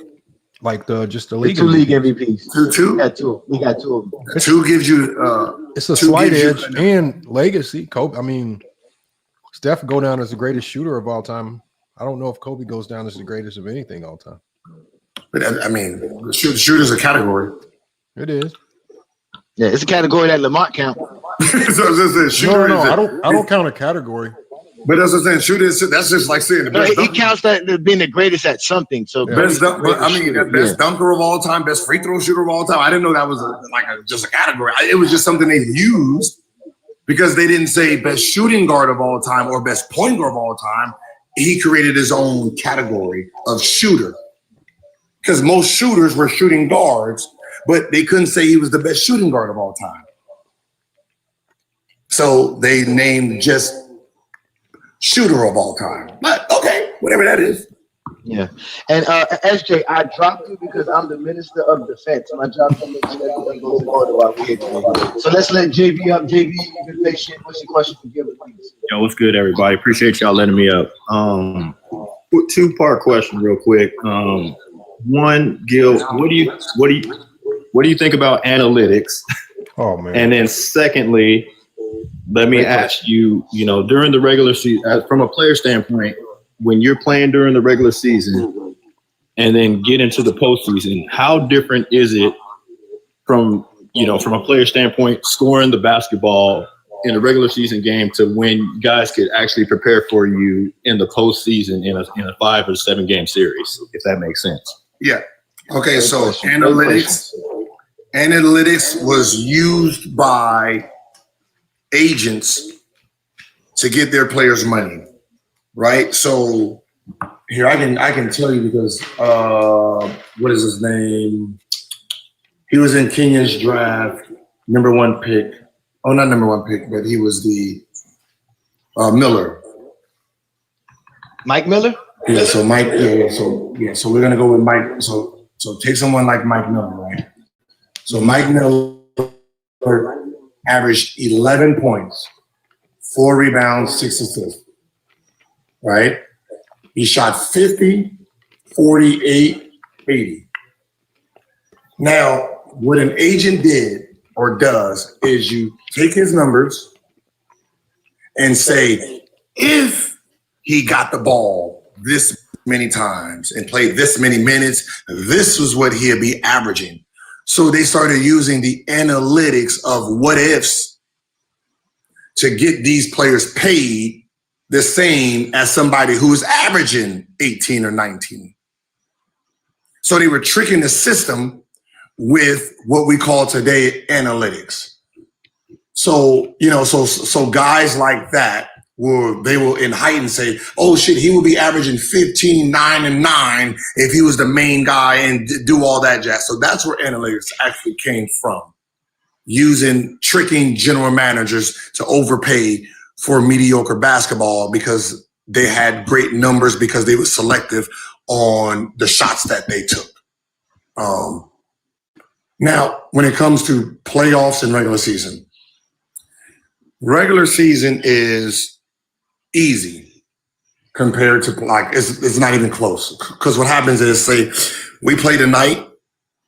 So let's say we play tonight and we play tomorrow, right? We go to the city, we land we just finished the game, we eat, we land 2, 3 in the morning to wherever we're playing. We sleep all day, we come to the gym at 5:30, we go over whatever you're gonna do for 30 minutes, right? There's no scouting report.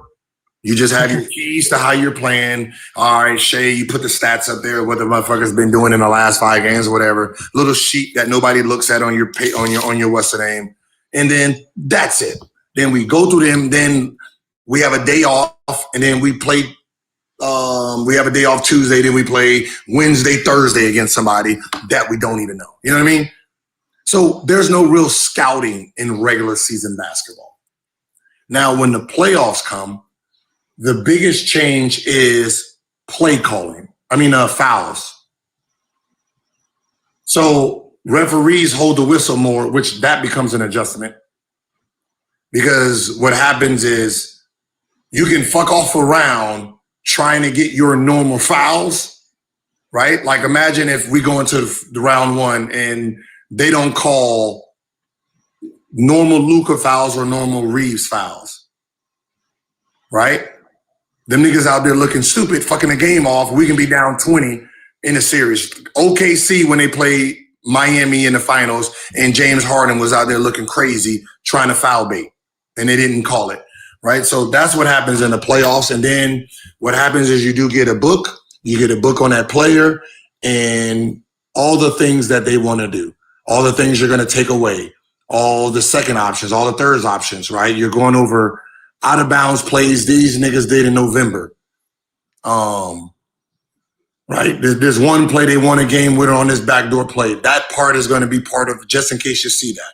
Right? So it's so detailed. So if a motherfucker is getting off in the playoffs, he's him. He's him if he's getting off in the playoffs, because we know what you want to do. Right? So that's why some players can get paid by their playoff performances. So let's say someone who's not really, they don't really have a good team, but this nigga just do his thing. So like, let's say, who's always good in the playoffs? A Donovan Mitchell and a Brunson. Man, I can tell you right now, the scouting report on a Brunson is so fucking, he wants to do this, and they can't stop that little nigga. Because he's just that gifted at doing what he does. But a playoff scouting report is like fucking damn near with the FBI. But some people are stupid. Right? Some people are just dumb. I can look at a game and tell you who fucked up on the scouting report, on how this person plays this game. So if you're playing against, let's say, Jokic, and the goal was push Jokic towards his left. So when he's on the right side and he's trying to go middle, and you want him to go back across his body, and you're coming with the baseline shot block or baseline defensive player to make him shoot over longer arms, and he keeps getting middle. And that shows you're there's a breakage in that game plan, and they're not playing very, very smart basketball. But you're supposed to be taking away everybody's like, I know all your plays. I know what you want to do when you're running it, when you're calling something. And question. Those are great. That was a great question. That's where I'll give Ginobili his credit. Because he is the type of player that you can't scout. Because it's that left hand erratic jerk basketball, and he just sees things that doesn't need to be seen. You can't see, and you put him in, and he swings and forces you to get out of the defense because he's on the floor. And that's when, like, if San Antonio sees that, okay, they're bogging down, all right, put the ball in Ginobili's hands the next 5 plays, and hopefully he can go 3 for 5, and then it forces them out of that defense. So you need those players. When those players become bench players to option ones in the fourth quarter, and you didn't scout them. And you know what I mean? You didn't have a scout for Ginobili in the last 5 minutes being the number 1 option. And now he's changing the outcome of a series because, you know, you did your homework, but the homework wasn't really meant for, you know, or TJ McConnell. Yeah, you see how TJ kept getting, they didn't scout for him like that. The defense was set to really stop kick threes, driving kick threes. Everybody stay home and stay and don't, you know, and he's like, well, I don't do none of that shit. I like layups. So since y'all don't got nobody that's gonna sit here and stop me from making layups, goddamn it, that's where I'm going. And how do you notice every time he came in, whatever lead it was, he personally cut it. Yeah, that's working on their skills. Like you say, these guys work on their game. They work on their game. All right, Boog, it's your turn, brother. You've been patient. Go ahead and ask your question for Gil. All right, I just want to say I appreciate everybody's time. My first question is, if you had to put an amount on it, who would you pick to win the NBA Cup? And then my second question is, do you think the Lakers right now are able, like talented enough to make a deep run in the playoffs, or do they need to make a move? I think right now who's going to win it is biased as being the Lakers, as long as we don't play OKC. So hopefully someone is more disciplined than us to beat them, which I doubt, but fuck it. You know, it's hopes. It's Phoenix. Phoenix. Phoenix. Yeah. Is probably, yeah. Phoenix. I mean, yeah, you know, Phoenix. I'm hoping, but I'm hoping we win. But now Lakers is. I don't think we're disciplined enough to win a championship. And not to cut you off, the reason why I asked is because when I was looking at the stat sheet from yesterday, Brian did his thing or whatever. I was looking at the bench and I'm like, it's looking a little thin. No, like I'm just being honest. Like as a Laker fan, yes, I'm bragging because no one had us 17-6 right now, right? But how we play the game of basketball, we're not disciplined. We're not gonna beat the Jokic's and the Shea who play disciplined, smart basketball. We will be on a 20-0 run because of how we played, and we will give up that run because of how we play. And how we play is we're looking for fouls. So that means most of the shots we take or most of the fouls we get, look at the shot we're taking to get those. One-handed, like off balance, trying to get bumped, throw it up, right? If they don't call none of those, we're down 20. The only way we're up or close is because we get the fouls. Then we have that horrible behavior of taking these random 35-footers on a fast break after we done missed 3 or 4 threes. So we don't have the concept that we need to take a good shot, and that just is irrelevant to someone like Austin and Luka, where we just missed 4 shots, and then you guys are doing this step back 25-footer 3 on a fast break. So we have a bunch of flaws that could work against us in the playoffs. Right, there's nothing in our game that says we're unbeatable. Like it's if we win and make it to the playoffs, it means Luka doesn't complain, he gets fouled, he just gets back, and we don't give up 15 to 25 fast break points on, I missed this shot, I got fouled, then I sit there with my hands up while they're going on the fast break for 4 or 5 seconds before, then I trot down court, right? Him and Austin Reeves do that. We give up 15 points just on that stupid shit. You get fouled, now there's a guaranteed 4-on-5. Mm-hmm. You can't. Those are the things you can't do in the playoffs. You gotta minimize mistakes, right? And certain teams that play disciplined basketball, you have to play perfect. That was like San Antonio back in the day. No matter where they were, you know, seated. You didn't want to play with them because you got to play damn near perfect basketball against them. So I don't. We can make a deep run if we play the Clippers and shit like that first. You know what I mean? We play got to be the right matchups. We play Memphis, you know. You want to play the Clippers so bad, you know. Golden State, you know, we play teams. Golden State, we play San Antonio Spurs. You know, we play some motherfuckers like that. We good. You know, we play defensive teams that just, you know, that move a lot, that run up and down, that aren't as wild. Yeah, we're beat them. We're gonna get beat. I think the Lakers too. When I watch them play, I think my biggest worry with them is they give up big leads fast, and that is a big sign of like you said, a team that's not disciplined. Because OKC, they get a big lead and they stars is resting in the fourth. The Lakers get a big lead and they still playing in a tight game, going late in the fourth. Man, it's like that's a huge. You know why? It's because you have the wrong person as a free agent. What you mean? You have Austin Reeves.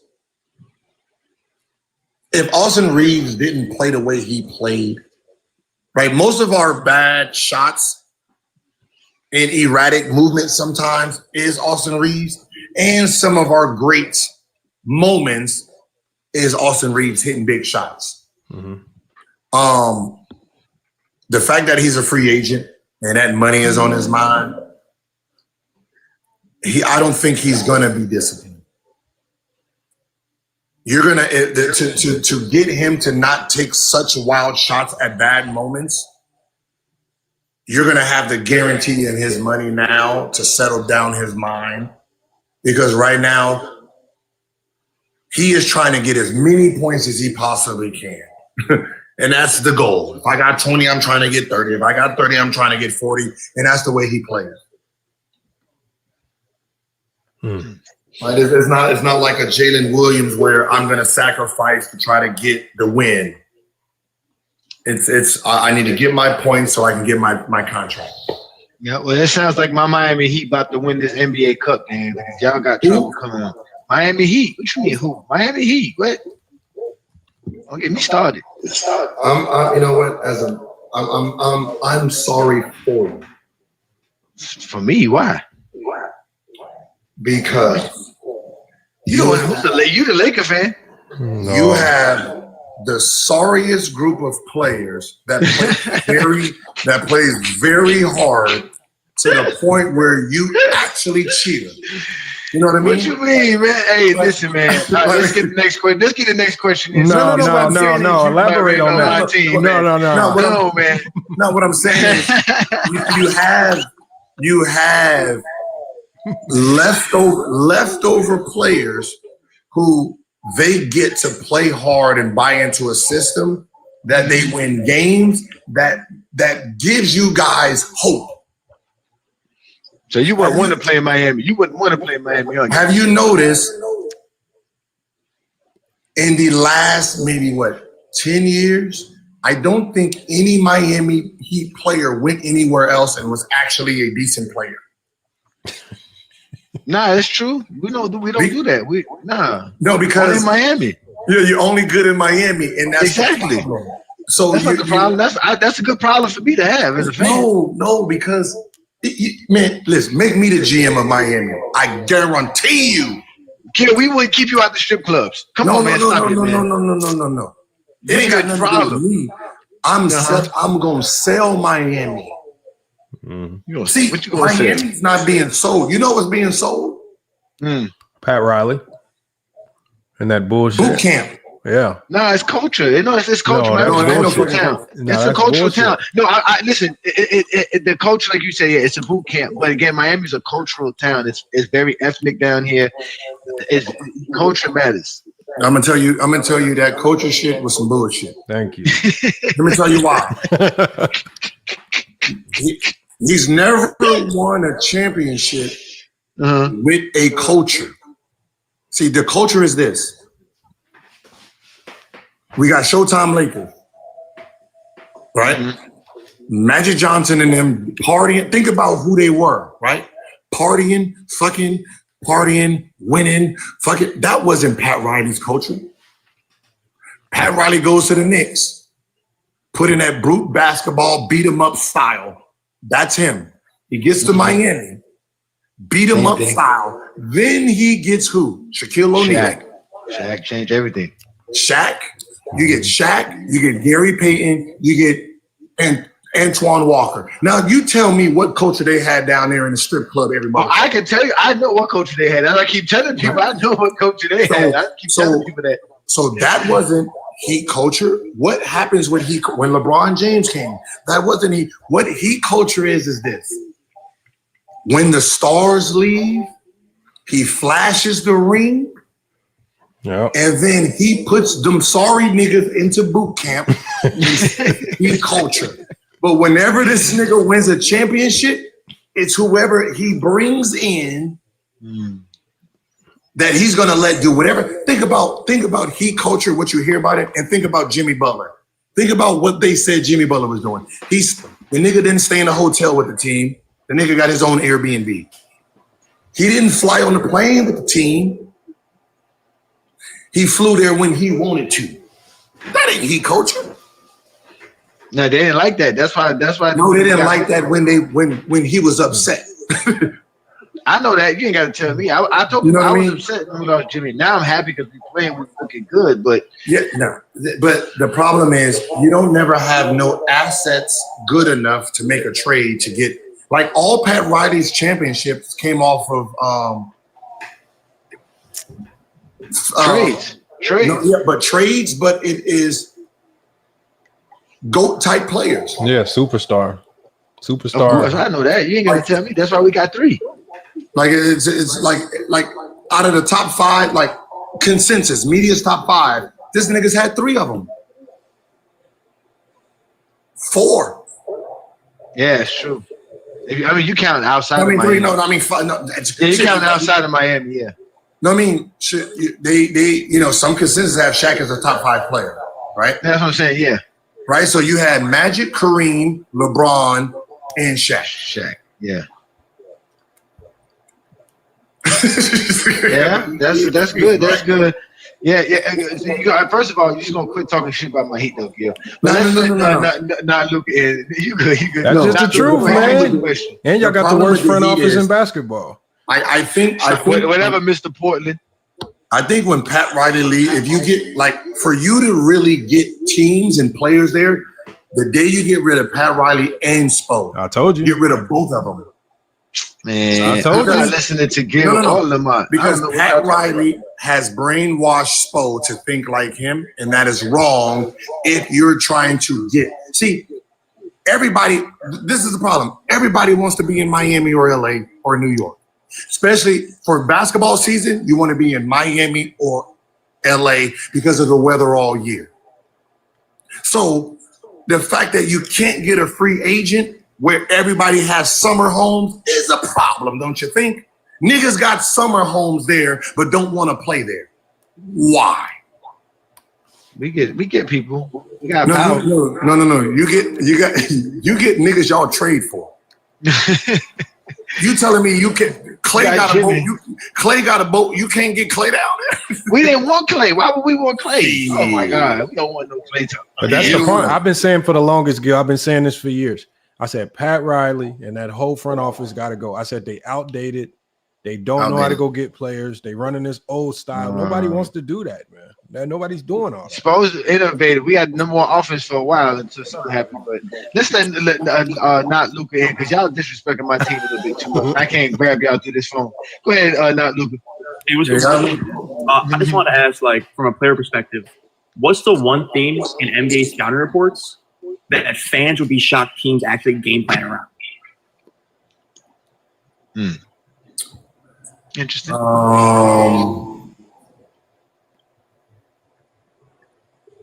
Okay, let me. I think you think some of these scouting reports, these niggas are smart. I think it's all simple shit. I don't think it's all really that complicated. But in the playoffs, right? For the playoffs, some that you was in the playoffs and you was like, "There's no way we doing this." Yeah. Okay. So regular season is you guys will probably have a better scouting report than a coach. Because let me tell you why. So the coaches be drinking too, right? The coaches be drinking too. Yeah, but the coaches what I'm saying is you guys. I will say confident. You guys probably watch more basketball, overall basketball, than NBA teams do. Right? So if you are the Lakers, right? You're not watching fucking Detroit basketball or Cavs basketball from the coaching staff. The players is going to watch because they're going to watch basketball, but the coaches ain't watching that shit.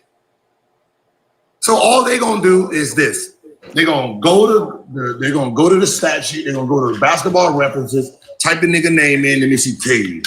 They're gonna go to Cade Cunningham. We play Detroit in a few days. We're gonna go to him. We're gonna look at it. Guess what? The last 5 games. They even have it for you. Last 5 games, and I'm gonna copy that shit.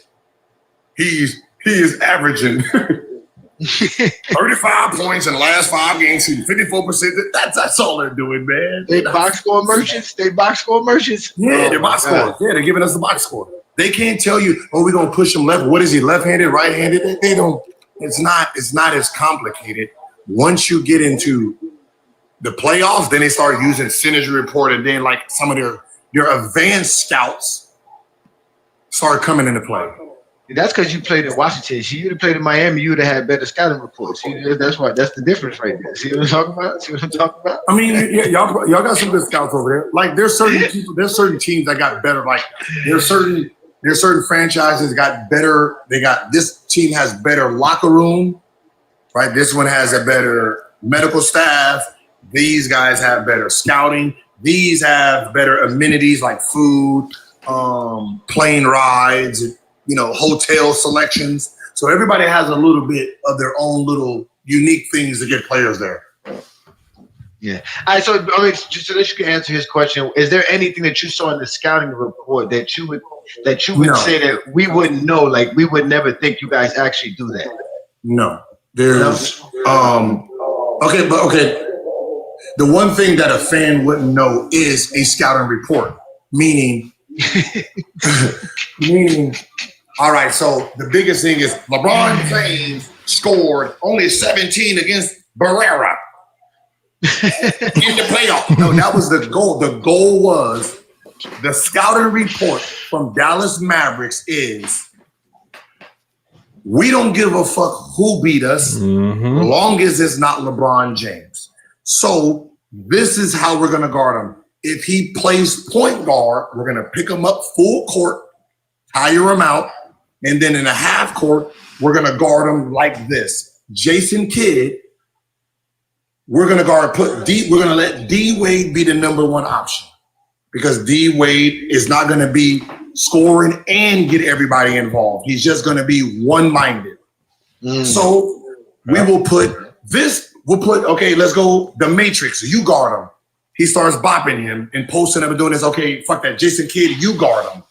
Then we're going to say, Barrera, you stop LeBron James for picking the ball up full court. And then in the half court, we're gonna carve him up here because what we know is when he gets a smaller guy on him, he wants to go into the post without a post play. Then we're going to corral him this way because he's going to turn and face and do all this stuff. So we're going to corral him, make him become a passer first. Try to keep him under 20 points. If we can keep him under 20 points and let D Wade be the number one option to average 28, we won. Because if it was the other way around, LeBron James averaged 30 and Dwayne Wade averaged 26. So if we can get Dwayne average 28 and hold LeBron under 20, we win the series. So I asked Haywood what the game plan was on them, and that was the game plan. Let Dwayne Wade be the number one option. Don't let LeBron do nothing. Give up shots to everybody. Keep LeBron from manipulating the game. Right? So the problem, why I said that is, if you don't know the game plan itself, you won't know who's fucking up on defense or offense. Wow. Gil, I said this because they were talking about the 2011 finals. And I guess the conversation was that they were, everybody likes to say that LeBron choked. And I said, the reason why I don't jump to conclusion about a player choking or not is because I said a coach can game plan your offense out the game. He can make you take less shots. If they execute it well, he can make you not hit your numbers and force others to beat you. So when you see the second and third option with a lot of points and maybe the first option was inefficient or didn't get to all of his shots, look to the defense. Maybe that was the game plan and they did a good job of executing it, right? And if they execute it well, that's what it's going to look like. That's why I say, how about you just shake Dallas' hand, give them credit for damn near perfect execution. And they did exactly like you said. They did exactly what the scouting report said. See, and that's why your number two option has to be in tune, because if he is hurting the game plan, it makes him come out of it. Right? So let's look at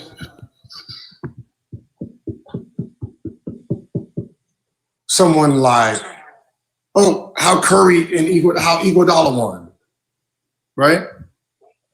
The game plan was to stop who? Curry. I don't give a fuck Iguodala fucking wins Finals MVP or Iguodala scores 20. I don't think he can score 20 a game. If he can, bravo to him, right? Because what I do know is there's not enough games in season where Iguodala was the number one option in a sense, right? So when you're talking about a playoff series and winning a playoff series, it's a chess game. So if we say, all right, we're going to play straight up, do we win? No. All right, if we trap Curry first half, second half, right? So it's like, okay, how about this? Do we think Draymond Green can average 30, 8, and 7 assists for this series to beat us? And if you say, I don't think you can do that, then we will make him the primary scorer. So we're going to say, all right, we're going to, every pick and roll between Draymond and him, we're going to blitz it. We're going to blitz everything, let Draymond make all the decisions. So if Draymond has 15 assists or 20 assists, that was the game plan. And that's really how it is. You can look at it. You can kind of sometimes look at a game plan and kind of see what someone does, but then human behavior kicks in too. And I can tell you this. If I'm guarding, let me see. If I'm guarding Lou Dort, and you're telling me, Gil, we're hedging on Shea. We're gonna play like a net defense, meaning I'm following my defense. I'm following Shea. So anytime he's trying to drive, I'm the net guy to keep him from going all the way to the basket. We're gonna let him make passes to Lou Dort, right? Because he's shooting 30%. And we don't think he's selfish enough to take 20 fucking shots. Now, what you think will happen if he makes 5 threes? No, shit, what you happen if he makes 3 threes? You really think I'm going to be netting the way I need to be netting? Hell no. That's my man. I don't want the nigga to have 30, so I'm going to be going a little bit slower on Shea because I really don't want my guy to score. That happens a lot too. Where your man starts scoring and then you fuck that game plan, and I don't want to do that no more. Right, my nigga averaged 3, he already got 12. Nigga making me look bad. So selfish behavior kicks in too. And you go away from the goal and start thinking about self. Told y'all Just basketball dropping deeper facts than out that. here, ladies and gentlemen. When we having facts, I don't know how much later we can do this tomorrow, but I know, man. Gil been up here for 4 hours. Yeah, I got one more question. Then it's 11 here, and wifey is cooking dinner. Yes. All right, yeah. So apologize for all you guys. I gotta let King get the last question in here, man. And he was patient as well. I'm sorry for you gentlemen at the bottom. I was doing it in rotation.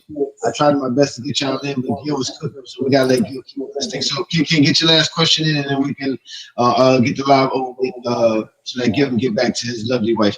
Go ahead and ask the question, Ken. Appreciate for having me up. But I hope this ain't cliche, and I hope nobody asks this yet. But the question that I got is, okay, you know how people say that the only reason why LeBron is in the GOAT talk is because of his longevity.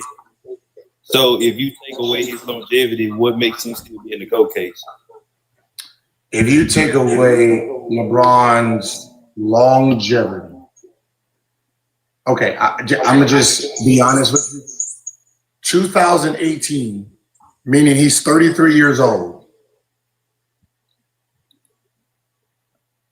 Wait, it was a 2008, was it 2018? No, whenever they won that Cleveland championship. That was 2016. Okay, so 2016. I don't know if anybody ever noticed. He was ranked number 2 then over Kareem in the media's eyes.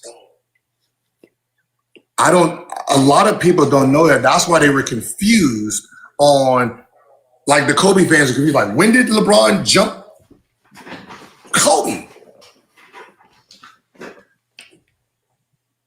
Consensus had LeBron over Kobe back in 2012 when he won his second championship, second finals MVP, and I think that would have been his fourth league MVP. The media had him already in the top 10 at 7, around that age. When he won his Cleveland championship, the consensus of media had LeBron James already number 2, and he's been number 2 since then, trying to be number 1. So when people talked about clutch sports, it was never against Kobe Bryant. The clutch sports argument was Jordan fans and the push for number 1 all time. So if you cut his career off in 2016 or to 2018 at 33 years old, he has 3 finals MVPs, 4 league MVPs. Where do you rank that? Because the media ranked it number 2. Where do you rank it at? Is the question. 34 through 41 is him just trying to get the number 1 in a sense, or him just playing basketball. Right? It's there because I can tell you this: there's no stat of a Jordan fan from 2018 LeBron could have done for a Jordan purist to put LeBron. Like I'm sorry, I'm just gonna say this so we can be clear. If you're a Jordan fan and you're a diehard Jordan fan,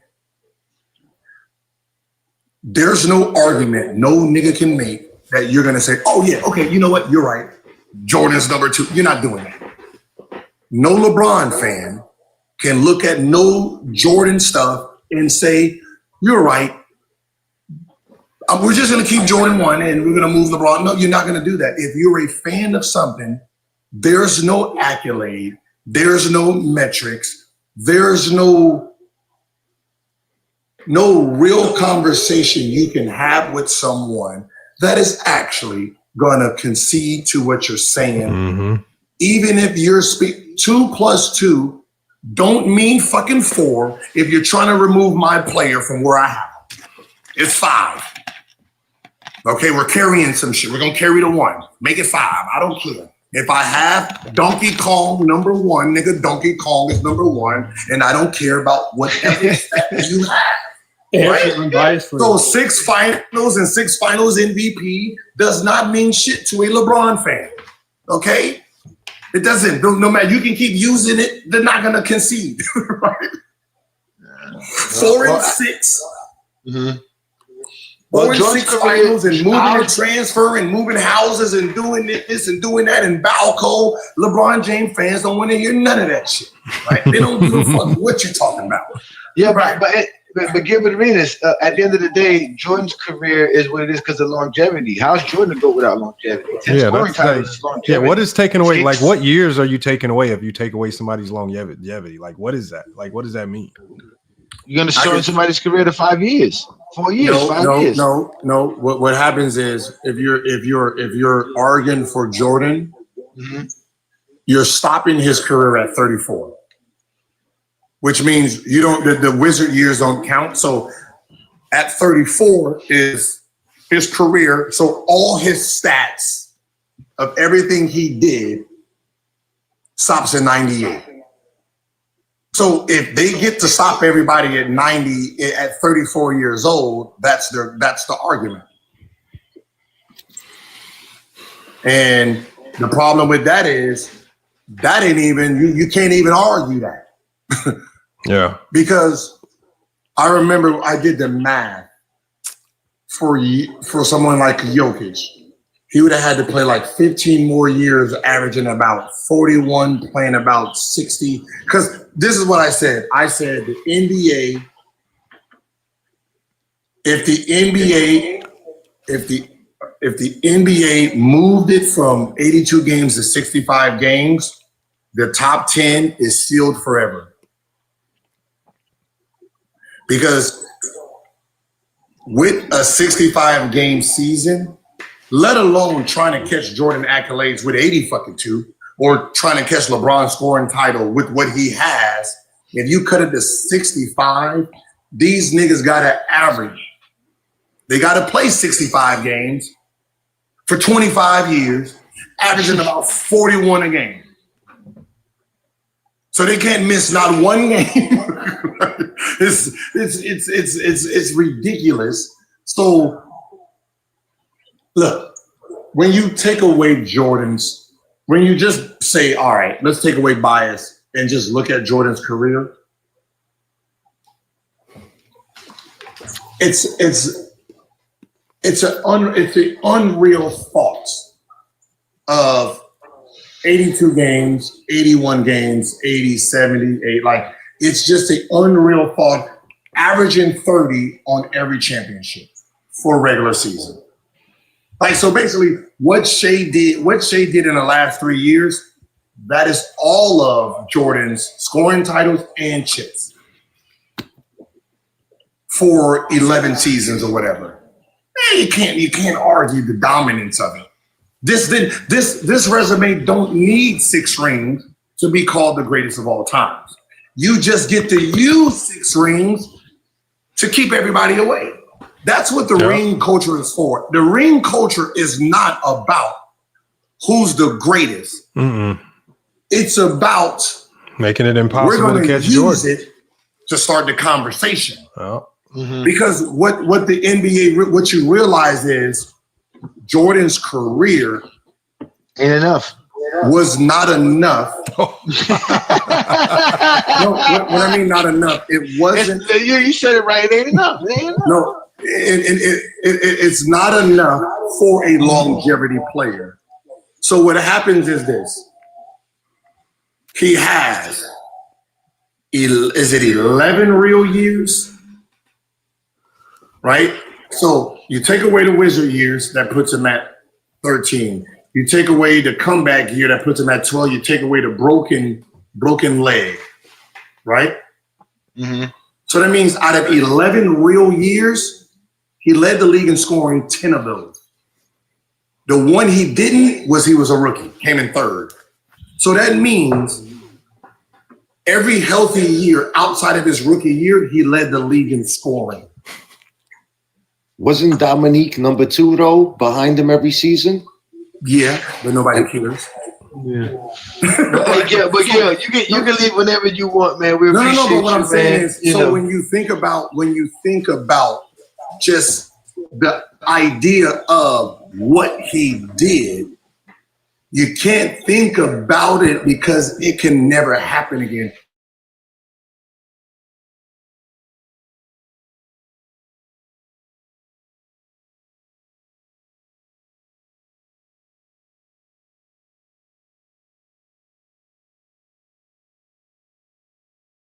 In front of him on the scoring title and win championships.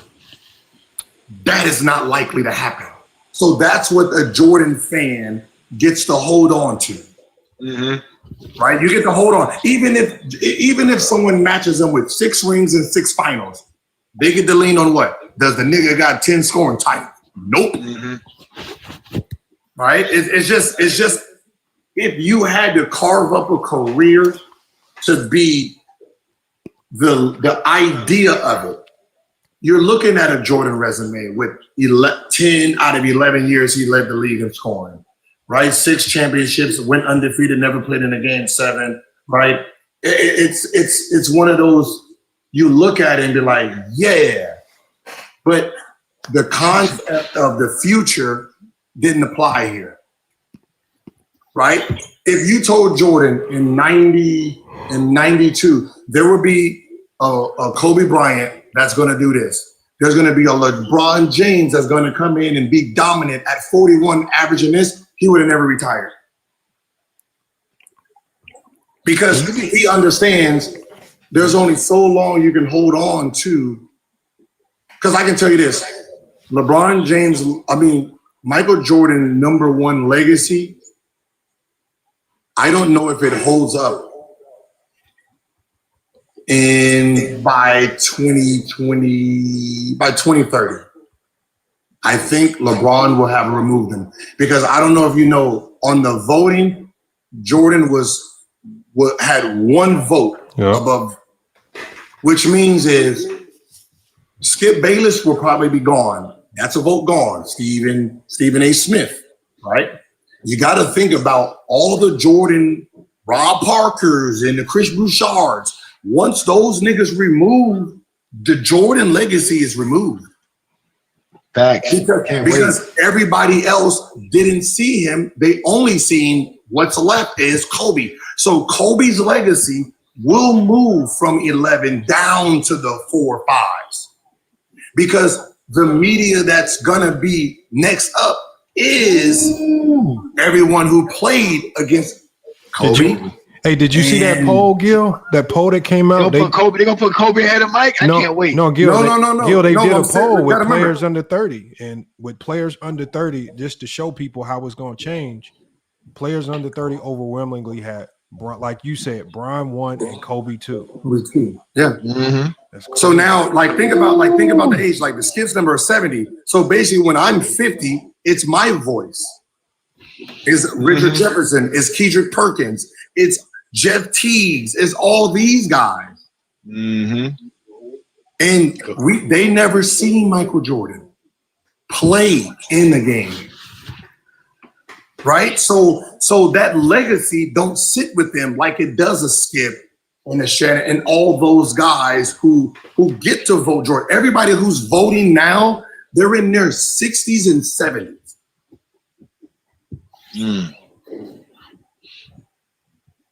They still let what's his name vote? Like Woody Page and them? Yeah. Those are the guys who are voting still. So it's over with. They out of there. They about to be done. The Mike Wilbons, the Tony Kornheisers. That's what I say. When they remove, that's when LeBron will be 1. Kobe will go from 11 to probably 2 to 3 off the rip. And that's when it's going to shift. Yeah, you dropped some gems here, Gil. You done gave us a lot of gems. You gave some to the LeBron fans. You gave some to the Jordan fans. You gave some to the Kobe fans. Again, this is what we do here on these FYF Goat James Kingdom TikTok lives. We talk hoops, and we get real hoopers up here to talk as well, man. So Gil, I need a jersey. Gil, I need a jersey. Oh, my mama, I need a jersey, Gil. What's the deal? Get out of here. I'll try to get you one. I'll try to get one. Get a life. Get a life before you ask for a jersey. Get a life. I'm sorry, y'all. I appreciate it. Hey, Lamont, you got to tell me how to go live on TikTok. I know. I got you. We can set it up, man. I told you. Hey, nah, hit me up, Gil. Give me $50. I'll show you. Gil. What I do need, Gil, because I want to do a giveaway, man. I need some more color waves, man. You sent me this one. But I need fire. Yeah, I still have you know what? I still have a box. I got a bunch of probably 10s, 11s. You got I'm 11. What size? You got those? I got some 10s. I got some 10s and 11s left. We got to do a giveaway, man. You got to. I'm size 11. That's my size. I want to do it now because I gave away. You sent me 3 pair, Gil. I gave away one of them. Age 30 got one of them. I did a giveaway to the chat, but okay. But I know the people. I like the funniest thing about him when I was kind of like, because I wasn't never a Adidas guy. I'm mostly Nike. But then when I wore these, I was like, these might be one of the most comfortable shoes I done rock, man. I ain't gonna lie, right? But yeah, we got to do another giveaway, man. You got to. I don't know. Adidas make better shoes than Nike. I didn't look those up. It's so many colorways to this shoe. It's crazy. This shoe might have one. They did put out a lot of colorways. Yeah, you're right. I said it's crazy. I mean, I'm talking about. You know, they got some of your shoes on sale. Some of the colorways are so rare. Some of them is going for like $1,500, $2,000. Yeah, it's crazy, man. So the rarest one was the ones they're like all silver undercrown. It was supposed to be the Carter 3s. So I was trying to sign Lil Wayne under me before anybody knew about that. So I was signing him, and Adidas at the time said, we don't think rappers can, sell. It was my Gil 2s, and it was all silver, made by Undercrown, and it was going to be the Carter 3s. Wow. Bring LeBron on the podcast, Gil. You know what's so funny is I don't like using my resources, man. Like I want, you know what I mean? It's like KD, Kyrie. Like I go to Kyrie's house all the time, right? When he's here, my son and Chris Paul, we work out at Chris Paul's house. I just don't be like trying to. I like to build it without, the celebrity. Stuff because it's once you start, once you start bringing in the stars, that's all they're gonna want to see. Yeah, you're good. That makes And sense. I know you got to leave, Gil, but if I could just get off a 10-second question, it was like a 10-second answer, even. Okay. Thank you. I appreciate you, and I appreciate y'all boys. And it just has to do with Zeke, Isaiah Thomas. I just really need to know why does he get bashed? I feel like he really gets discredited a lot. I'm talking about someone that averaged about 20 points his whole career, two championships, an MVP award, a finals MVP. He's probably the only one to beat all the GOATs, Jordan, Bird, and Magic. So, and he got one in the late 80s. So I feel like he, in the ranking list, he gets discredited so much, and people put all these other people right ahead of him. But I'm like, he really beat all the GOATs that are ranked way higher than him.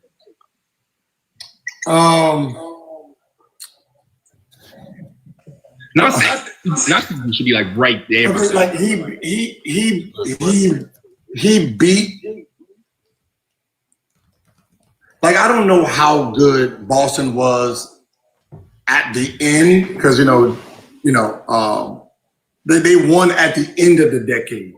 Right, so Bad Boys was like when people talk about the '80s basketball. Bad Boys in defense is 89 and 90, right? It wasn't the '80s itself. Like a nigga averaging 35. You can't say that league is fucking defensively very, very great. You got a 23-year-old averaging 35 on you. That's crazy to even think about it. But I think the problem with Zeke was Detroit Pistons themselves are so nasty as a group, and he was the face of it. Right? And if you are out there whooping nigga asses for a living, roughing niggas up, body slamming, and you are the face of it,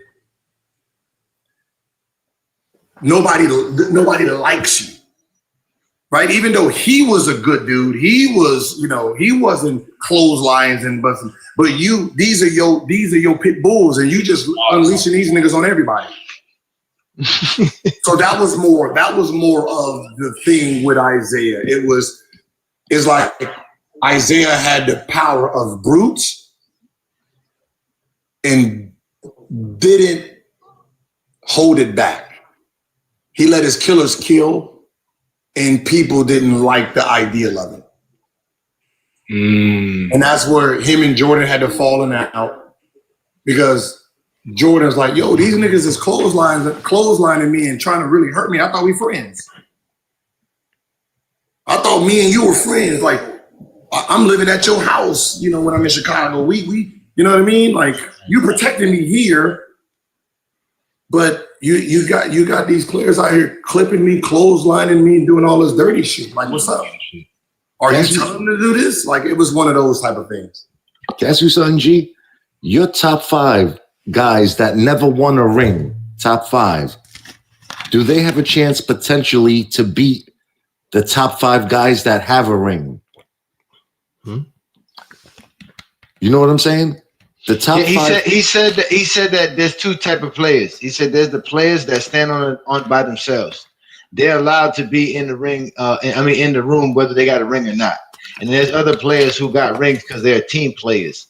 They don't never get to sit in there. He was saying guys like Allen Iverson, Carmelo Anthony, the Charles Barkleys, the Malones. They stand on their own, so they can be with the Jordans, the LeBrons, the Kobe's, because they stand on their own. There's players that stand on their own, and there's players that just are team players, so they got championships. Yeah. No, but that's what I'm saying. Do you think the top 5 guys that don't have a ring, if you were to put them together and take your top 5 players that don't have a ring, is there a chance they could beat the top 5 guys that do have a ring? And I wanted to know what his team would have been, the top 5 guys against the other top 5. You know what I'm saying?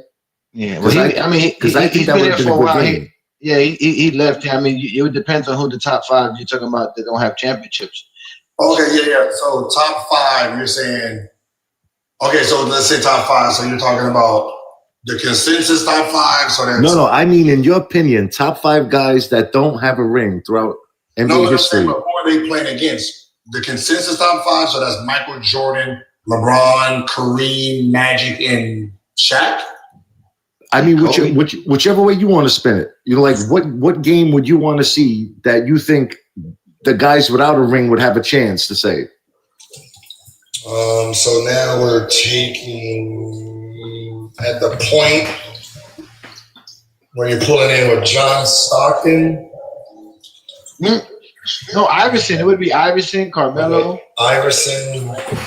And then you have Charles Barkley. Carmelo, Carmelo Anthony, Patrick Ewing. Yeah, good luck with him with that. They're getting destroyed. No, the reason they're not going to beat the top 5 is because the top 5 is actually generational talents. You're talking about in their Jordan, Jordan, Magic, Shaq, LeBron, and I don't know how freakish Kareem was, but you still got 4 out of 5 that are considered from young age generational. Because I would have said guys like T-Mac, Dominique Wilkins, there's a lot of guys. That's why I asked, because to me, there's a lot of guys that,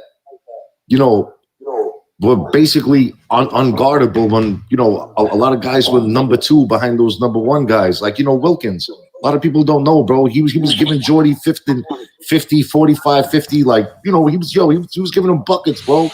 Like, He went top 5 though without a ring. That's the thing. You said top 5 without a ring.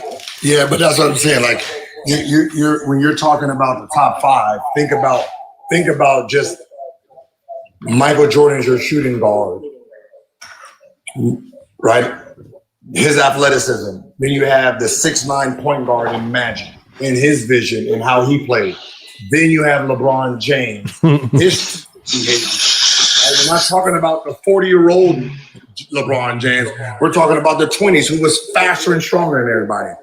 Then you have Kareem or Shaquille O'Neal. Oh yeah. All right, so if I said give me Melo, Penny, Grant Hill, T-Mac, and any other center, you don't think they can give him a run of their money? Maybe one game. No. Hell no. Wow, I'm shocked. I'm shocked, man. Bro, you said prime Jordan, prime No. Shaq. I mean, it's a good question, but I don't think he understands being a good player and being a generational. The generational has attributes, right? We're not talking about regular men. We're talking about like the top 5 is the Wimbies of the world. That's who these guys. That's who these top 5 guys, right? They were already coined growing up. If you go back and look at the 80s when Jordan was in college and winning USA games, like he was already coined when he was whooping the NBA team. Wait, what team did they have that? Was it the All-Star All-NBA team? Yeah, it was the All-Star team. When he was whooping their ass, going to the Olympics. Yeah, when Jordan was whooping their ass while he was in college, right? So these guys are from young, already showed the ability for takeover. So we're not talking about just, like a Tim Duncan. Like if you're talking about like a Tim Duncan. Right? No, but that top 5 is generational, like attributes. Where you're talking about Shaquille O'Neal, high school, college, number 1 pick, right? All that top 5 is all number 1 picks besides Jordan. Right? Like number 1 players, you know what I mean? Like everybody on that was, besides Michael Jordan, was, and you know what I mean? Everybody else was number 1 picks, and they lived up to the hype. Yeah. So putting a bunch of you put up, you know, let's say Karl Malone and T-Mac and all of them, even at their best, they can compete, but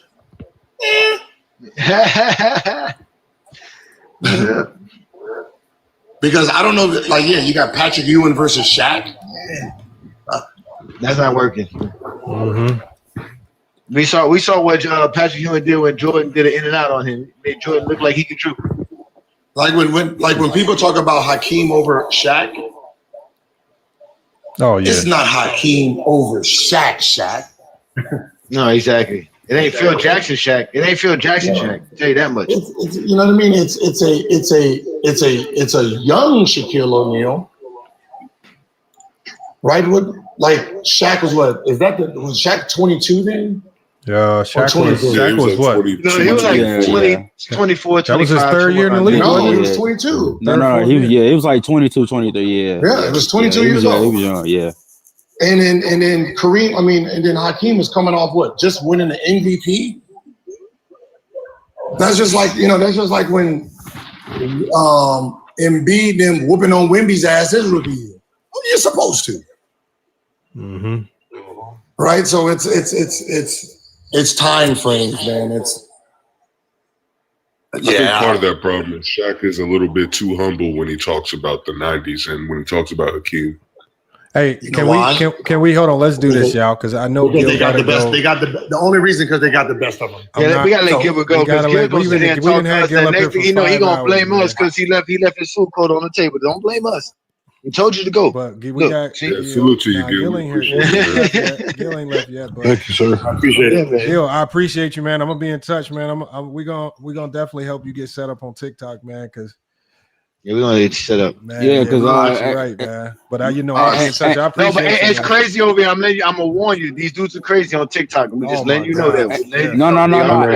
Hey, go. I ain't gonna lie to y'all. Like, if you because when you go live and stuff, because I do gotta ask you like a couple questions about like Elijah, because Elijah and Kobe and stuff like that. But you know, because I ain't gonna ask you now because you know, so you gotta go and stuff like that. But yeah. All right, but just again, if you guys missed anything, Gil said he said a lot. We've been live for over 4 hours now. All of this is going live right now on our YouTube channels, both on FYF Sports Debate and the FYF Sports Clips channel, and also on the GOAT James Kingdom channel. So all of this is available for you. You can go back and watch any part of the show. Mm-hmm. It's going to be available. We're not like these other TikTokers where y'all never going to see the live again. This is why we're changing it. It's a TikTok takeover.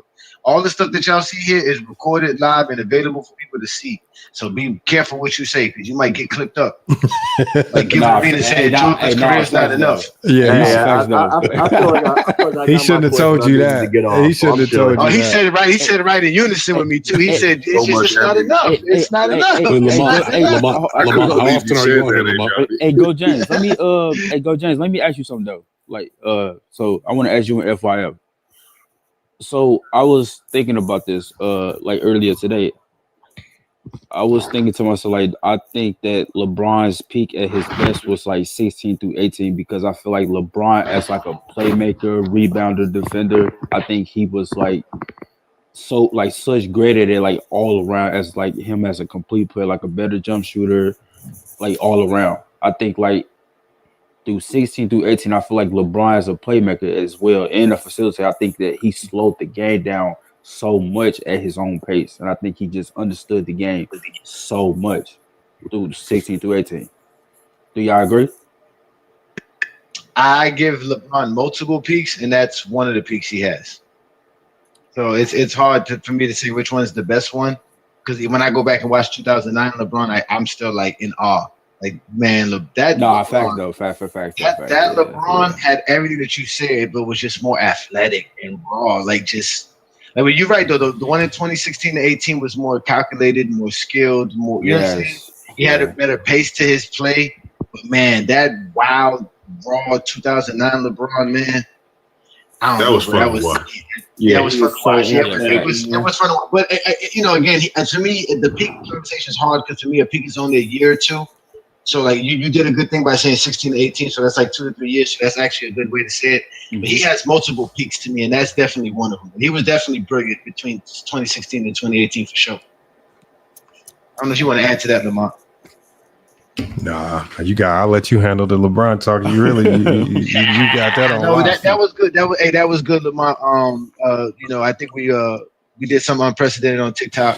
What? Usually these dudes get an NBA player up here, they'll just start arguing and trying to debate, and so they can have one on their belt, I guess. I could tell that some of them were trying to go that way, but I'm not about to. I'm not. We gonna. Lamont, how often are you on? Not with the Minister of Defense here. The Minister of Defense is here, and all that gets shut down. And I'm quite sure Gil felt comfortable to tell us everything he told us because of it. So y'all, again, y'all want to listen to anything Gilbert Arenas said? He gave us a lot of gems, just like Sharon Wright did, and he gave us even longer time than we expected. So appreciate that, Gil. Thank you so much. How often can we see this, guys? Not too much. We can't. Listen, Gil is just doing this on his own favor. We ain't paying him for this or nothing like that. He just wanted to step up. He actually, the real reason he stepped up here was because somebody ducked out on $6,000. That's why he really stepped up here. That's what he really stepped up here for. Bubble Viz was scared to come collect. What happened to Bubble Viz and the GJKC, the girl Groupie Posse? Where they at? That shit gonna remain in FYF and Go James Kingdom history. Man. Yeah, man. Nowhere to be found, man. But look, but that's why we do this. But you know what? It actually turned out to be better because the entire live, we had well over 200 people watching. I mean, we had so many people in the backstage trying to get in just to get comments in. And I gotta give salute to everybody that pulled up because for the most part, everybody came up here and nobody was asked great questions. Yeah, they asked great questions too. Yeah, man. I got nothing bad to say. So Lamont, how often do you go live? We go so for us, and obviously me and Go James, we the only day that we have that we try to be the most consistent on is Saturdays.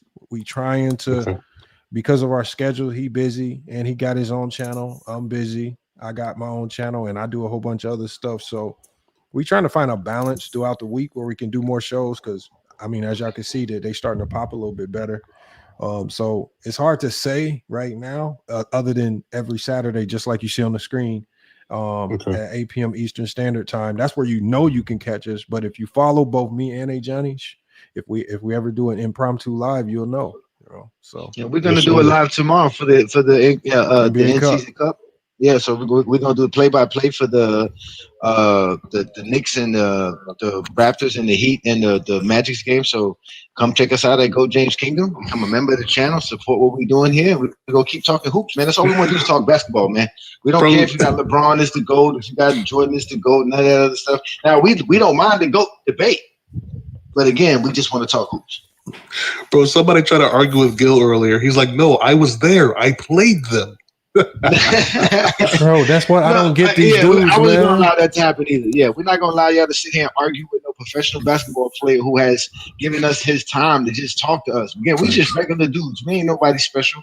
You know what I'm saying? We just regular dudes. He likes how Lamont talks hoops. He likes the way I talk hoops, and he decided to join us, and definitely appreciate it. So yeah, we're gonna talk hoops, man. We're gonna talk basketball, man. That's what we do, right? Love right there.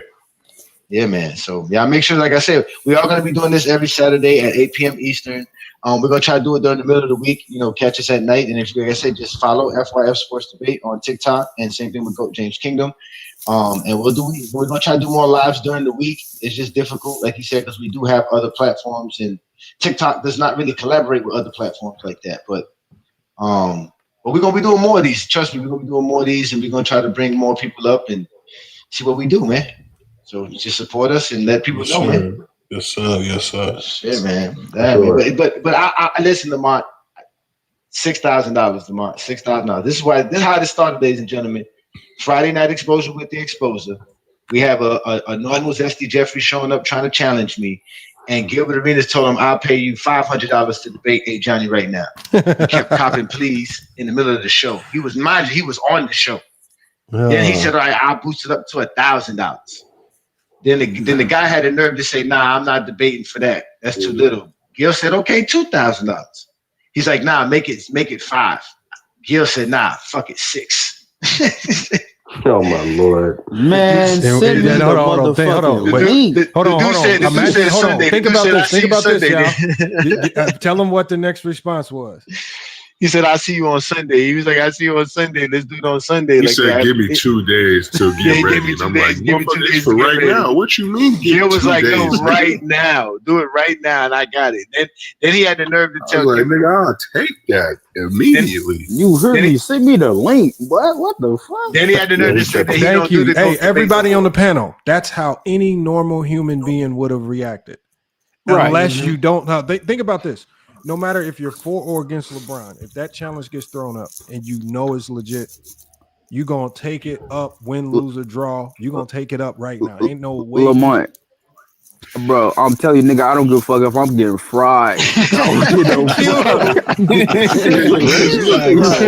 I don't care if I'm forgetting information. I'm gonna try to lie my I way tell you through what, that though, that debate. let you know. Lamont, that let you know a zesty Jeffrey pride and ego is worth more than $6,000. Ain't no way, bro. The And then you know crazy the part, y'all, funniest is part that he could have used the fact funniest that part he is lost the the debate as a way pretending, to get more clout. Right. Man, So dude was on the panel and he just left. Yeah. No, he didn't. He didn't leave. But he was on the panel. But at the end of the day, he wouldn't engage in having the debate. He wanted to like argue with my GOAT James Kingdom member New World here and other members on the panel. And we was having a good show. Gil just was in the comments, just like he always does, trolling. And he be and he just said it because he knew dude was not going to accept the debate. He knows that they run for me. So like they be trying to act like they want to have the debate, but they don't. No, it's funny because he was totally fine with debating me on the spot, but he didn't want to debate A. Johnny on the spot. So I was like, nigga, come on now. Like, you ready to debate me, nigga? Like, you got $6,000 on the line. Wait, Lamont, how do you actually know Gilbert? How do you actually know Gilbert? No, I met Gil. So I don't know if y'all know the YouTuber name Suge. I don't know if y'all know him. Yeah, yeah. So Suge actually connected me with Gil. Damn it, you know what? That's how you know time be flying because it don't feel like it. But I connected with Gil about 2 years ago, man. Ever since then, man, I just been, we're doing other stuff behind the scenes, working on other projects, man. And, he's came onto my show on YouTube a few times. We set up the debate with him and Scap Attack, and it's been all types of stuff, man. Gil been rocking with us for a minute, man. So, when I asked him to pull up today and I told him what the topic was, he didn't hesitate because Gil, just like me and A. Johnny, he just want to talk basketball. Like Gil just likes talking basketball. Like you see how he took all y'all questions. He didn't hesitate. He didn't say he had to go. Yep. Gil, if it wasn't for Melly, his wife, he probably would have did this for another couple hours. We could have probably kept it up. Like that's how Gil is. Facts. Yeah, you could tell he loved talking, bro. Like the whole time, bro. Gil, you could tell like how someone engages with you, like what I mean, how much they love just talking hoops and everything. But you also got to respect this. So I'm not trying to Gilbert. You ask respectable questions and all that. Yeah, because I ain't gonna lie, also respectfully, I was think I ain't gonna say it like this, but I didn't want to cut nobody off from hey, this is my question. Nah, because at the end of the day, it's just a respect thing. Because I said, you wouldn't have been able to do that anyways. You wouldn't have been able to do that anyways. I wouldn't. I can guarantee you weren't gonna be able to do it. I ain't gonna lie. Yeah, I wasn't gonna do no shit like that. Yeah, you weren't gonna be able to. Listen. I know people. I got a reputation, but I tell people I'm a respectful man. I respect all of y'all coming up here. Listen, Lamar and I could have had Gilbert and just him and I talking to you without any one of y'all popping. Facts. Yeah. So we allowed that because again, this is what we do. We want to have people up to have this. We don't think we're bigger than anybody because we can have a conversation with Gil. We had plenty of questions. Trust me, I wanted to ask him a lot, but let y'all ask him. You know what I'm saying? And y'all were respectful. That's why I was glad that y'all was patient. And we appreciate that. And again, if we ever have anybody up, trust me, we'll let y'all speak to them. We ain't gonna be. You know what I'm saying? They know what's the deal. They know what FYF and GOAT James Kingdom is about. But GOAT James, also the only thing is, brother, the arguments that are on TikTok, it's so refreshing hearing an NBA player talk because the normal arguments we have, he'll come out of left field and he'll say something that's not public that we have no idea about that actually has. It makes us go, dang, we didn't even think of it like that. No, it's true. What? That's why I took so. Oh, perfect example. When we had Sharon Wright on, and we didn't know who he was. He told us, he was like, yo, I was an NBA player. I played in the league. Quickly, people was like, yo, who are you? Name yourself. And I was like, nah, you don't have to tell us who you are. let's just have a conversation with him. He opened up to us about stories about how he said how this was a funny story. He talked about how Stackhouse was like a rookie in the league and he was playing good and they were about to play the Bulls. And the media guy from Philadelphia was asking Stackhouse like how he feels playing Jordan. And Vernon Maxwell came in there saying, man, we about to bust Jordan's ass and we about to kick Jordan's ass. So the reporter went and told Jordan what they were saying about Jordan. So he said, listen, man, he said, as soon as I got on the court, looked on the other side, he said he saw the look in Jordan's face. He already knew that somebody told Jordan something that Jordan was on. And he said Jordan went ham on him. He was like, man. This is Wizards Jordan? This was 96, yeah, 96 and 96 Jordan. Remember, Sharon Wright and them was one of the only teams to beat Jordan. Sharon Wright was drafted in 94. He was drafted in 94. He was Villanova, right? Yeah, he was the 6th pick in the 94 draft.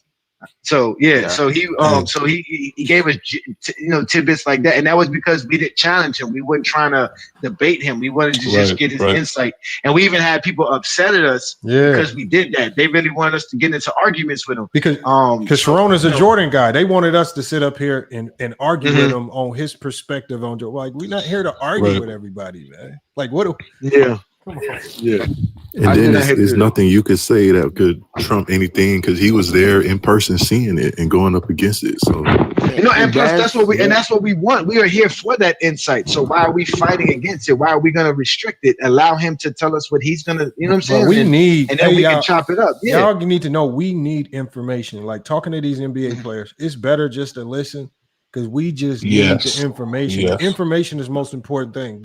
That's why I liked all the questions, because now we have 5 hours of reference points on all types of questions that we can always go back to. You know what I'm saying? Other than arguing. Now imagine if we was up here on like one of these other live just arguing with him. Nah, this is Jordan this and it's bro, we sound dumb. So Lamont, do like the part of like when somebody asks him about the analytics question, did you like that the most? I like the analytics. Well, see, my thing is, I'm not surprised. You know, I know Gil. So I've already known what he feels about analytics. Me and Gil have had a whole bunch of conversations. So I knew what his answer was going to be. The thing is, all you have to do is do research on analytics to know that they don't really mean that much in these conversations. They have a value, but the value don't belong in trying to rank players in these conversations. I'm gonna tell you my favorite part. My favorite part was when I brought up Herm. When we allow Herm up, because Herm's a constant supporter, so we always make sure he get up here. And his dumb ass asked the question before he got his turn, so he never got to ask his question. And low key, trying to argue with Gilbert Arenas. And I was the one that asked that. I was the one that asked that analytic question, and I hate analytics. I just wanted to hear another person that before say that, bro. Because I was going to ask him that too. That was one of the questions. Bro, I've been saying this, man. I've been telling everybody, stop relying on these analytics. It makes you look dumb, man. It makes you look dumb. Yo, JB.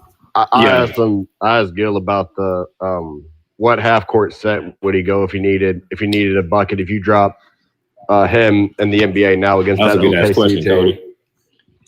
Dude, it took me forever to think of a question. I was like, that's what I was going to ask. Bro, my heart was pounding. My heart was pounding. When he called my name, I was like, bro. I was like, yo, I'm low-key geeking. This man, he was fanned out. Hey, don't feel this, man. That happens to all of us, bro. That happens to all of us. I remember the first time I saw that nigga. Bro, my heart was pounding. I was a teenager when that nigga used to battle LeBron in the Eastern Conference. So I wanted to ask about if he had any stories about a time where he got one up on LeBron, because we always hear about stories of LeBron whooping these niggas' asses. I wanted to hear a story that Gil might have had about. He said nothing. He said they tried everything. Bro, he told us, bro. This is how you know. There's gonna be so many Jordan fans are gonna be so mad. Like there's so many people listening. I saw all the people hate watching. It's so many of them that was listening to Gil when Gil literally said, we tried everything. We sagged. We pressured. We did everything. That shit don't work. And so that's why it was good to have an NBA player who not just was an NBA player, but an all-star come up here and say that a lot of these narratives, a lot of these talking points are all BS. All NBA, LeBron, stop disrespecting. All NBA. My bad, Gil. My bad. Yeah, they disrespect all NBA so much. It's crazy. And if he comes back up here, I do want to ask him. how much he thinks who helped him earlier in his career between Brian Winters and hell, even Jay Rich when he was with Golden State. I want to ask him like the best advice he got as a young player when he was with Golden State. He probably gonna say BD. Gil don't listen to no advice. I ain't gonna lie, Cody. He probably gonna say Jay Rich or BD for sure. No, hold on. Gil had a vet. Gil told everybody who his vet was. I forgot what his name was, man. He was an older player. Mo Spates? No. Damn, I forgot his name. He told us him too. It was somebody you wouldn't even think. It was an older guy that helped. Was it Iceman? No, he was on I the team. forgot his name. Mo Spates. It was Mo Spates. No, it wasn't. No. Mo Spates was recently in the league for real. With Hey, Lamar. I'm just thinking. I forgot the name. I forgot the name, but it was an older. It was an older player. Old Warriors team. What about somebody said Speedy Claxton? No, it wasn't no Speedy. I knew it wasn't Speedy Claxton. I knew it was. Yo, Lamar, he said it in like an interview once. Lamar, the funniest thing, He said on the I don't remember him pod. saying this in an interview. That's why I was playing that. funniest thing Gil ever said publicly was when that lady was like, "How much you made?" He was like, 171. She was like, "Would you trade that away for rings?" He was like, "I can go buy a ring right now for $200." It was hilarious. Bro, Somebody said I don't know why Mookie people act like we not Mookie human, Blaylock? bro. Like, bro, I'm not, bro. These NBA players, like, when it comes down to it, man, it's a lot of money. Like, decisions made off money, man. Like, it's like if you're an NBA player, there's no way you can just make all your decisions based on winning a championship. It's absolutely impossible. Now, and that was one thing we learned from Sharon Wright when he said another thing. He said, "Man, NBA players are just like you and I." He's like, "Yo, bro, you don't go to work and have a good day at work every time." He's like, "Sometimes you just have stuff that happen in your life, things that happen, and it changes. you know what I'm saying? Yeah. He said that. He said players go through things, bro. He said sometimes it just be just that. They just go through things. He said sometimes you shoot with the perfect form, everything, and you just miss." Yeah. So they got a routine, and if anything fuck up their routine in that one day, they could fuck up their whole night. Bro, get Kobe 60, bro. What? Hey, new. So that was that was another question that was a question I wanted to ask him about, like when I said about Kobe and stuff. I wanted to ask him like, what was the experience playing alongside Kobe and playing against him? Like, he answered that. Somebody answered that. Yeah, somebody asked him that. Somebody asked him that. Yeah, you can go back and watch that. We can't tell you at what point, but somebody did ask him that. He did state something to the effect that he was a Laker fan, so it was kind of like he couldn't believe. He said that he remembered that Kobe knew who he was when he was on Golden State on the bench. That was like he knows my name. He knows my name. He said Kobe knows my name. Kobe knows who I am. Yeah. So he did. Somebody did ask him that question about him putting that 60 on him and how he felt, and he did answer it. So again, all that's available on the FYF Sports Debate YouTube channel or Go James Kingdom channel. That motherfucker was cold, bro. Yeah, man. Yeah, man. That Gil was the bro. truth. Gil was the truth when he played, man. And he went, and even he's a perfect example of what Sharon Wright said about how mentally sometimes these players don't be there. And Gil will tell you there was times in his career he just wasn't there mentally. Yep. Yo, did he answer the question where he was, where Kobe, like when Kobe died, like how he felt about that? Damn, that would have been a good question. I didn't know. I know. I remember what I was doing. That was crazy. I remember exactly what I was doing too. Bro, I didn't believe it. I didn't believe it. I saw Stephen A. Nobody. I saw Stephen A. Smith crying on the TV, and I'm like, "There's no way." I ain't gonna lie. I was literally playing. I was literally hooping. I was at like work, all so. day. Like I literally was hooping from like 7 in the morning to like 8 at night. And then I seen that shit when I got on my phone. Bro, I thought it was in the afternoon because I was driving to a game. It was after church. It was after church. It was. He was coming. He was going to his daughter's game. It was, but like shit, I ain't. You know, I was. That's why I was at work. I was hooping all day. That was midday. Like it was like midday in the East Coast. Like anyone who was flying, he was flying. Fan, like bro, like their hearts dropped when they saw it. Yeah, if you was on the that was West a Coast, that was definitely a sad day. Yeah, that was definitely a sad day for every basketball fan. The biggest reason why it was bad is because he was one of those people that wasn't supposed to die. It didn't make sense. Like it's not. Like you don't expect that. It was like one of those people that you're just like, no, that doesn't make sense for me to die. Yeah, like he couldn't die. I think, hey Johnny, I think this is a good stopping point for it, man. We just got Gil off. It here, is. man. And then we can't. There's nothing we can do from here on out to make it any better than what it was. Like, it ain't. Again, y'all, man, we appreciate all you fellas, man. Again, we sorry we didn't get a chance for you to ask a question that you did. You did have one, but again, we had him for a while, and he kind of was long-winded on a lot of his stuff. But again, that's what we wanted him to do. We wanted him to tell us all he knew and all he wanted to spit out. Right with that. That's probably one of the first times nobody told Gil, yo, just shut the fuck up. Nobody want to hear that shit. Nah, but look, I'm telling y'all, I'm telling y'all, it's not hard. Like when Gil was asking about getting on TikTok, I think he joking. Like, nah, he gonna be on there. Gil gonna be on I can imagine. Yeah, he'll be on there. He'll be on Lamar, there. all I'm gonna say is, brother, nigga, you better warn him about all the motherfucking. Bro, I told him. Hold on. See, this is the problem. This is the thing. I don't think y'all know how crazy Gil is. Like when Gil. No, I know. Engage, like that Gil, motherfucker, bro. And the crazy thing about Gil is Gil will not just like if he even feels that you got the slightest one up on him in a conversation. Oh, petty pentagram. He about to come research. He gonna get your research team on. He gonna get your research team on you. He gonna get how many times? Research team on you. Hey Johnny, how many times have I hit you up saying, Gil, we got to give Gil some information. He needs some extra information, man. The research team. Hey, Mike, that's how research team on your head. I know it. Yeah. No. Hey, Mike, you ain't lying, cause nigga, that's how he be with Rashad House. Bro, he will, bro, he gonna come back with information on top of information. Oh yeah. Don't say something that'll make him go do some research overnight. Y'all be in trouble. The next thing that's the one thing I'm telling you. He an NBA player, and he still be doing like when I tell y'all he be having notes, he be having research, bro. He be having ChatGPT on deck during the he be coming on Friday nights taking notes. I know that he be on Friday nights taking notes on Friday Night Exposure. I know good episode, fellas. Next time have Michael Jordan on. Next episode.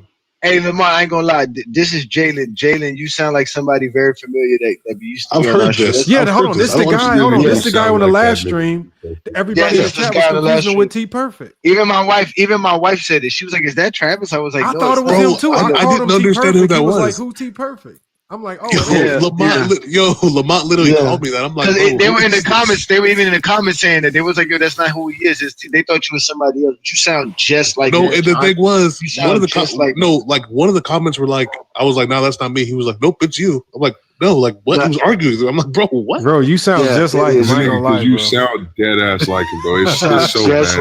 You sound just like him. You got a little bit of a different. Go on the Johnny's channel and watch some of his old videos. But you sound just like it's not Bigelow. Bigelow's the same person. He said, look, I tried to tell you he's the same guy that told me nope. I'm like, what, bro? Yeah, you sound just like him. You sound just like him, bro. You sound just like him. To be honest with you, all of us know New World's heard his voice. We've heard him for years.